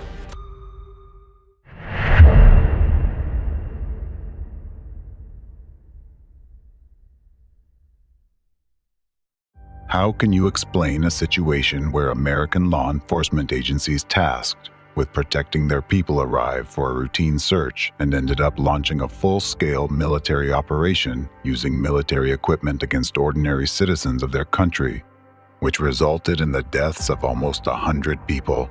Indeed, from the perspective of common sense, a military raid that cost the U.S. government millions of dollars a day and was carried out against a group of American civilians that mostly included children, women, and elderly people looked like a disastrous misunderstanding. Why did the representatives of ATF and FBI accept the false, ungrounded information provided by anti-cultists as facts? Why did they rely solely on their pseudo-expert opinion at a time when the FBI had materials indicating that those people were incompetent in such matters? Moreover, FBI agents knew perfectly well that Rick Ross had personal hatred towards all kinds of new religious movements and an undisguised desire to urge law enforcement agencies in their attempt to destroy the Davidian group. In other words, federal agents had all the information they needed to understand that relying on anti-cultists in the matters of new religious movements was the same as believing that the Ku Klux Klan would remain impartial in assessing racial minorities. Yet, why did the agents trust the anti-cultists and implicitly follow their recommendations? Because representatives of intelligence services, law enforcement agencies, and the government were manipulated by anti-cultists who pushed for a violent crackdown on their stigmatized victims. In essence, officials were programmed for such actions. Let me draw your attention to another crucial point. The Waco tragedy occurred in 1993, the same year when the central ideological hub of anti-cult terrorists was established. Its leader was trained at a Russian Orthodox Christian educational institution in the United States. This means that even at that time, there were already breeding grounds for global anti-cultism of the Russian origin in the US, and they had enough influence to carry out such terror attacks. But that's not all. I delved into such detail about those events so that you can fully understand how representatives of anti-cultism operate and what the consequences of their actions are. The thing is that during the Waco siege, the FBI consulted with another cult fighter, Igor Smirnov, a Russian scientist and inventor of mind control weapons. Igor Viktorovich Smirnov was a Russian scientist best known for his role in Soviet-era mind control research and the poorly explored field of human behavior study he called psychoecology. His maternal grandfather, Smirnov Ornaldo, was a renowned hypnotist. Igor Smirnov was the son of a high-ranking Soviet officer, Viktor Abakumov, head of SMERSH from 1943 to 1946, and Minister of State Security, MGB, from 1946 to 1951, under Joseph Stalin.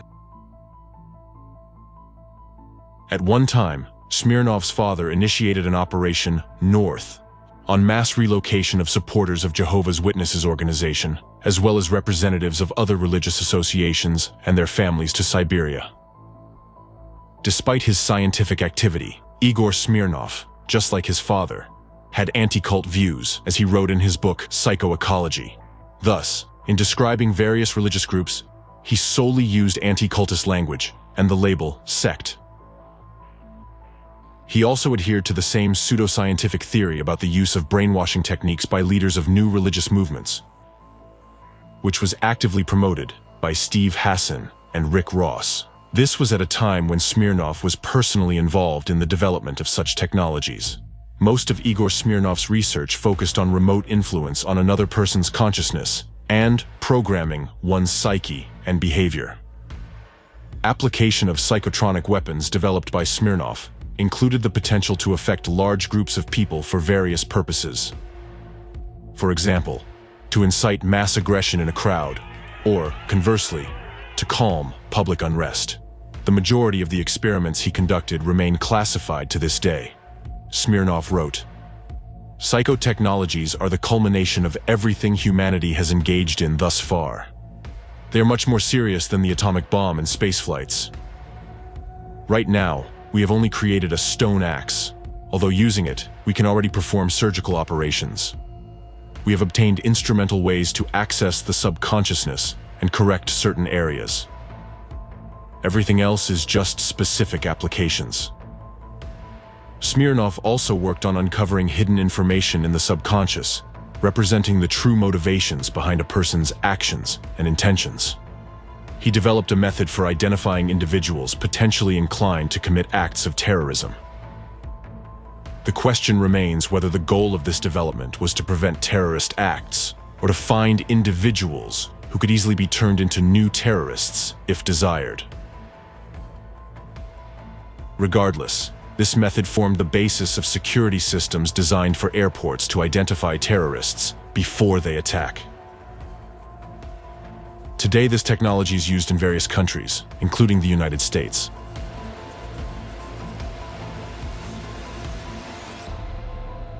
Igor Smirnov worked on concepts such as psychocorrection, a term he used to describe application of subliminal messages to alter a subject's will, or even to modify their personality without their knowledge. Federal agents intended to use Smirnov's techniques to resolve the situation in Waco.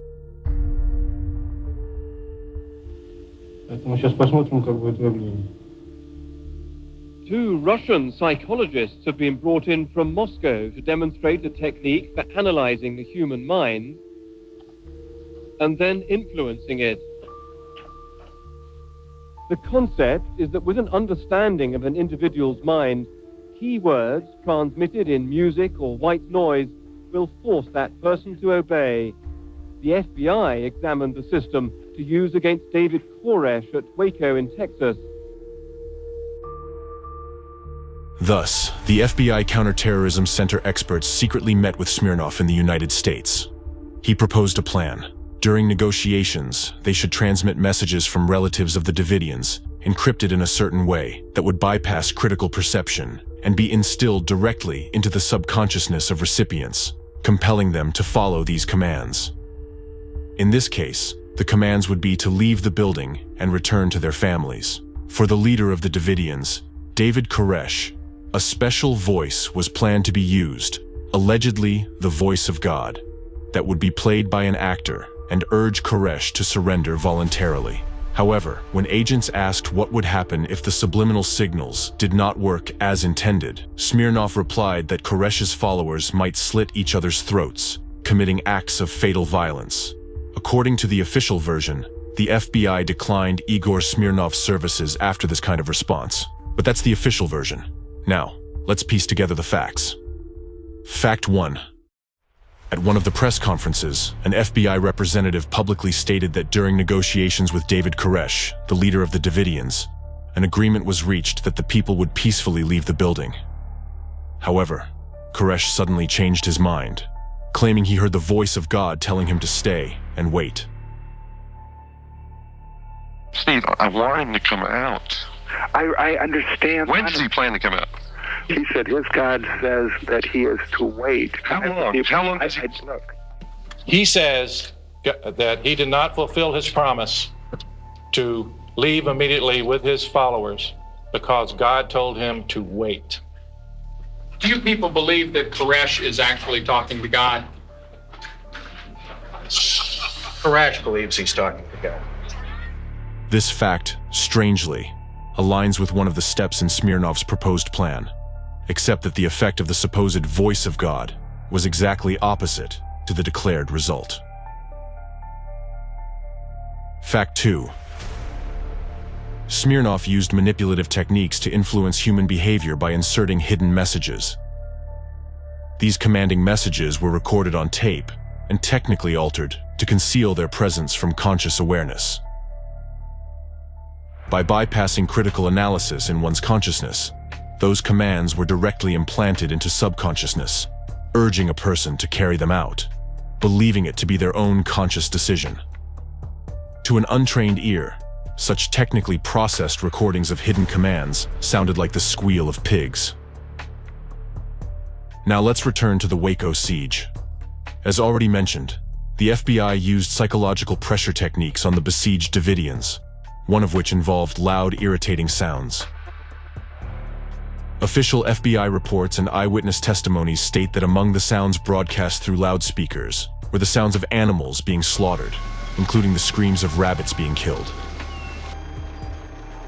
This inadvertently brings to mind the sounds of pig squeals used in Smirnov's mind control experiments.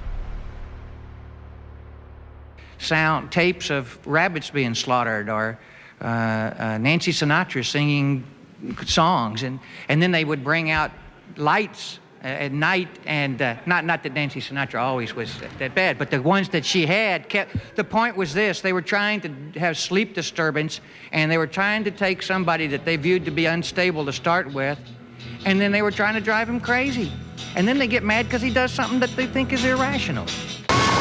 I don't know if you can hear the noise on this tape, but that's some of the noise being made up there by the compound.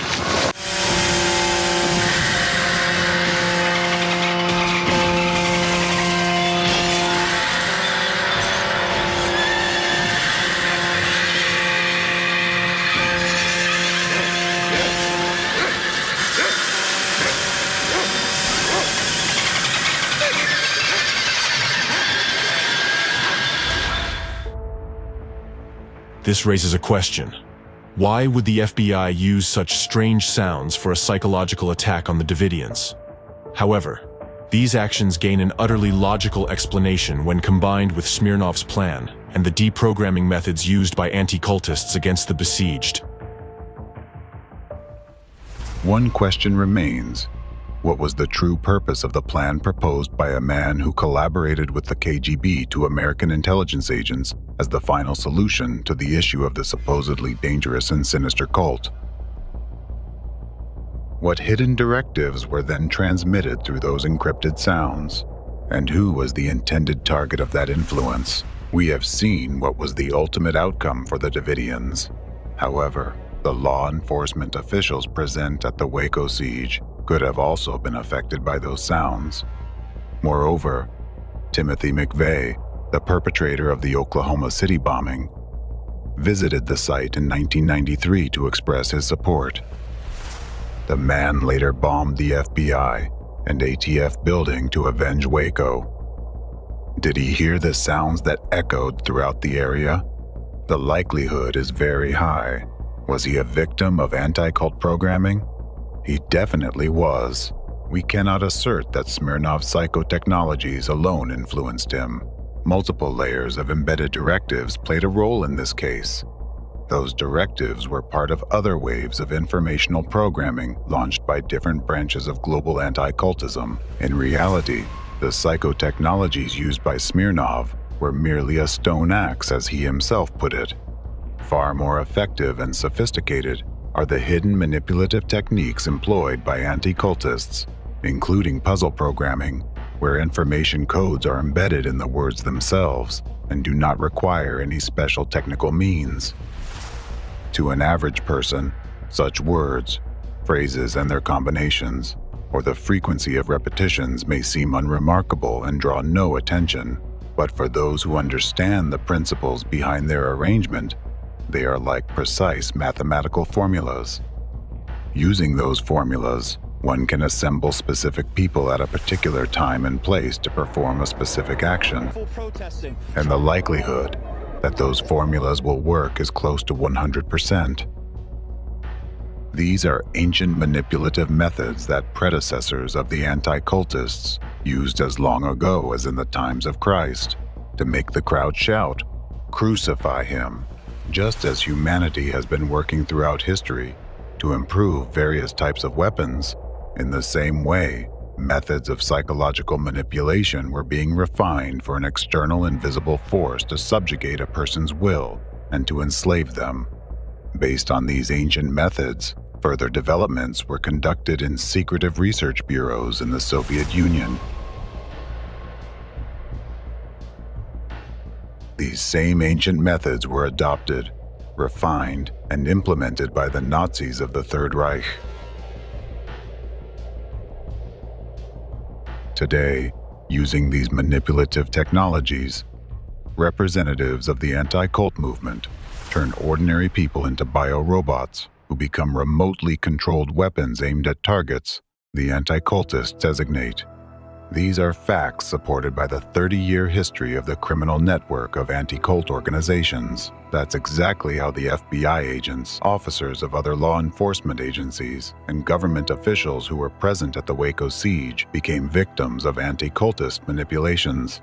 They were all caught in the crossfire area of exposure to the informational programming waves created by the anti-cultists. They were literally zombified. This explains why they were confident in their actions, considered themselves professionals, and believed they had the situation under control, while in reality, they were basically puppets externally manipulated by a maniac. How else can we explain the strange behavior of those who carried out the Waco operation? Why lock those people up like lab mice in a cage and subject them to acts of psychological terror using hidden manipulative techniques? The siege of the Davidians and the final assault didn't look like a hostage rescue operation, but rather resembled a prolonged and excruciating torture.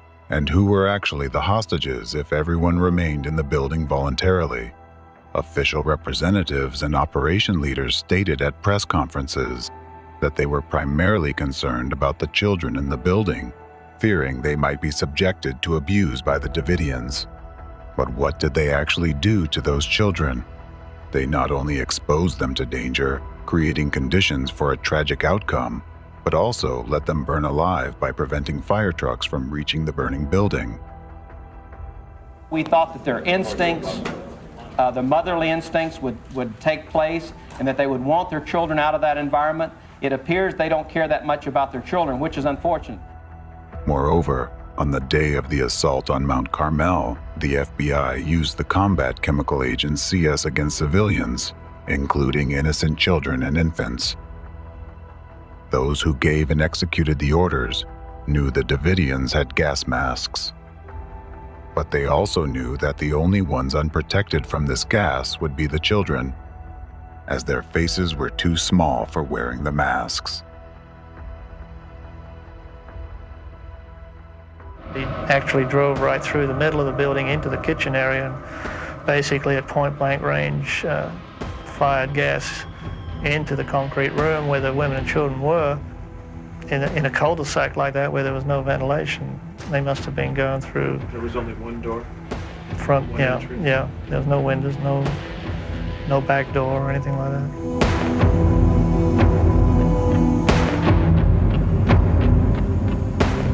We put massive gas in there. Their gas mask by that time had to be failing. I believe that using CS gas against infants, against old people with respiratory problems, there were 60, 70-year-old men in there, and there were young children. That's torture.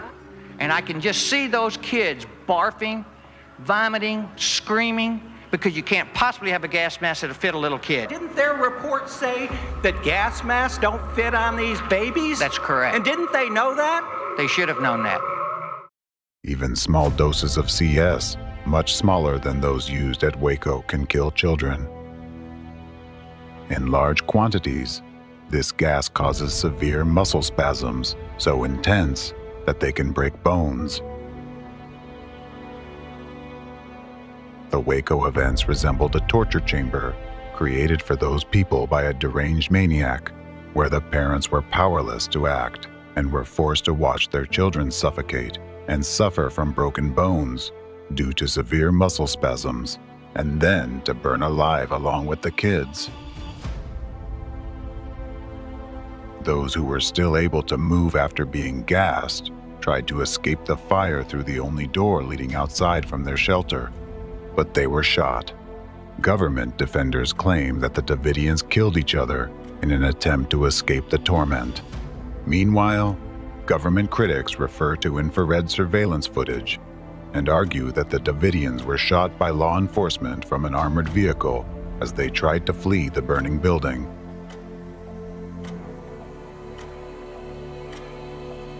In my rolling on the floor and trying to protect myself from the heat and being in the pitch black, not able to see, that the voices of those behind me screaming kind of got through to me. My God, torturing babies. and saying it's part of their job?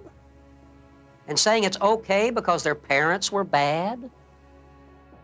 The mother of Pablo Cohen, an Israeli Jew, talking to an American Jewish lawyer, watching that gas be inserted into that building, watching an American tank knock down an American house and then it burst into flames. And you imagine the images in an Israeli's mind with the Holocaust survivors in Israel? I couldn't answer. I think you can tell from today, it's not often that I'm without words. But I could not explain to her how that happened, and her answer, her question was, I thought he would be safe in America. The final point of the Waco tragedy was when law enforcement officers raised their flag over the ashes of the burned building and the charred bodies of the deceased, just as one would after winning a battle in the war. But can the siege, psychological torture, and militarized confrontation against a group of peaceful civilians who were unable to resist such an overwhelming force be considered a battle? Does such behavior by individuals who are supposed to serve their country and uphold the law resemble the actions of normal, sensible people? Why did these people become like this? Who impaired them? The answer is clear. These individuals, much like the Davidians who died at their hands, fell victim to manipulative techniques employed by anti-cult gangs. In fact, everyone understands perfectly well who actually burned down the building in Waco while people were still inside. In this way, the law enforcement and authorities tried to cover the traces of their crime and safeguard themselves. They were aware that the American people would never forgive them for such an egregious crime against their own citizens. As seasoned professionals, the operation commanders must have realized they had gone too far with the use of gas, resulting in the tragic deaths of people, especially children. That's why the order was given to shoot Branch Davidians who attempted to escape the burning compound in order to prevent them from revealing the torture they endured, how their children died from the gas, and who actually set their house on fire. You can intimidate or bribe one or a few witnesses, but if all these survivors had given the same testimony about what happened to them inside the building besieged by the law enforcement, the authorities wouldn't have been able to hide the truth about the Waco tragedy. Yet, don't be quick to blame only the federal agents and authorities. There are no mentally healthy people in the world who could resist the level of psychological brainwashing techniques used by the anti-cultists in Waco against law enforcement officers and other officials. Only those with special training and awareness of the principles behind such technologies can protect themselves from these covert manipulative methods which influence human subconsciousness, bypassing critical perception by the conscious mind. At that time, no one among the U.S. federal law enforcement officers knew about these techniques of covert subconscious behavioral programming used by anti-cult organizations. For this very reason, the anti-cultists succeeded in carrying out such a powerful terrorist act in Waco, which in terms of its role and consequences is no less significant than the 9/11 attacks they later orchestrated too. Yes, the federal law enforcement officers acted unlawfully. They broke their oath to serve and protect the American people and waged war against their own citizens. However, by then, they had been literally brainwashed by the anti-cultists and had themselves become victims of coercive psychological influence. In this case, the subconscious destructive commands and directives for aggressive and violent actions, embedded deep within their subconsciousness without them knowing it, significantly overrode their conscious behavioral motives. That's why the real actions of the Waco operation commanders directly contradicted their official statements and declared goals.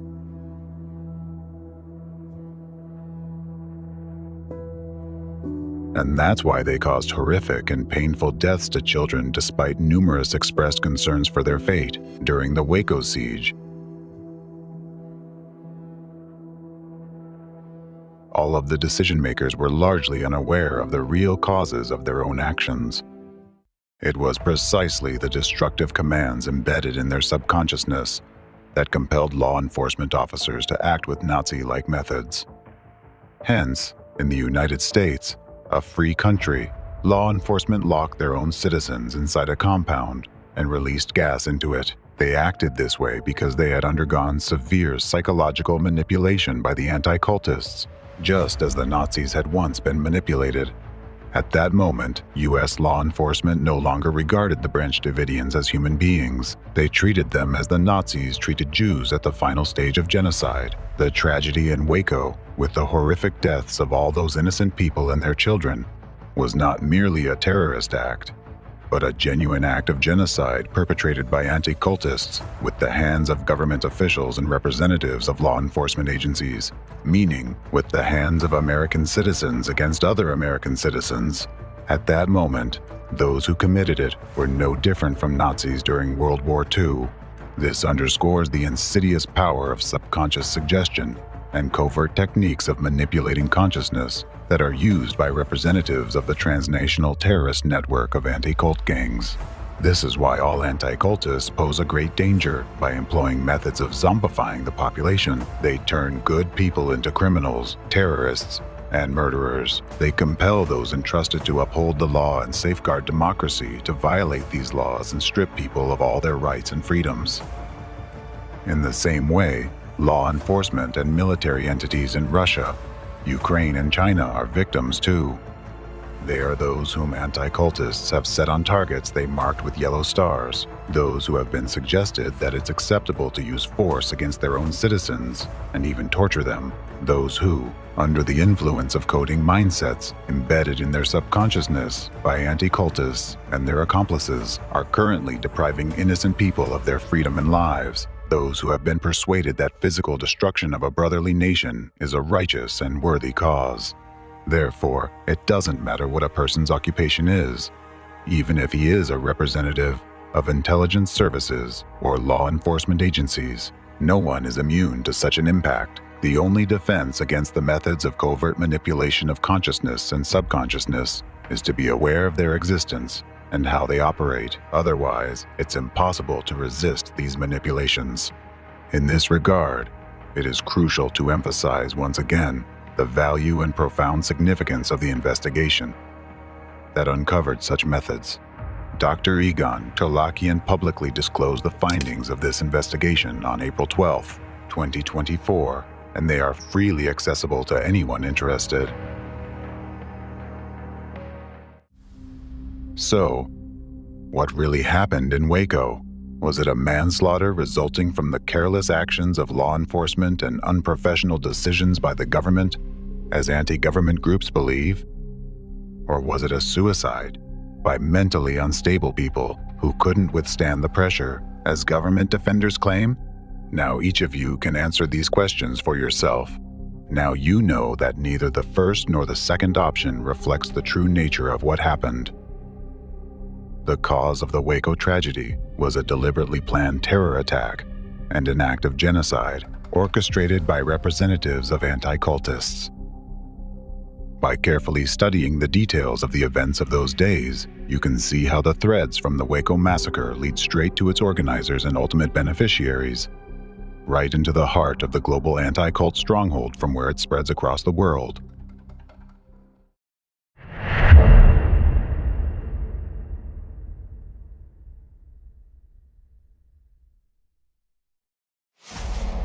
Now, let's go back to the events at Columbine High School.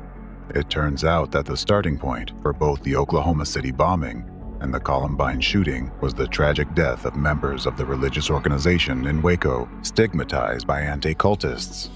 If the Waco siege hadn't occurred, there would have been no bombing in Oklahoma City. Therefore, there wouldn't have been two powerful information terrorist attacks that led to Columbine. The two teenagers would not have been subjected to the waves of information programming launched by anti-cultists.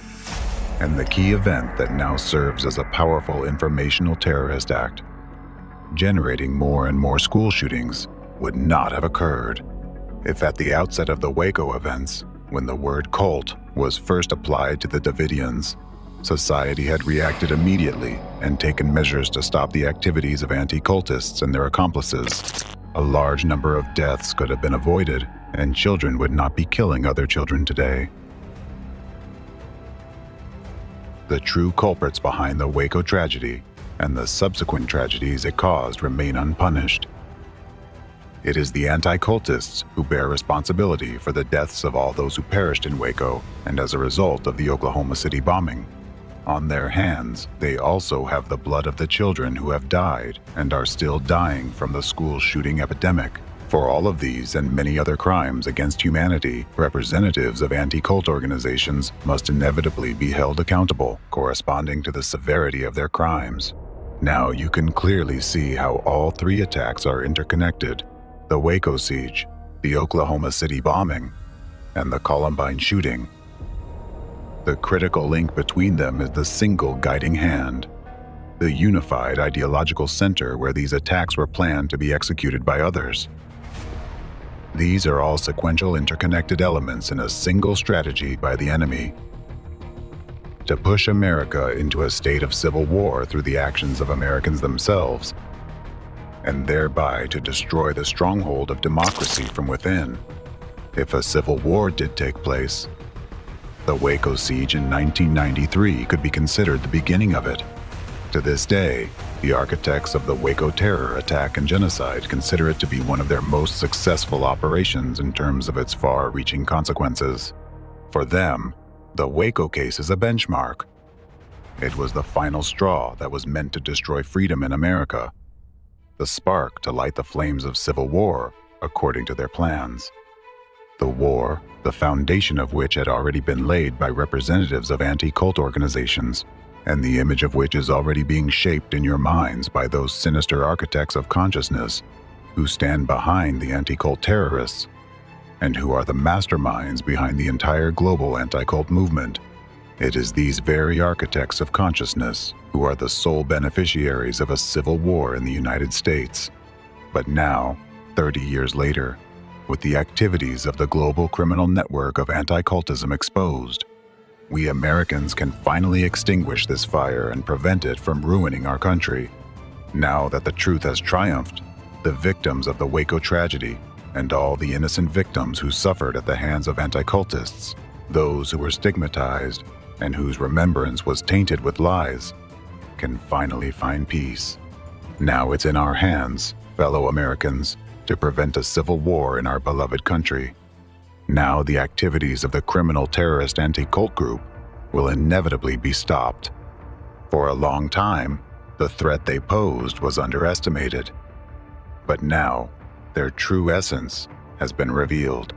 It might seem that anti-cult organizations and their representatives act independently, but as you already know, they are actually well organized, and their actions are coordinated. The Control Center for International Anti-Cult Terrorism, where those snakes have made their nest, is located in Russia. From there, they were picked up by a hidden force, grandmasters who have placed anti-cultists on the geopolitical board as their pawns and begun their game. They have turned various media outlets into transmitters of destructive, manipulative messages, inciting citizens to hate, kill each other, and commit terrorist acts. At the same time, they urge government officials and law enforcement to act unlawfully, immorally, and inhumanely. And they compel politicians to make catastrophic mistakes. Representatives of anti-cult organizations in various countries of the world are already behind judges, law enforcement officers, politicians, and government officials, exerting covert impact on them. They have already gained leverage in some European countries.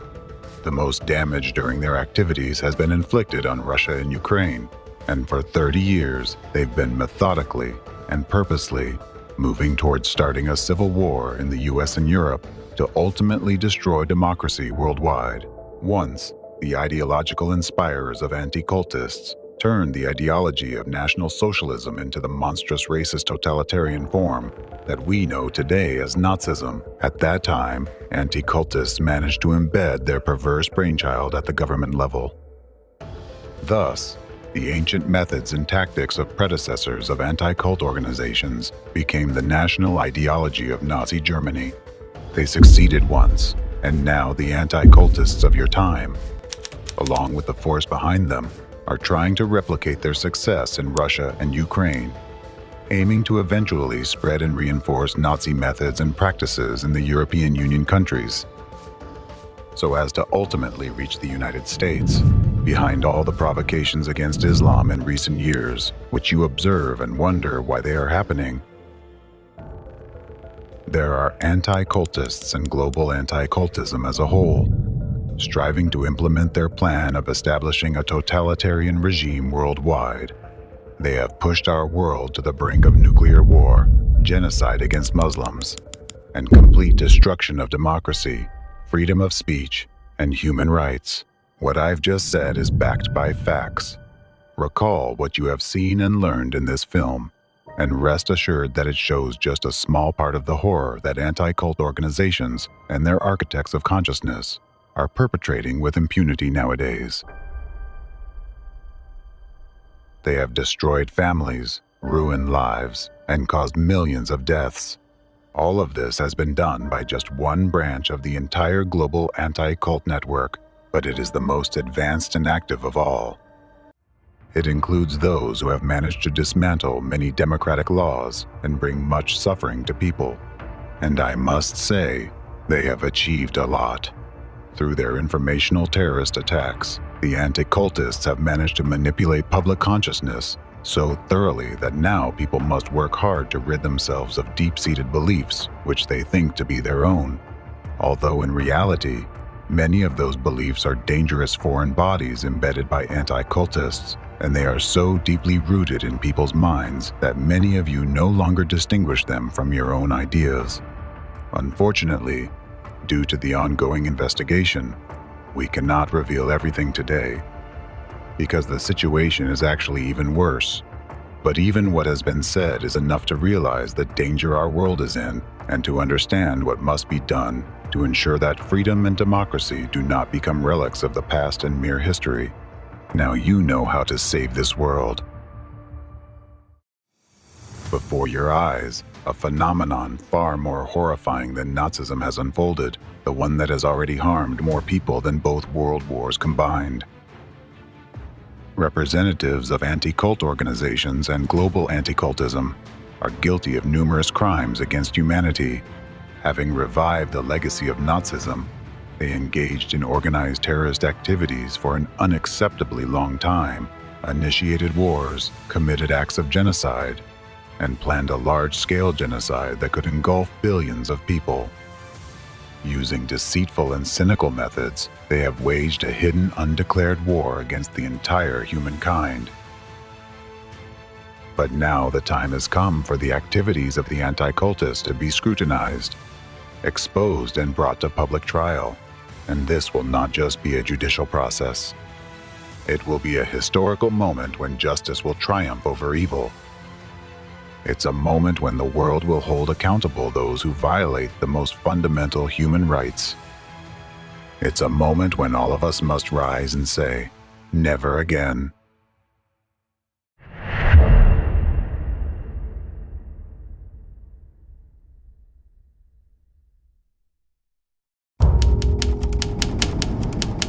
Chapter 7, Trial. Now, it is time to draw a line under all the atrocities of the criminal transnational network of anti-cult terrorists and their backstage leaders. Humanity now stands on the brink of catastrophe. We are faced with a socially dangerous phenomenon that has given rise to unprecedented forms of international terrorism of an informational and psychological nature, global anti-cultism. This phenomenon undermines the foundations of our society, threatening the fundamental principles of democracy. Anti-cultism is, in essence, a new form of Nazism. Representatives of global anti-cultism have been behind numerous wars, terrorist attacks, and an attempt to bring the world to a new genocide. They have betrayed their people and their homeland. They have sold out and betrayed even their own children and their future. Billions of people have, already suffered at their hands. If we wait any longer, if they are not stopped, eventually everyone will suffer. They have already changed the world, infiltrated your minds, and sought to use your own hands to destroy this world. Therefore, the main task now for all people is to prevent this and do everything to eradicate anti-cultism and its destructive methods from our society, and to defeat this evil once and for all. Only then will justice, goodness, and truth prevail, and only then will you be able to reclaim your freedom and peace. To make this possible, evil must first be exposed and brought to justice. Within the framework of global anti-cultism, numerous crimes, including particularly serious ones, are committed. According to the 8th review of the United Nations Global Counterterrorism Strategy, adopted by the UN General Assembly on June 22, 2023, the activities of members of anti-cult organizations and their accomplices fall under acts, methods, and practices of terrorism. These are not just crimes. These are acts of terror directed against all of humanity.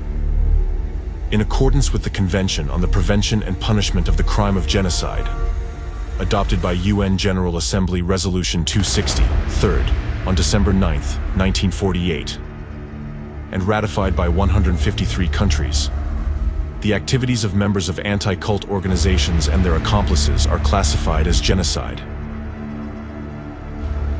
According to the Rome Statute of the International Criminal Court, adopted on July 17, 1998, and participated in by 124 countries, the activities of members of anti-cult organizations and their accomplices are classified as genocide and crimes against humanity. Thus, considering the scale and degree of social danger posed by these crimes, all representatives of anti-cultism, and everyone who directly or indirectly, through their actions or criminal inaction, aided them in committing these crimes, must be held accountable for carrying out a series of terrorist acts, committing genocide and crimes against humanity and all of humankind. For all these grave crimes, there is no statute of limitations. Over the course of 30 years of criminal activity by anti-cultism, billions of innocent people have suffered, causing significant harm to their physical and mental health. And these aren't just numbers, these are lives that have been maimed or destroyed. The phenomenon of anti-cultism is unprecedented in its inhumanity. Today, law enforcement, judicial, and international legal bodies, as well as the media, have been infected by anti-cultism.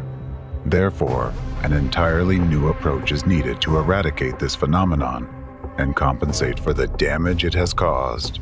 History remembers how in 1945, an unprecedented judicial body was established, the International Military Tribunal, which, as part of the Nuremberg trial process, convicted the crimes of the Nazis. Similarly, today, by the legitimate demand of the people themselves, a special international criminal tribunal must be established to investigate and prosecute all those involved in anti-cultism and its crimes against humanity. Global anti-cultism, as a new form of Nazism, is an unprecedented phenomenon and requires the establishment of a separate international criminal tribunal for its examination. In fact, just like nowadays, during the Nazi era, society did not fully grasp the scale of the crimes, and only judicial processes were able to reveal them. Similarly, it is now necessary to create a new tribunal that will address the crimes of anti-cultism and informational terrorism. Such a tribunal will uncover the truth about this phenomenon and show society the real number of victims. An investigation is currently underway intending to identify all individuals involved in the crimes of anti-cultism. Inevitably, the ideological inspirers, organizers, and key figures of global anti-cultism will be sentenced. Additionally, Accomplices in anti-cultism crimes among representatives of government services, security forces, law enforcement, and judicial bodies will be held accountable. All those who exerted unlawful force on innocent people. Those who, using their official positions, participated in falsifying evidence of guilt, fabricating criminal cases, and committing unlawful acts of violence, as well as those who acted under the necessity to follow orders from higher authorities, fully aware that such actions were illegal. All of these individuals knowingly violated the law and the oath they took to serve their people, thereby carrying out actions against democracy itself. The International Criminal Tribunal will hold all individuals, regardless of their status, social standing, or importance of their positions in governments, accountable for complicity in terrorist activities, actions on the enemy's side aimed at undermining the constitutional order and the foundations of democracy, and aiding crimes against humanity directly or indirectly. The court will be precise, just, and uncompromising. The decisions of the International Criminal Tribunal cannot be appealed, reviewed, or overturned by any other judicial body. Initially, criminal cases can be initiated in individual countries affected by the anti-cultist informational terrorist acts. In accordance with the existing legislation, individuals suspected of committing acts that threaten state security, including treason and terrorism, shall be held accountable under the law and may be subject to trial in a manner that ensures respect for the principles of justice. Subsequently, it is proposed that all cases be consolidated within a single international judicial process.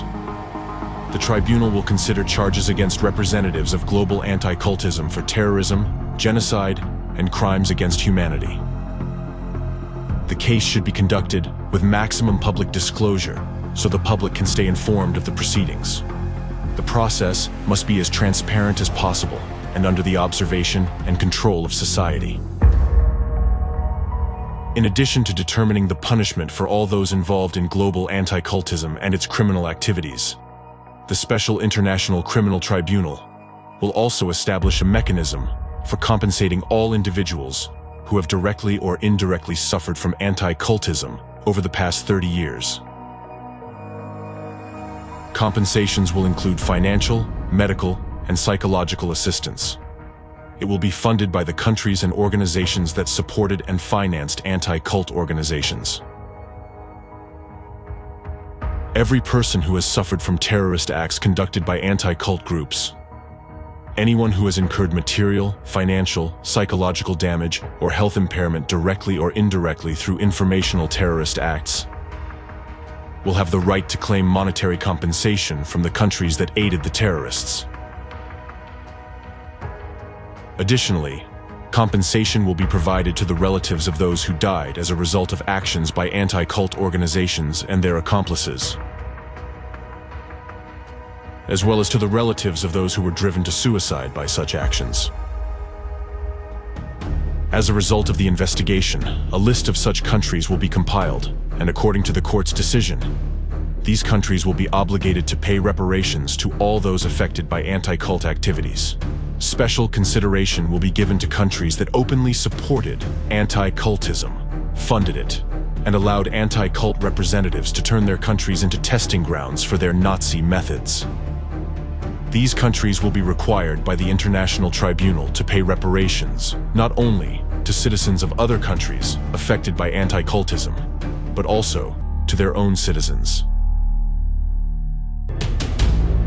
Over the past 3 decades of existence of global anti-cultism and anti-cult organizations, a large number of people, including Scientologists, Krishna worshippers, Jehovah's Witnesses, and representatives of other religious, as well as secular organizations, have been slandered, persecuted, and defamed. Denying that various organizations and individuals have been subjected to illegal persecution in violation of human rights and freedoms, which has been organized by anti-cult organizations, is equal to denying the Holocaust. With this in mind, All those who have suffered from the activities of anti-cultists should be equated to those nations and peoples who suffered during the genocide committed by the Nazis. As soon as anti-cultism is defeated, they should also be entitled to reparations from the nations that supported the development of anti-cultism in their countries. In addition, the use of discriminatory terminology that has been artificially introduced by representatives of anti-cult organizations should be severely restricted. The use of the terms cult, sect, destructive cult, totalitarian sect, and their modifications in relation to religious or secular organizations should be regarded as support and propaganda of Nazism. Whoever stigmatizes anyone with these terms in equal measure declares his or her support for Nazi methods. Such actions must be punished in the same way as promotion of Nazi ideology. Modern anti-cultism embodies a new, even more insidious and brutal form of Nazism. The evidence previously presented shows that anti-cultists have engaged in deliberate actions aimed at the systematic destruction of humanity. Given the current situation, where the most horrific terrorist acts of the 21st century are being carried out by media representatives, it is time to hold all those involved accountable for their years of destructive and subversive activities.